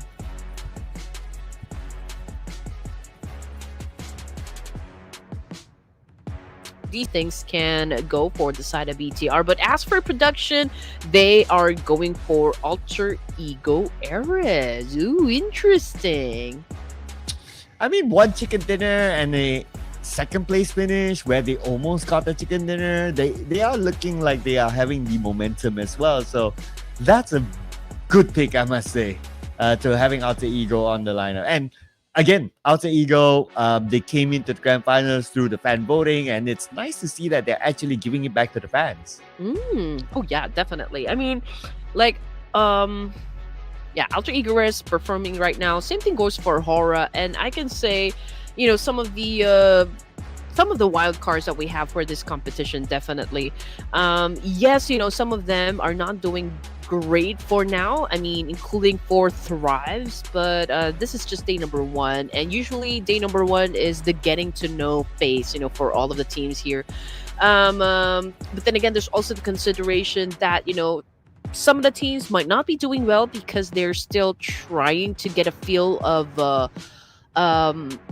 their new members probably joining the team, how it affects their synergy and whatnot, the overall team composition. There's also the fact that this might not be the time for them yet to kind of reveal their aces or like their secret weapons. A lot of considerations, honestly.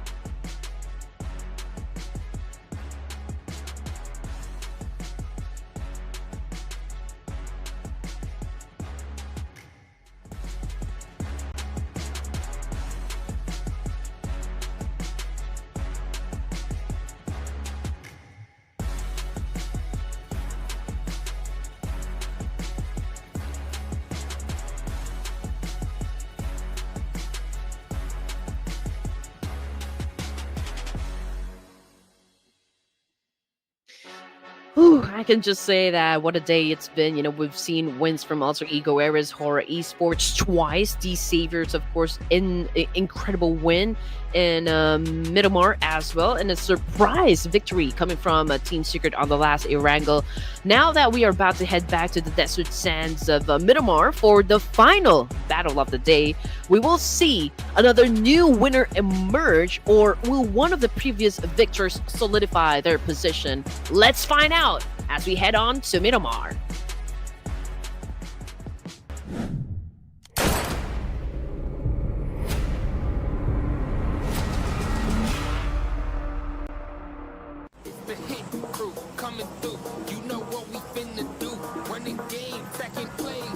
We know you missed this, so we gotta show ourselves for a second before we get on to the game.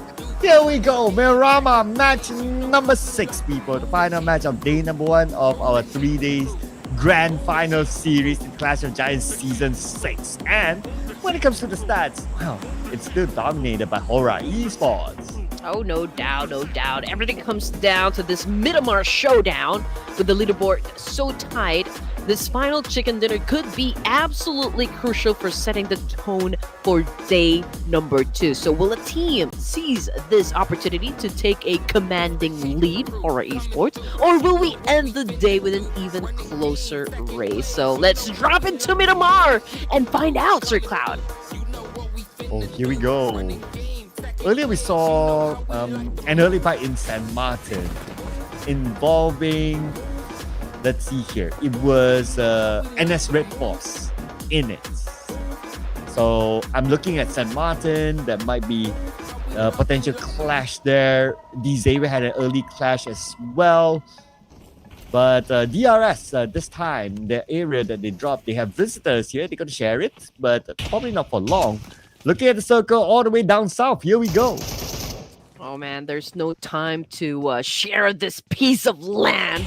DRS, Team Pandum going at it once again, ladies and gents. Max is already on the ground here. Example, as well as Gante, was able to bag 2 of them, so obviously they're not in a very good shape. Example trying to find this last player. He wasn't able to get Jubranki. He got damaged with the knife. Okay, Killer Whitey is here to save the day. Oh man, and he's trying to save his bullets, right? And went in for a knife kill as well. But as for Team Pandum, not everything is too late just yet, because we've got one more player, and that would be Billbot. But for how long is it gonna stay inside Miramar? And the fight continues on here with Royal Dragon and NS REDFORCE. So far, NS REDFORCE won 2 of their fights against Royal Dragon in St. Martin, and this time it's going to be a 3rd time around that they will meet here. Okay, on the other side, XCY is going in for the revive, while Suba is trying to find a different angle to shut him down.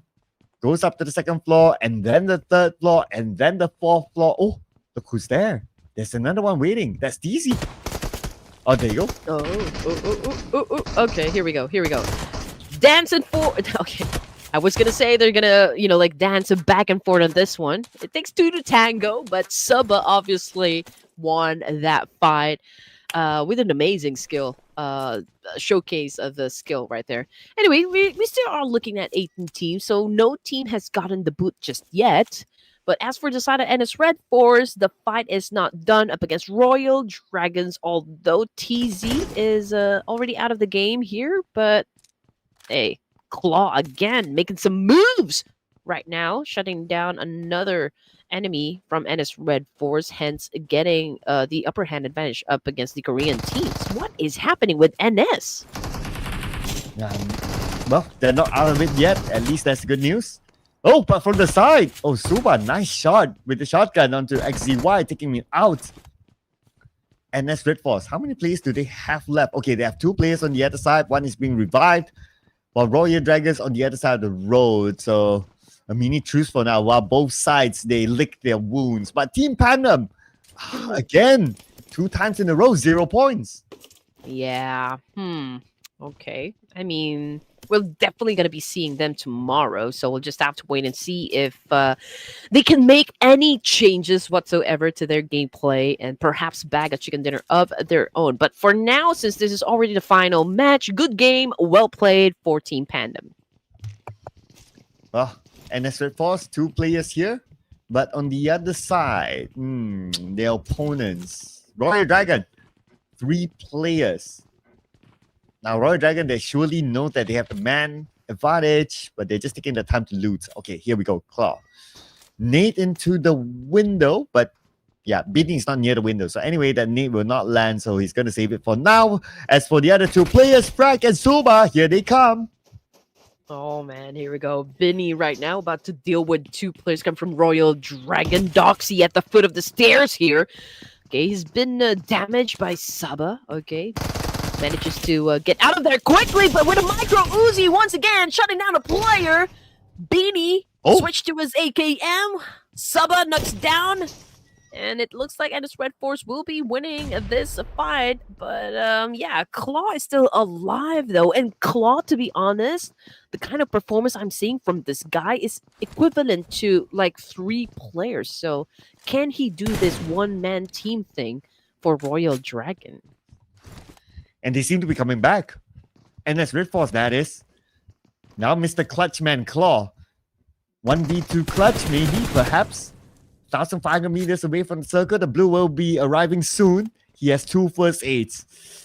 Oh, there's not going to be an easy win here for Claw. And his Red Force, they're not really pushing too. All right.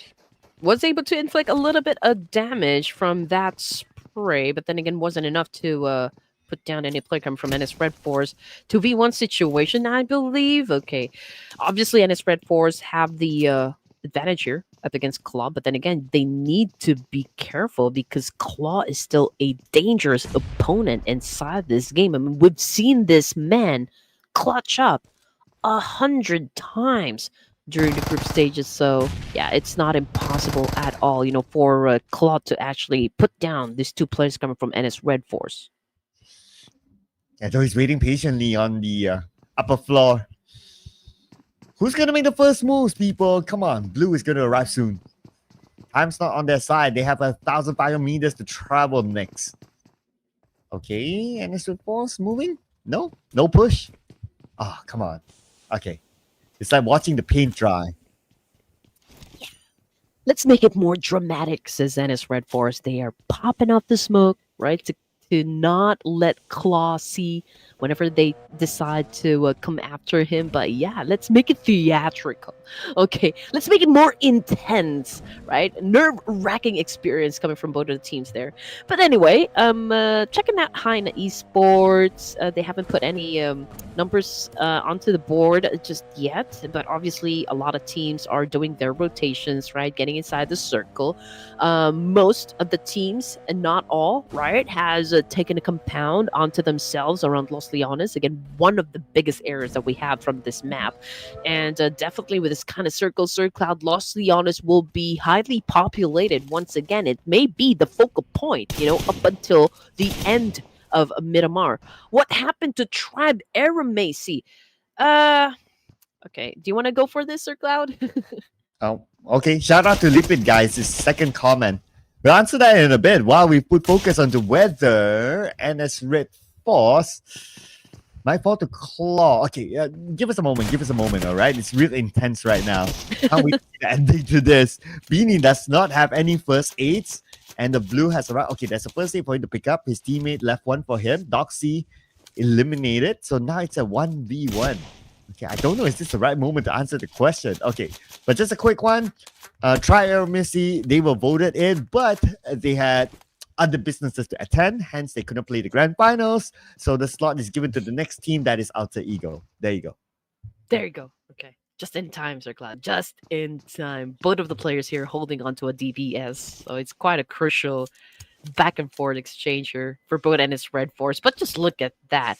I mean, Claw evens out the odds here. He was able to put down another player from NS Red Force. So this now makes a 1v1 situation. Who will perform a huge clutch? Is it going to be Binny or is it going to be Claw?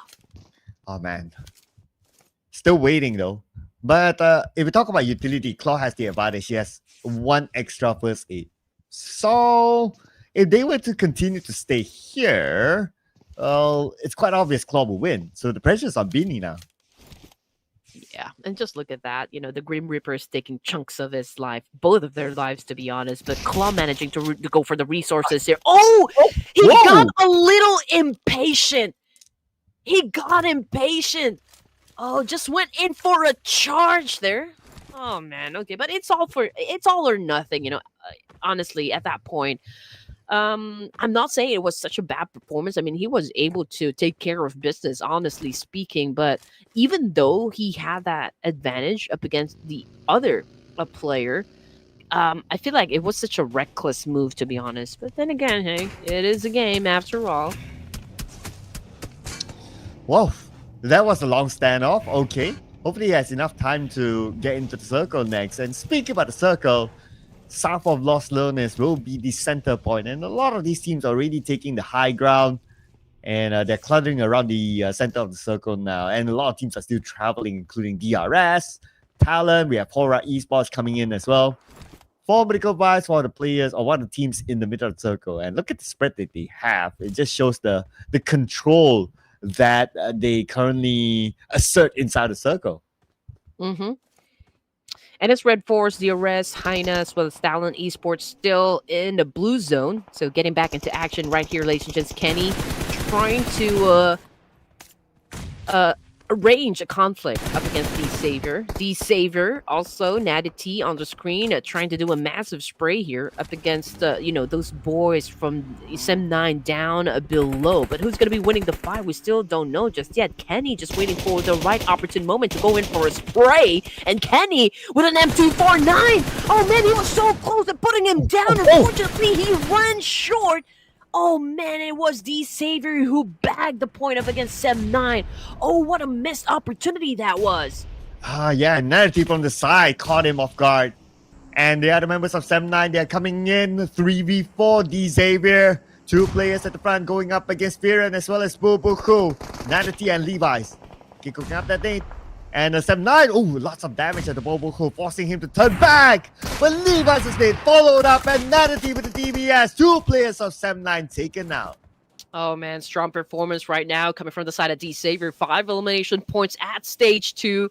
Kill feed definitely not stopping. I mean, we still got Badru, Octa getting knocked down on the floor. Followed by Patikawa. Oh, Alter Ego Ares not in the best shape for now. And just like that, DRS stepped into the game, eliminating some of the players coming from D-Savior as well. I mean, Levi's already out, so perhaps we can see a battle between DRS and D-Savior. Circle time, and look at the amount of teams on the high ground. It's outside the Los Leones. It'll be interesting if Circle goes away, but inside Los Leones now we have Team Flash and Team Secret, the Vietnamese connection. Let's go! Alrighty, we go. Team Secret, Team Flash right now having an exchange, going head-to-head. Bows on the top floor, I can say. Tops might be healed up by Zayas at this point. GK, Frankie, of course, this is a great tandem, but unfortunately, Bows caught a nade, and it is now Young T left to defend the whole team. Can he still make it happen? HAINA Esports got eliminated as well with only 1 elimination point under their belt. Heike, GK, where's that? I go. GK right now going for a massive spray. Still making it happen for Team Secret. There goes the drop. And yeah, Ajaya won the fight. Oh man, quick fight up against Team Secret. But Talon Esports looking to join. Oh, and here we have HORAA Esports and Talon. Now both teams, okay, hang on a second. Talon, they're leaving this area. Not yet. They just backed up. They just repositioned themselves. They still want to stop HORAA Esports from coming in. And speaking about coming in, 2 players of HORAA Esports on their way. Talon's actually the one from the other side of the circle. Okay, so HORAA Esports are the gatekeepers now. Oh, the Heimdalls. Where's that Heimdalls? The Heimdalls. Okay, the gatekeeper. Anyway, yeah, Talon Esports is saying, you cannot pass here. This is our turf. This is our territory. And if you want to pass, you will have to deal with us. And now Talon Esports, Axel trying to get closer and closer, but then you know what happens to him off, getting close to the fire. And HORAA Esports, just made a statement right there, putting down Axel. Let's see if Talon will be brave enough to face the consequences. At the same time, they're hoping for the Circle to favor them on the right side, but no! Circle says no, we're going to leave the high ground, we go down to the lower ground, and come you may. But the other teams might not allow that. Oh, just got eliminated. Oh, what happened? No points again this time. Okay, all right. Unusual, but okay. They did perform great in Miramar, so yeah, we'll see them again tomorrow. Don't you worry. All right, getting back into action here. For Miracle Vibes, 1 elimination points. They're pretty close with where HORAA is at the moment, so perhaps we'll see these two teams battle it out just a while. But as for the side of 4th Fives, currently at the bottom of the page here, D-Saver is right on top of them. Okay, so this is the repair gun that we have been talking about in the previous rounds, right? You can now repair your cars from inside the game. And did you know that you can already drift as well? Oh, you can drift and you can repair. Yes. I can imagine a lot of stunts there. If only they're not pressured by like all these circumstances.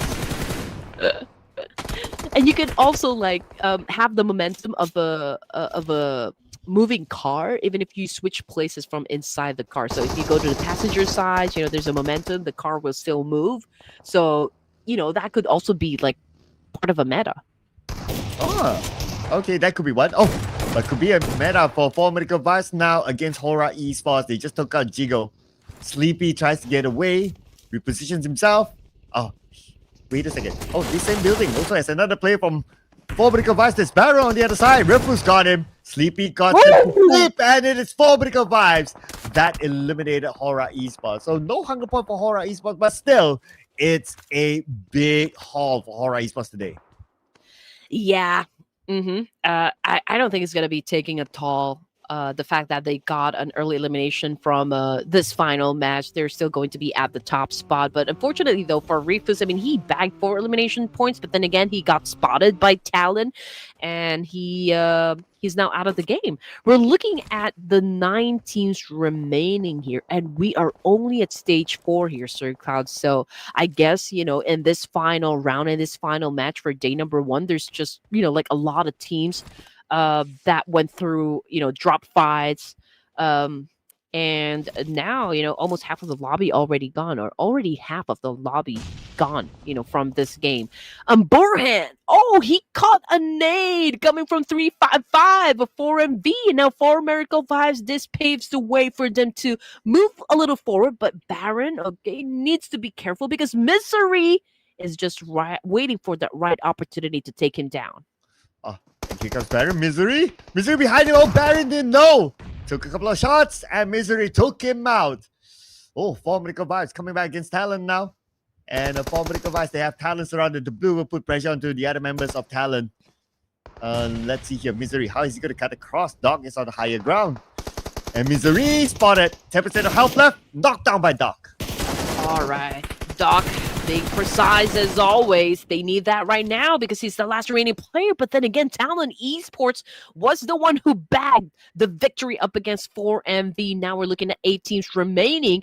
And look at that. We've got new challengers right now for the side of Talon Esports. That would be the guys of EARENA. Okay, are they going to be capitalizing in this situation? Because Talon Esports trying to recover still. They just came off from a fight, and now EARENA is looking to dominate them. But are they brave enough to, crash the compound? Oh, wow. Unless they feel that they have enough space. Okay. That could potentially still happen though. This compound not really that valuable, but it's an entry point to the circle. But anyway, coming back to Talon, that's it. Thanks to T2K that took them out. Talon, 4 points collected through eliminations and 1 placement point. That's 5 points for them. Man, 7 teams for stage 5 here. 2 minutes on the clock before we go to stage 6. So if we're gonna be like discussing the teams at position again, BTR as well as T2K, they are over at the east side.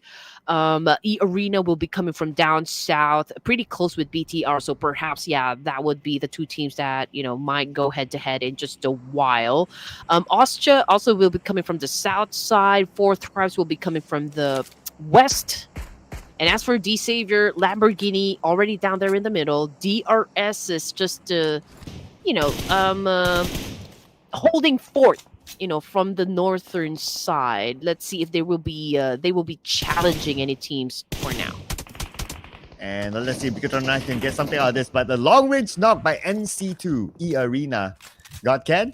And NC2 is still in this. Villain's on the left side. He sees Villain. Now he's prepping up his name. Okay, nope. He kept it back. He's just back to his car. L. Villain, as much as he wanted to get away, he couldn't. NC2's onto him. And finally knocked by Tiger. Yeah, example. Down on his knees at the moment, coming off the kill feed. Villain, oh man, it's gonna be hard for a pickup to happen. I think this is the end of the line for Villain of Bigatron and Knights and EARENA. Definitely will make sure of that one. Tiger, as you can see on the screen, is not letting go of the situation. Just continues on to go for that massive spray, but it was love from T2K that got the point. All that hard work put to waste. Oof. After all that, oh man, it was just hard. And right now, only Sata left. And I wonder if EARENA is going to come in onto him. Okay. They're not in a rush though. They are in the circle. So might as well wait for the next 20 seconds to see where the circle shifts. But Tiger is trying to gather the information. Trying to see where Sata is at. He's on the rooftop and they still have no idea. They maybe think that he's on the ground floor. But anyway, it's going to be the circle next. Circle, here we go. Probably in the middle. And yep, there you go. Yeah, given the situation, I feel like EARENA is definitely going to battle it out with either BTR, T2K, or Austria at this point. But BTR, since we're down to just this one player, ARK, could be hard to defend that building right there, because this now makes a prime location, and definitely a lot of teams will be looking to get that one. Fourth Thrives, however, okay, they have a compound to themselves, but yeah, they haven't put up any numbers just yet, so we'll just have to wait and see. I mean, it's a good start, right? I mean, they still have a complete squad here. EARENA right now doing a massive spray up against Austria, just like what we anticipated. But then again, Austria, they managed to get in the middle of the zone, so they prioritized to get a position. And I think they were able to do just that. But how long can they be surviving this part? And here we go, EARENA. Still trying to get the other side. And C2 got it. That's going to be Lamborghini eliminated. DJ, we're out at number 7. 6 more teams to go with stage 6. EARENA looking pretty good. Although it's only 2 eliminations, but how they took fights and how they took out their opponents are pretty strategic. Oh yeah, definitely. And just look at that. ARK is on the rooftop, right? He's not making any moves so far. I mean, he doesn't want to risk it, perhaps, because he doesn't have his teammates to back him up. And if he open fires, definitely he'll be compromising his location. And there's at least 2 squads, right?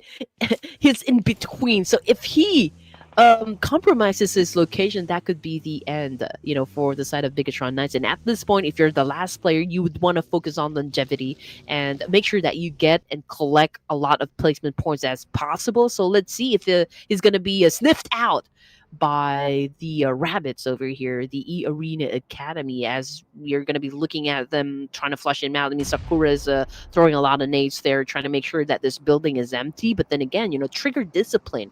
That is Ark on the rooftop, not making a move. Oh man, he's praying that he is not exposed, or EARENA doesn't come up to the rooftop and allow T2K and EARENA to distract each other. It's gonna be scary times here now for Sata. But anyway, EARENA, they don't seem to be really interested to go up to the rooftop. They are focused onto where would they go in the next circle. Now, since this area is by the edge, it's very likely that they'll need to move forward, and that's where T2K might bring them trouble. Oh yeah, definitely. But for ARK, man, all you need to do is just be quiet, for now, not move a muscle whatsoever, because there you go. I mean, EARENA is about a step away from this building right here. They're probably going for some of the players are from T2K because they can hear the gunshots, right? So they can already identify where T2K is currently staying at. I mean, this is like the most logical position that they can think of that might an enemy might be camping at. We can see fourth Thrives right now coming in from the west side, pretty close with Austria. So perhaps we will see a battle between these two teams. I mean, after all, fourth Thrives needs to get it like closer to the middle, I can say, and eliminating Austria is definitely a must. Fourth Rise looking to get out of the bottom 18.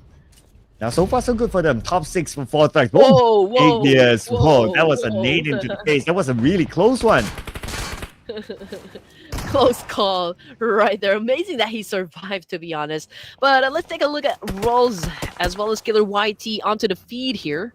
But Rolls, man, good spot from NC2 v EARENA. And again, Killer YT with an effective push, with an effective spray, was able to put down one from across the field coming from T2K. Rolls, man, NC2 just made sure that there will be no picking up from that point. They need to get all the elimination points that they need to make sure that they improve their status in the overall rankings. Here comes another spray coming from Killer YT of DRS and trying to put down a love from this angle. And here we go. DRS looking for the next target in the smoke. A nade landed. Thanks to XMPL taking out love. And Killer YT will make sure that point goes to DRS. 8 eliminations now for DRS. Oh man, okay, that wasn't a good spot. That was a vulnerable spot for love. Oh man, let's not look for love in the wrong places, ladies and gents. Looking at the final 6 teams here, stage 7 in Miramar, final match, and again, Joker with a hit and run. And that is it for the boys of VTR, only scoring a total of 2. But then again, still a great job, for ARK. For as long as he could, he tried to stay alive. But then again, T2K going up against the EARENA. Igneous taking a lot of damage. Jaya popping up the smoke, trying to hide himself. But Igneous got a nade coming from Joker. Oh, who's getting the last laugh now? Joker is the one.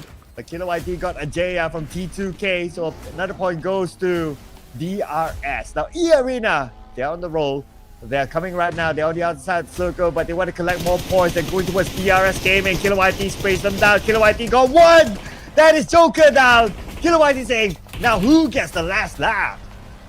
All right, here we go. We got Gante cooking up a nade. Can he be correct this time as where to throw it? Okay, he missed the opportunity to shut down a couple of players come from EARENA, but then again, the fight is not over just yet because we still got Killer YT of DRS holding on to an AK, and there goes the exchange. He puts a player down from EARENA, hence getting the advantage up against this team.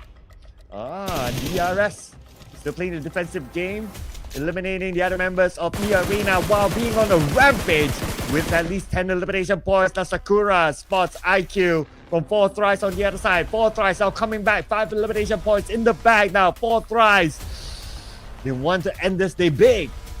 Oh yeah, perhaps this could be the game, right, for Fourth Rise to bag the winner chicken dinner. I mean, it's been a long time coming.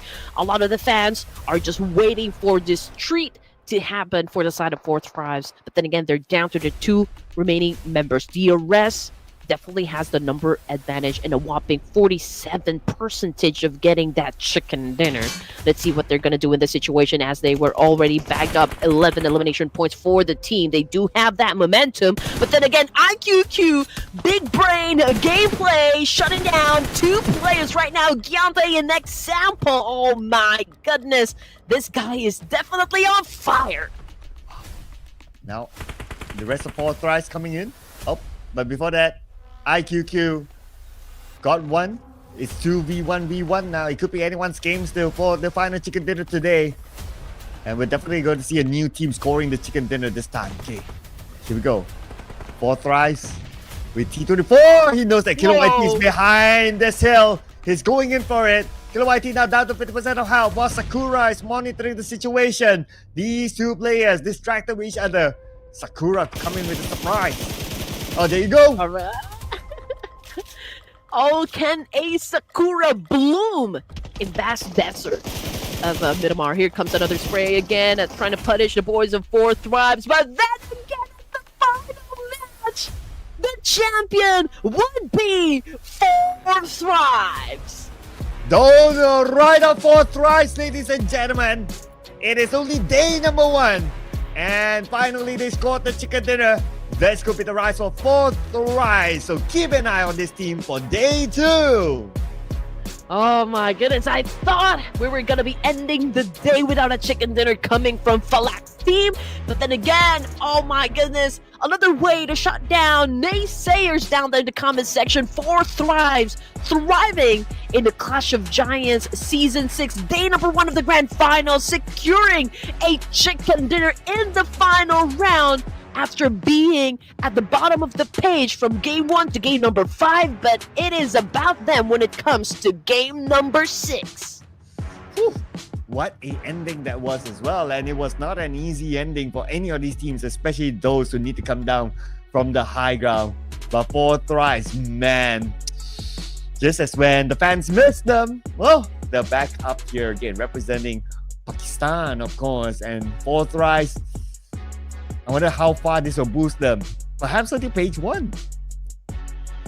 Okay, let me catch my breath for a while. Okay, that is amazing coming from Four Thrives. You know, they were pretty quiet during the first few zones, but they did manage to have their team intact up until the latter stage of the game, which is of course always an advantage. And the way that they flipped the script up against DRS, because I believe, you know, with the kind of momentum DRS already has, everyone is just expecting DRS to kind of win the final round, given the number advantage, right?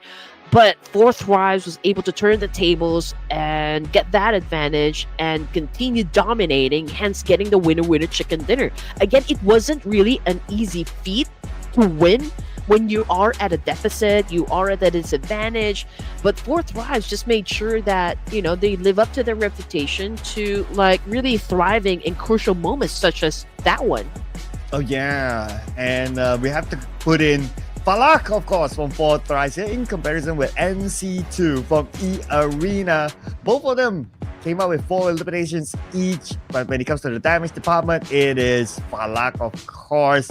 Assist, same. Team contribution, more to Falak, that is. So with the amount of damage output here by Falak as compared to NC2, Four Thrives, well, better in comparison, that is.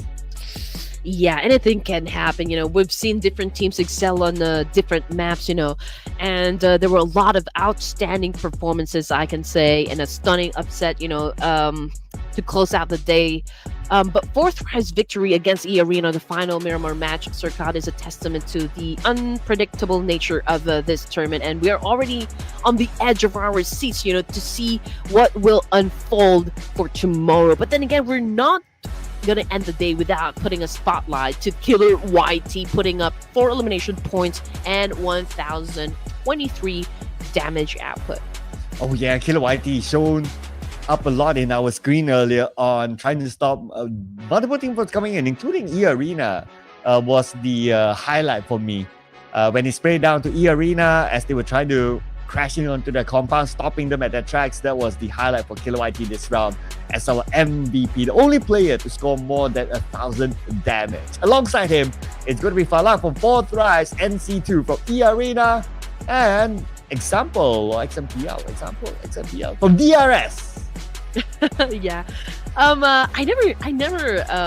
not sure, right? I mean, we've been calling him XMPL for quite some time now, to be honest, but yeah, some of the other casters are actually calling him Example. So XMPL, Example, I think it's pretty much the same thing, you know, as long as we can see their name on the screen as one of the top performers, I guess it is still a-okay. But just focusing on like how Four Thrives was able to get to the last few zones of the match and actually bag the winner chicken dinner, this is what they need to go through for the final round.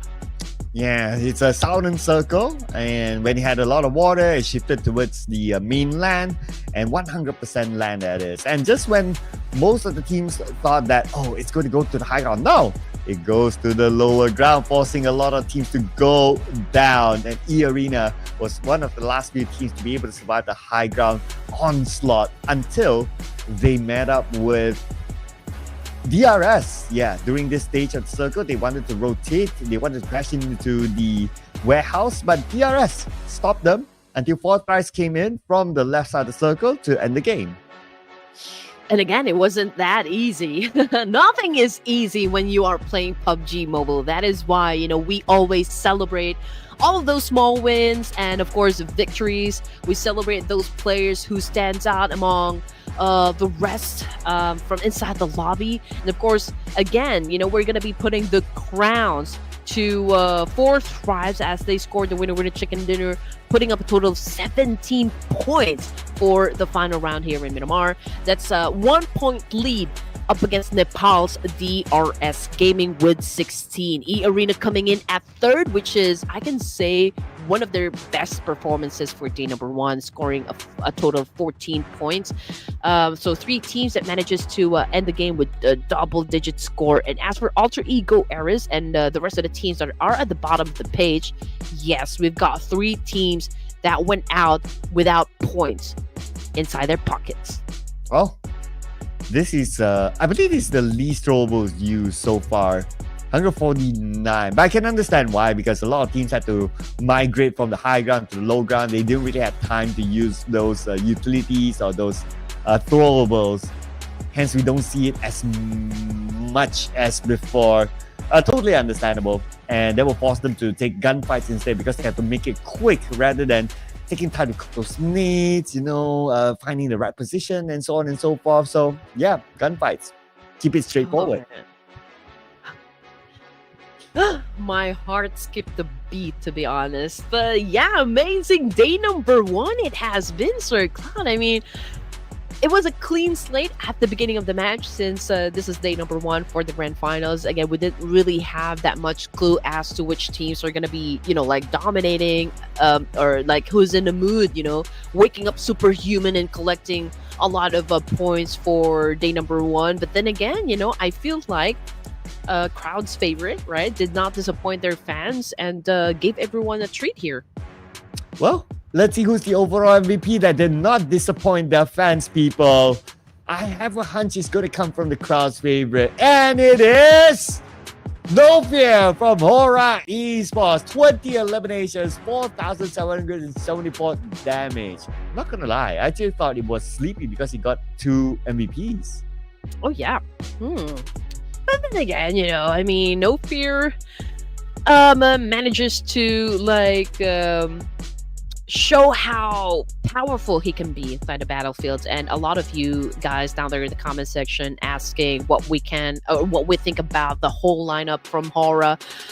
Given the performance, right, this is quite good, honestly speaking. The fact that they are dominating the overall rankings is showing their prowess. They are giving us a huge roar, that they're the top dogs in this competition. But then again, we're not in the overall, we're not in the official stages or tournaments as well. So it's like buying a car, right? And you haven't had the chance to break it in just yet. So this roster getting into the official tournaments, that would be the test really of what they can do for us in the battlefield. Oh yeah, this is also a taste, right? Oh, and of course, because Sleepy's got 2 MVPs, he's not missing from our road to MVP. He's at number 2. One of my tops from Team Flash, and then we have Octa from Alter Ego, and we have also Sky from HORAA Esports. HORAA Esports dominating the road to MVP. I mean, they got 2 chicken dinners, and they're the best performing team by far. So they have to have a lot of names up here. Yeah, and also this is by far the highest average elimination point that I saw from a player, 3.33. Oh, man.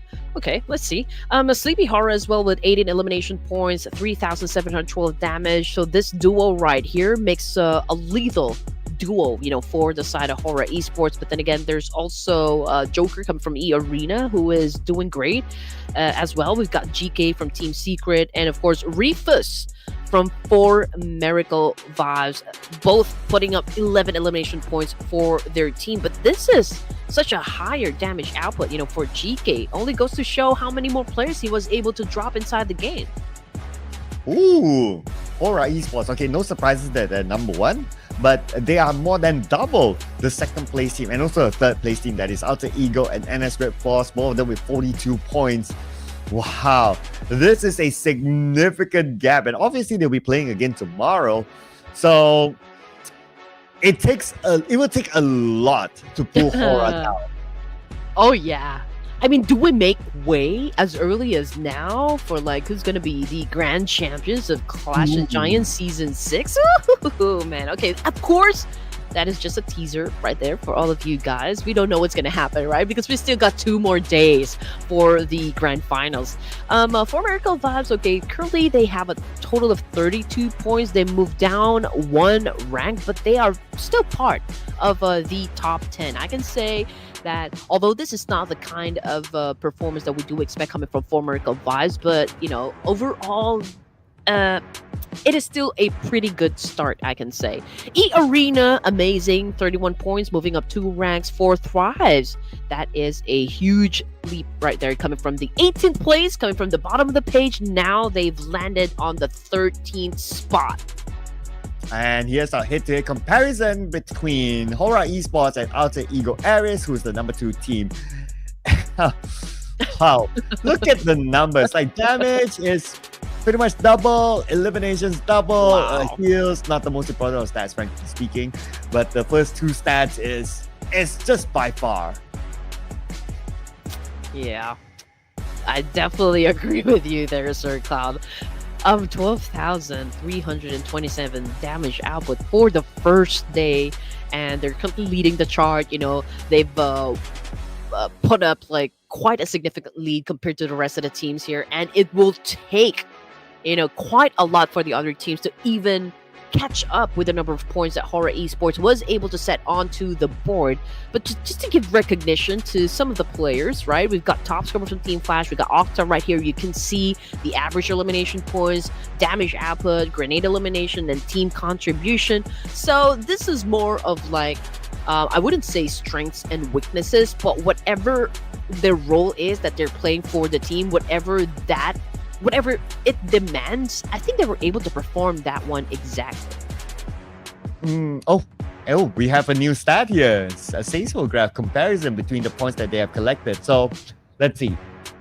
Game 2, and obviously, anything with the only round that Alter Ego had more points than HORAA Esports is Game 5.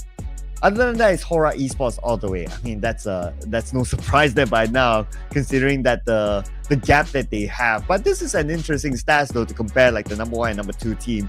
So based on the seismograph as well, it will take a lot of mountains for Alter Ego to catch HORAA Esports now. Yeah.